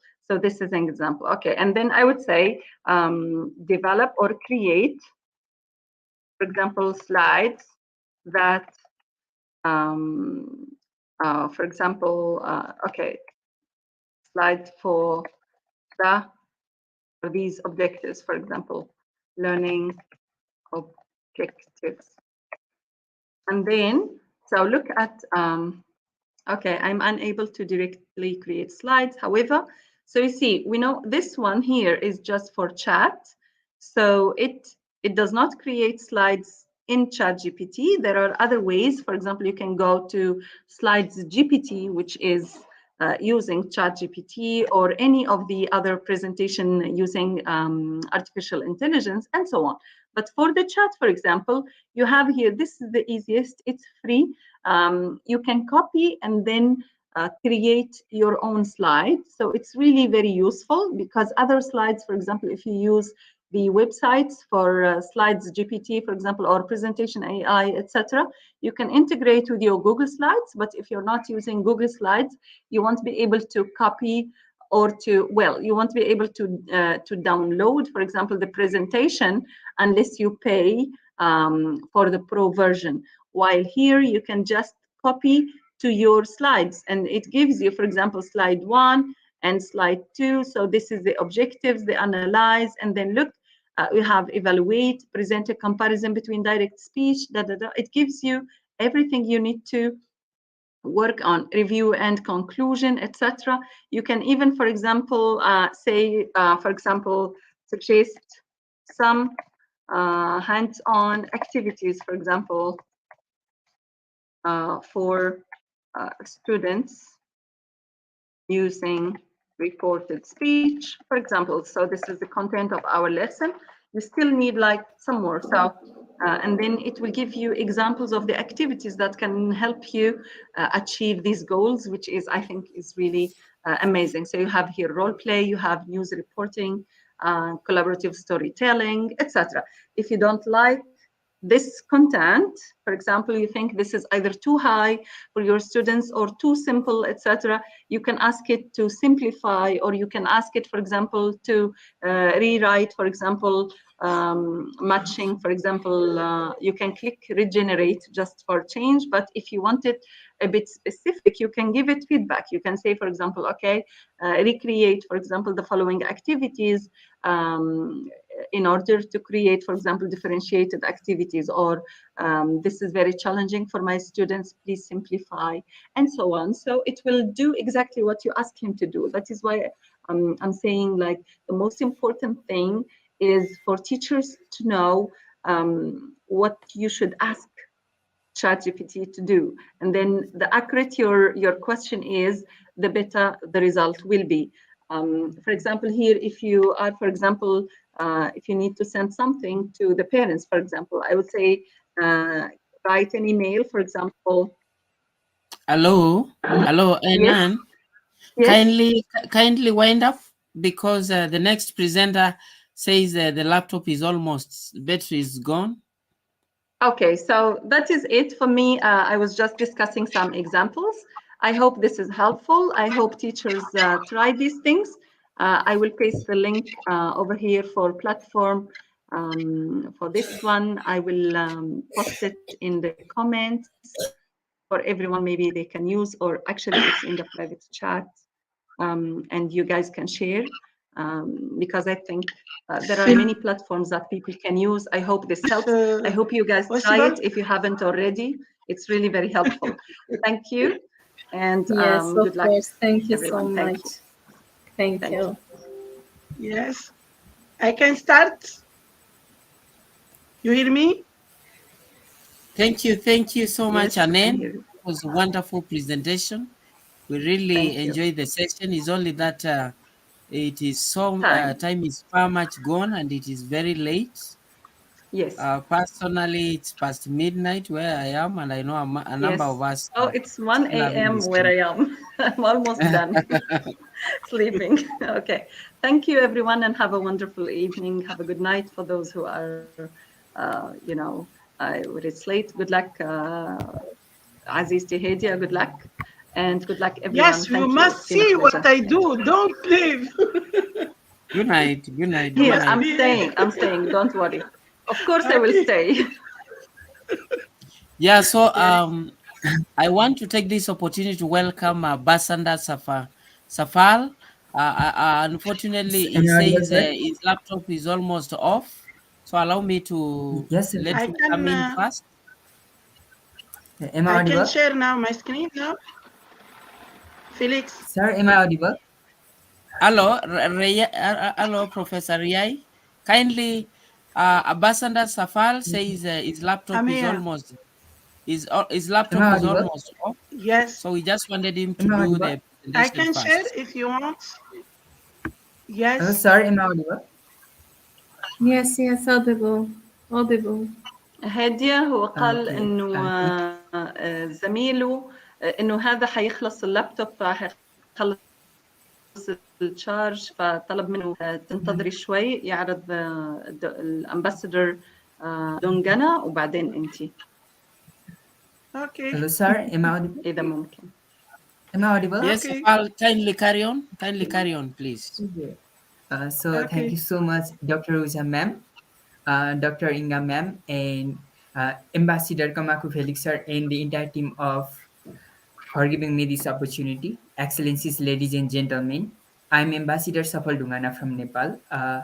Today, I would like to share how AI has helped in education in Nepal. AI-enabled platform in making online classroom smart in Nepal and elsewhere. The pandemic had forced schools to switch to online classes globally, and a New York-based AI company had worked to make education available, accessible, and affordable to students around the world. Operated in Nepal, Canada, USA, and the Dominican Republic.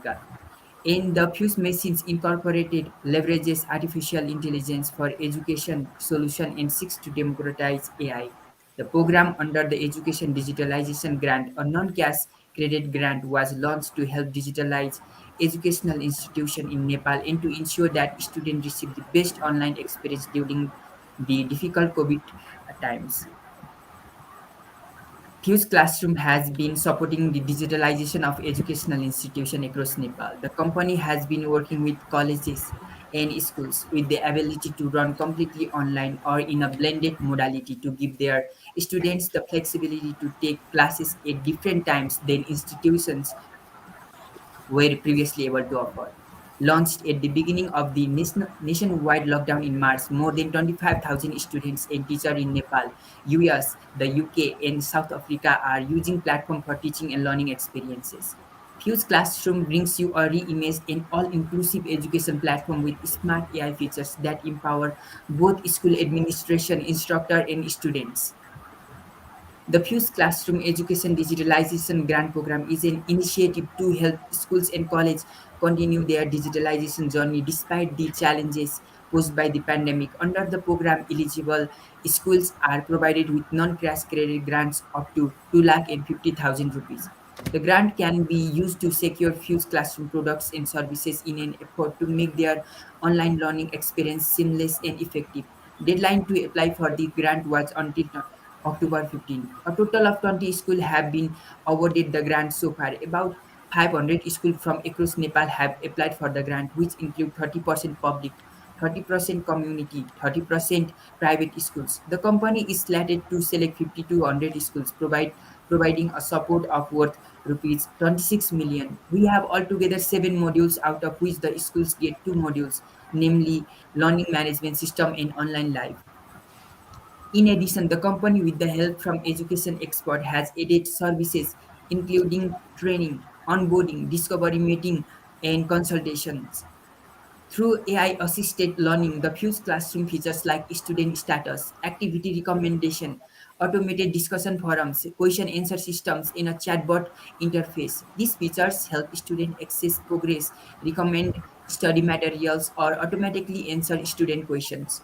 Fuse Classroom has a big role to play in helping the education sector segue to digital transformation. The platform has all the features to conduct live classes, enroll students, make courses available online, create up new courses, search for instructors and other useful materials, communicate with students, conduct quizzes and tests, assignments and other courses.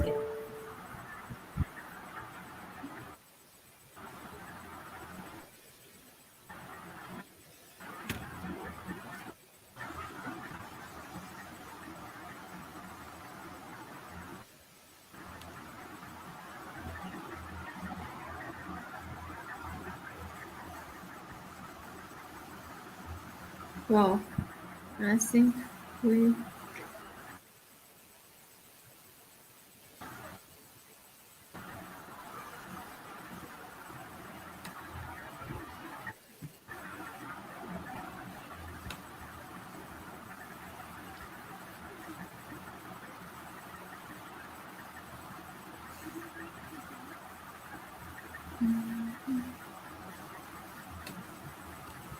Hello, sir.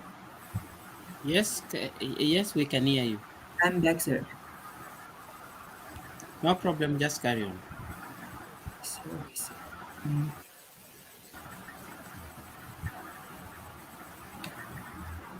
Okay.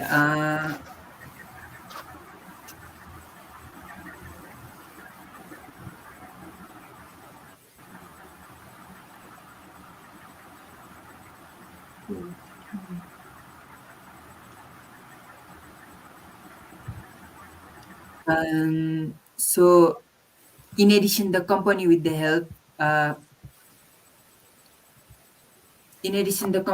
help, from education expert, has added services including training, onboarding, discovery meetings, and consultation. Through AI-assisted learning, the Fuse Classroom features like student status, activity recommendation, automated discussion forums, question answer systems in a chatbot interface. These features help students access progress, recommend study materials, or automatically answer student question. Fuse Classroom has a big role to play in helping the education sector segue to digital transformation. The platform has all the features to conduct live classes, enroll students, make courses available online, create new courses, search for instructor and other useful materials, communicate with students, conduct quizzes and tests, assignments and other course materials. We go beyond online learning and digitalization by leveraging artificial intelligence. We then help schools make data-driven decisions. We can improve the teachers and administration through insights and analytics and track the progress of every student. We can customize learning modules and courses that tailor best to fulfill student needs. One of the key features of the platform is the use of AI. AI provide personalized information on whether students are focused on their studies. It further helps the students and faculty to discuss and communicate without barriers using inbuilt forum and community features. The platform has integrated AI in such a way that AI bots can answer questions submitted by students, saving time for teachers, and they can utilize this time to create interactive course materials. AI technology also enables plagiarism checkers to find out if the student have copied answer from an online source. The use of AI can make learning more effective and as it automates almost every tedious task, which in turn saves valuable time that can be used for more value-added activities. In addition, the platform consolidates all the times consuming tasks like attendance, grading, assignments. These are automated by our AI-enabled systems, and it helps make classroom paperless. Moreover, it includes more than 100 features, including a learning management system, student information system, and eventually a full school management system that are indispensable in education digitalization process and experience.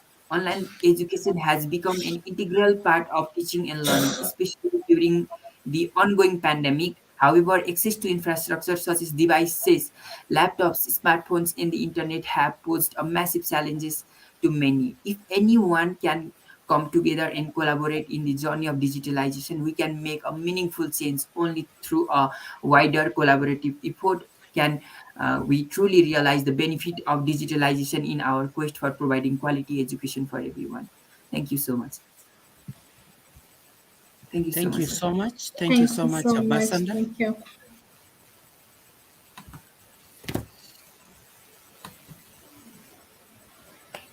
Thank you.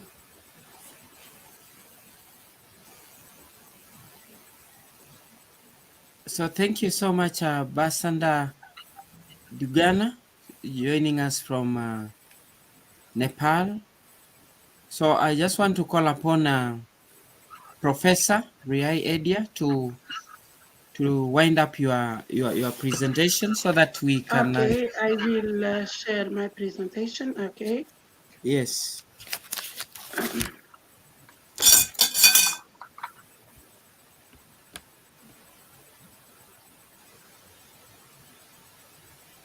I hope it will be better now. Inshallah. It's Yes, I think he's coming. okay. Thanks for God. We can see it now. Mm-hmm. Okay, thanks a lot. Today, STEAM education. Okay. Overall, STEAM education aims to create well-rounded individuals who are equipped with a deserved set of skills and are prepared to tackle in an increasingly world. So, today I will speak about STEAM Future School in Tunisia. And of course, it's one of the best things that we realized this year. That means science, technology, engineering, art, and mathematics. How we change a dream in a reality in Tunisia with Tunisian Association for Educational Initiative and of Mohammed Zaid Award under the title Future School, with which was owned by Mr.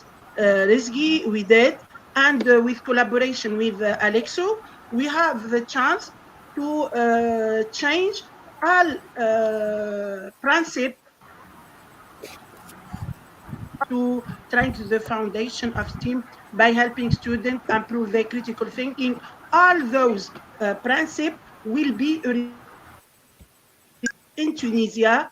And then in April, really, we have realized our dream. First, it 5 school only, and then more than you see the photo here, more than 106 are in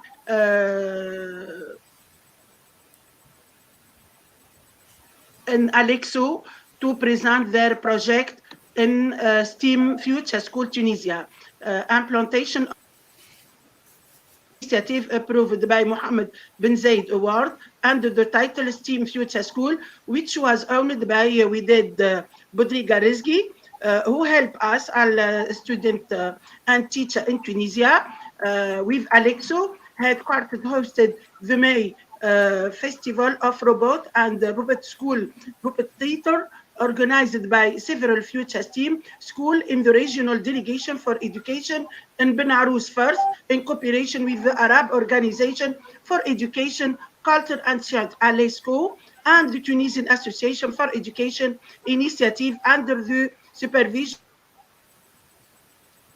of education. So you see who are partner in our occasion that combine education, art, technology within the framework in interactive and fun, with the participation of more than 20 from 10 different delegates from different states under the supervision of Mrs. Widad Areski, President of the Tunisia Association for Educational Initiative. In fact, the festival aimed to enhance the curriculum and focus on modern method that focus on science. Festival is the unique opportunity for students to learn, interact, and develop in a fun and exciting way. Really, it was a very good moment for students from different schools and regions participate in the festival as they worked hard to prepare theatrical performance and design robot and puppets. The festival was characterized by diversity and creativity in the performance, which and entertainment theatrical performance of puppet and robot. The performance also included some musical dance and other artistic performance. Really, it was our dream and our reality. In addition to theatrical performance, an educational workshop on technology, engineering, the art, people learned how to design and manufacture robot and puppet. The workshop also included educational presentation on science and mathematics, which aim to enhance education concept. This event included 7 puppet show and 8 workshops that included competition. Each work included a competition with Alesco, of course, and for education. Among the most important workshop, we mentioned the whole workshop, the puppet making workshop from bathed book paper, the puppet making workshop, the puppet robot workshop, the augmented reality and the hologram workshop, and the artificial intelligence puppet workshop. The festival discussion with teacher and parent on the use of art in addressing in the school medium. Tunisian Association for Education initiative with the Rizgi in Arab third year, in fact, a coordinate schools with many teacher, with many associations, STEM Future School, and of course, many things were realized. The pioneering initiative approved by the Mohammed bin Zayed Award under the title STEAM Future School, which is owned by Widad Rizgi, help all teachers and all students in Tunisia to participate. First, it was with 5 schools only, then more school and government has joined this event. It was in collaboration with City of Science, with Alesco, with schools, with teacher, with parents. So I'm proud of STEAM Future School Tunisia. I'm proud of having we did as really a woman who realized our dream as a teacher. The Festival of Robotics, which will be organized with STEAM with Arab organization and with culture and science under the supervision of Ministry of Education. Partner has worked hard to realize our dream, and of course here some video about a student after a session of the first festival. Of course, those are my students. We participate and we have earned medal, and we are proud of all this event, this really grand event. It will be Arab event next year with the help of Alesco. And of course, you see participant teacher who has difficult, who has problem. You see here many projects in front of Alesco presented by students from Tunisia, from all Tunisia. Who are here some students who present a team. They were very happy to be the first group to have one of the best medal. So it was really, really a very good festival of robot, and a good opportunity for me, for my student, to join many teachers from Tunisia. It was the Arab Organization for Education, and of course, a great success for the Robot and Puppet Theater Festival in its first session. And thanks for God, thanks for having the best medal with my student. Here you see many photos, and I'm proud of the event. I'm proud of Widad Rizgi. I'm proud of my student, my school, and of course, I hope that it all Arab teacher to join us in our festivity, in our event. It will be an Arab event like Arab Code Week. So thanks a lot for being with us. Thanks for Arab Organization for Education and Cultural and Science for this event. This is another event in the same time, Forum of Artificial Intelligence in Education. And of course, thanks for your attention, and thank you for being today.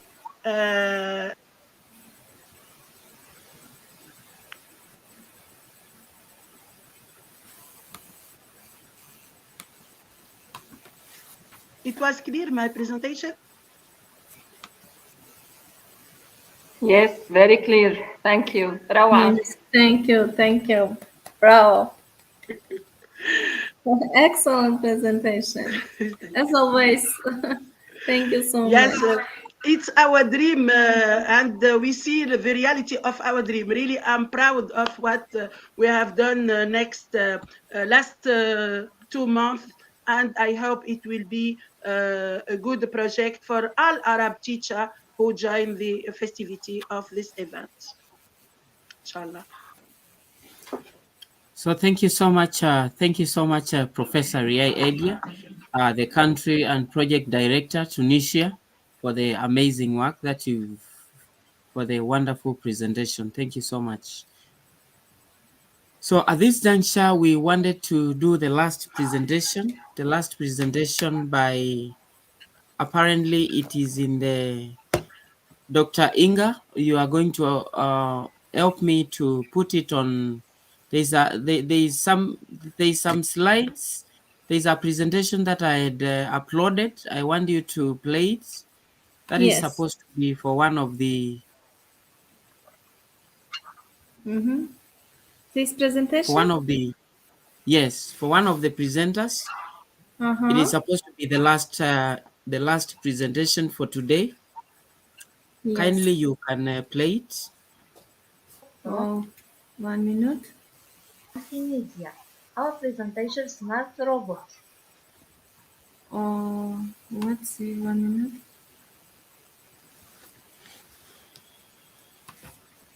I try again.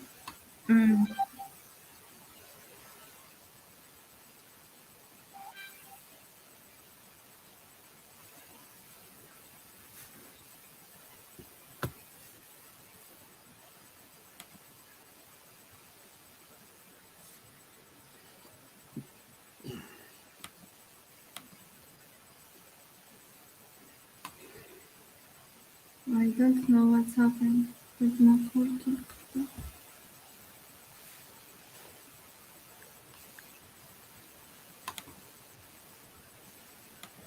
Okay, I try again. Oh, we lost.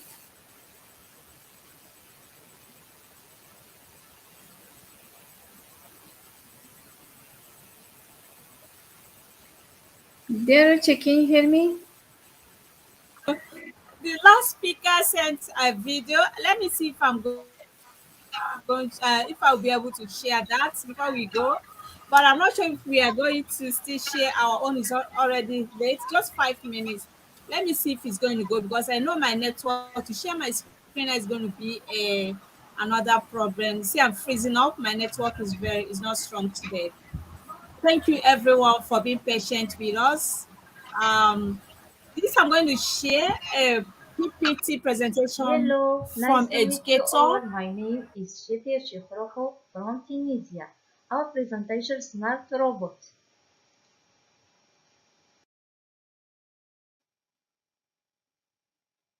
First part, why robotics. Second part, presentation of robotics. Third part, general structure of robot. Fourth part, remote controlled robot through Bluetooth.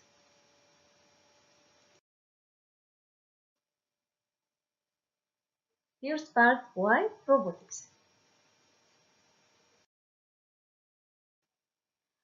5 good reasons to teach robotics. Develop their competitive and stand in the right way. This is a good way to integrate program into students' education. Useful skills for future jobs. Suitable for all students. The development creativity for students.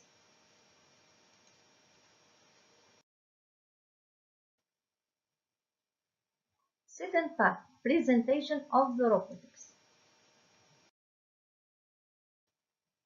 Robotics is a mechatronic machine, mechanical, electronic, and computer that has sensor with artificial intelligence and equipped with actuators.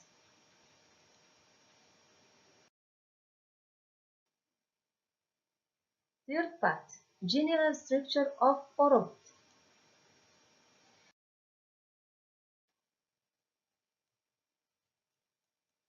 So, chassis, microbit card, two motors, two wheels, fastener element, jumpers, motor bit, power supply. Wiring of the motors, motor 1 and motor 2.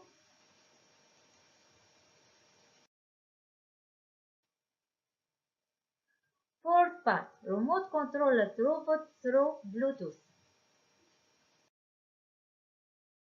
Remote controlled robot. First step, prepare the application interface in App Inventor. Second step, prepare the Bluetooth connection. Third step, prepare the microbit method.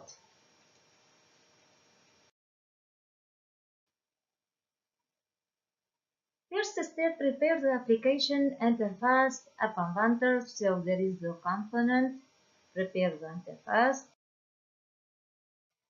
Second steps, prepare the Bluetooth connection, add extension Bluetooth and microbit UART.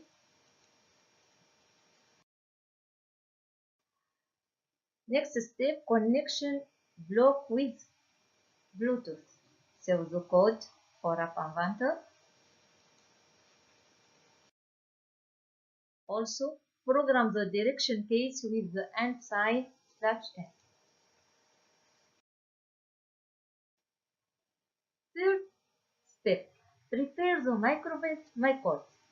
Find the motor bit extension and add it to control the robot direction. The code in MyCode.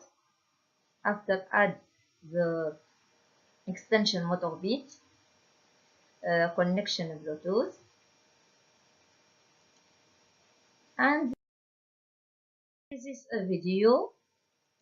On va commencer.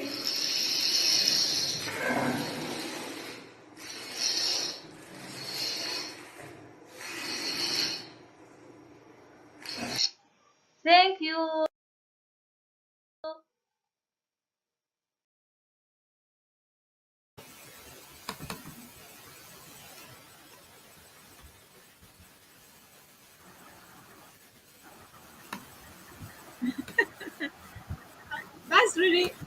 That's really a quick one. I'm so sorry. I just have to play her video. She was here earlier on because it wasn't gotten to her time.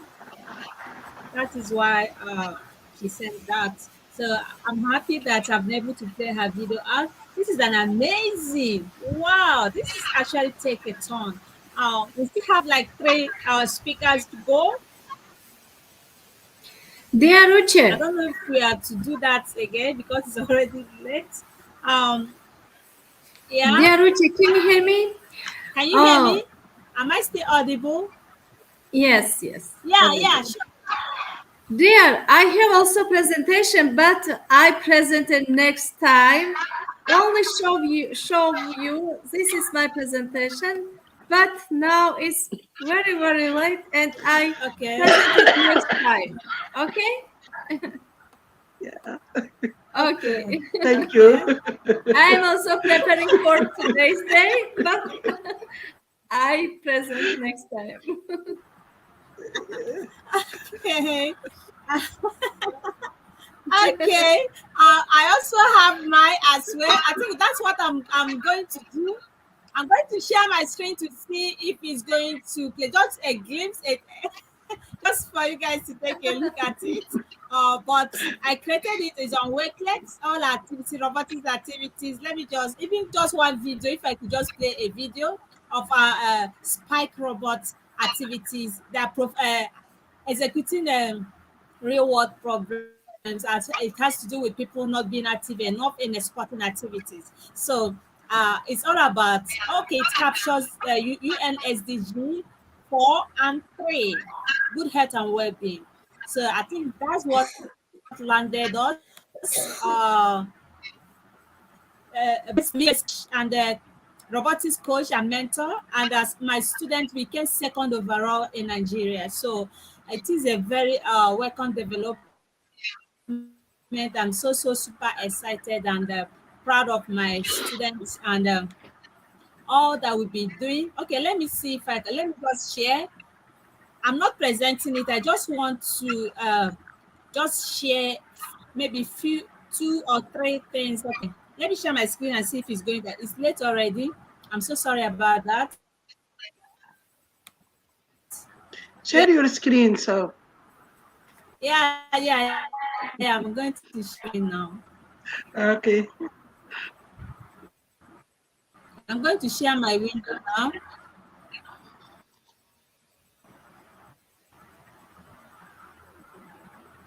I hope it's going to. Yes, it's coming. Yes.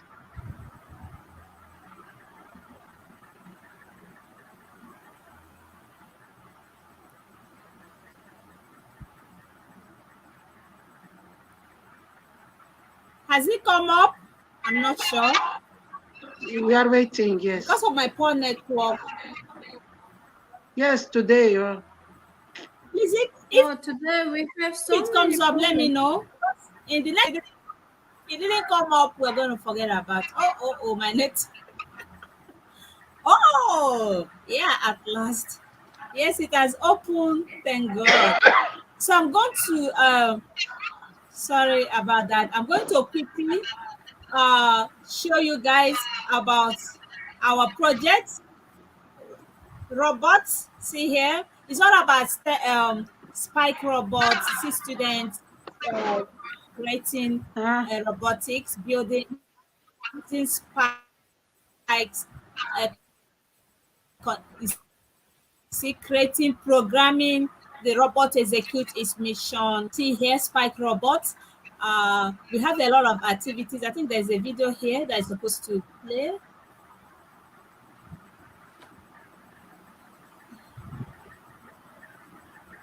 Okay.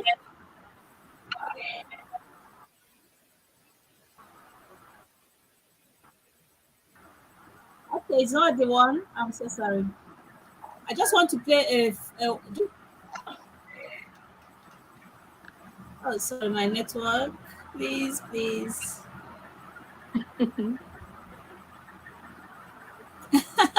I just want to play, even if it's only one video. Oh, my network is not strong at all. Yes.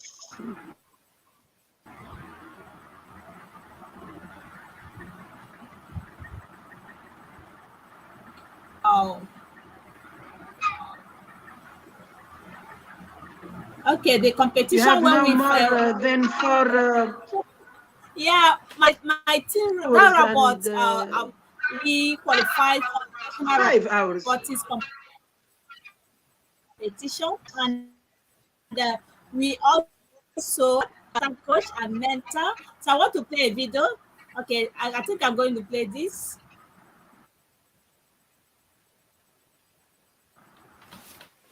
I hope it will play. I wanted to show some other activity. We have a lot of videos.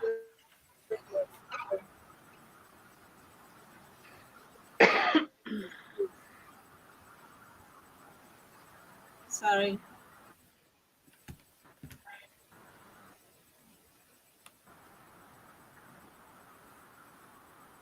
From my student groups.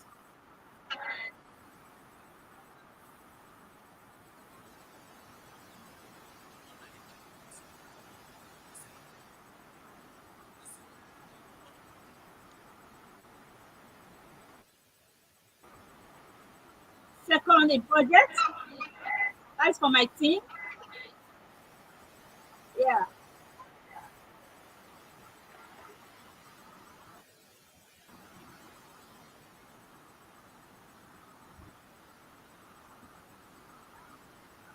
Yeah.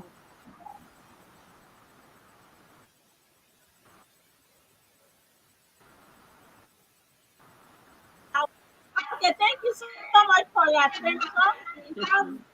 We have so many videos here.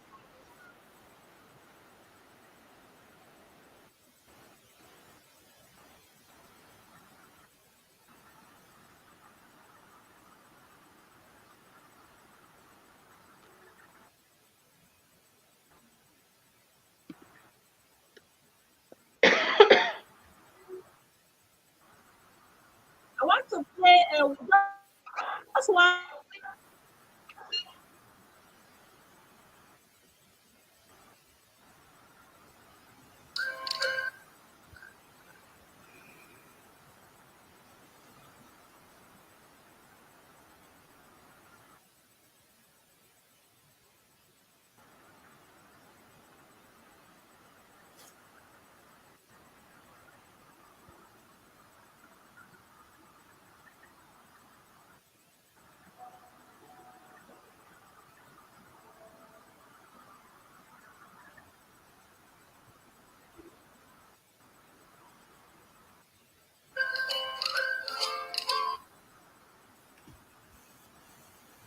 Yaruchi, can you hear me? Yes, we are done. Okay. Yes, we are done. We are done. We are done.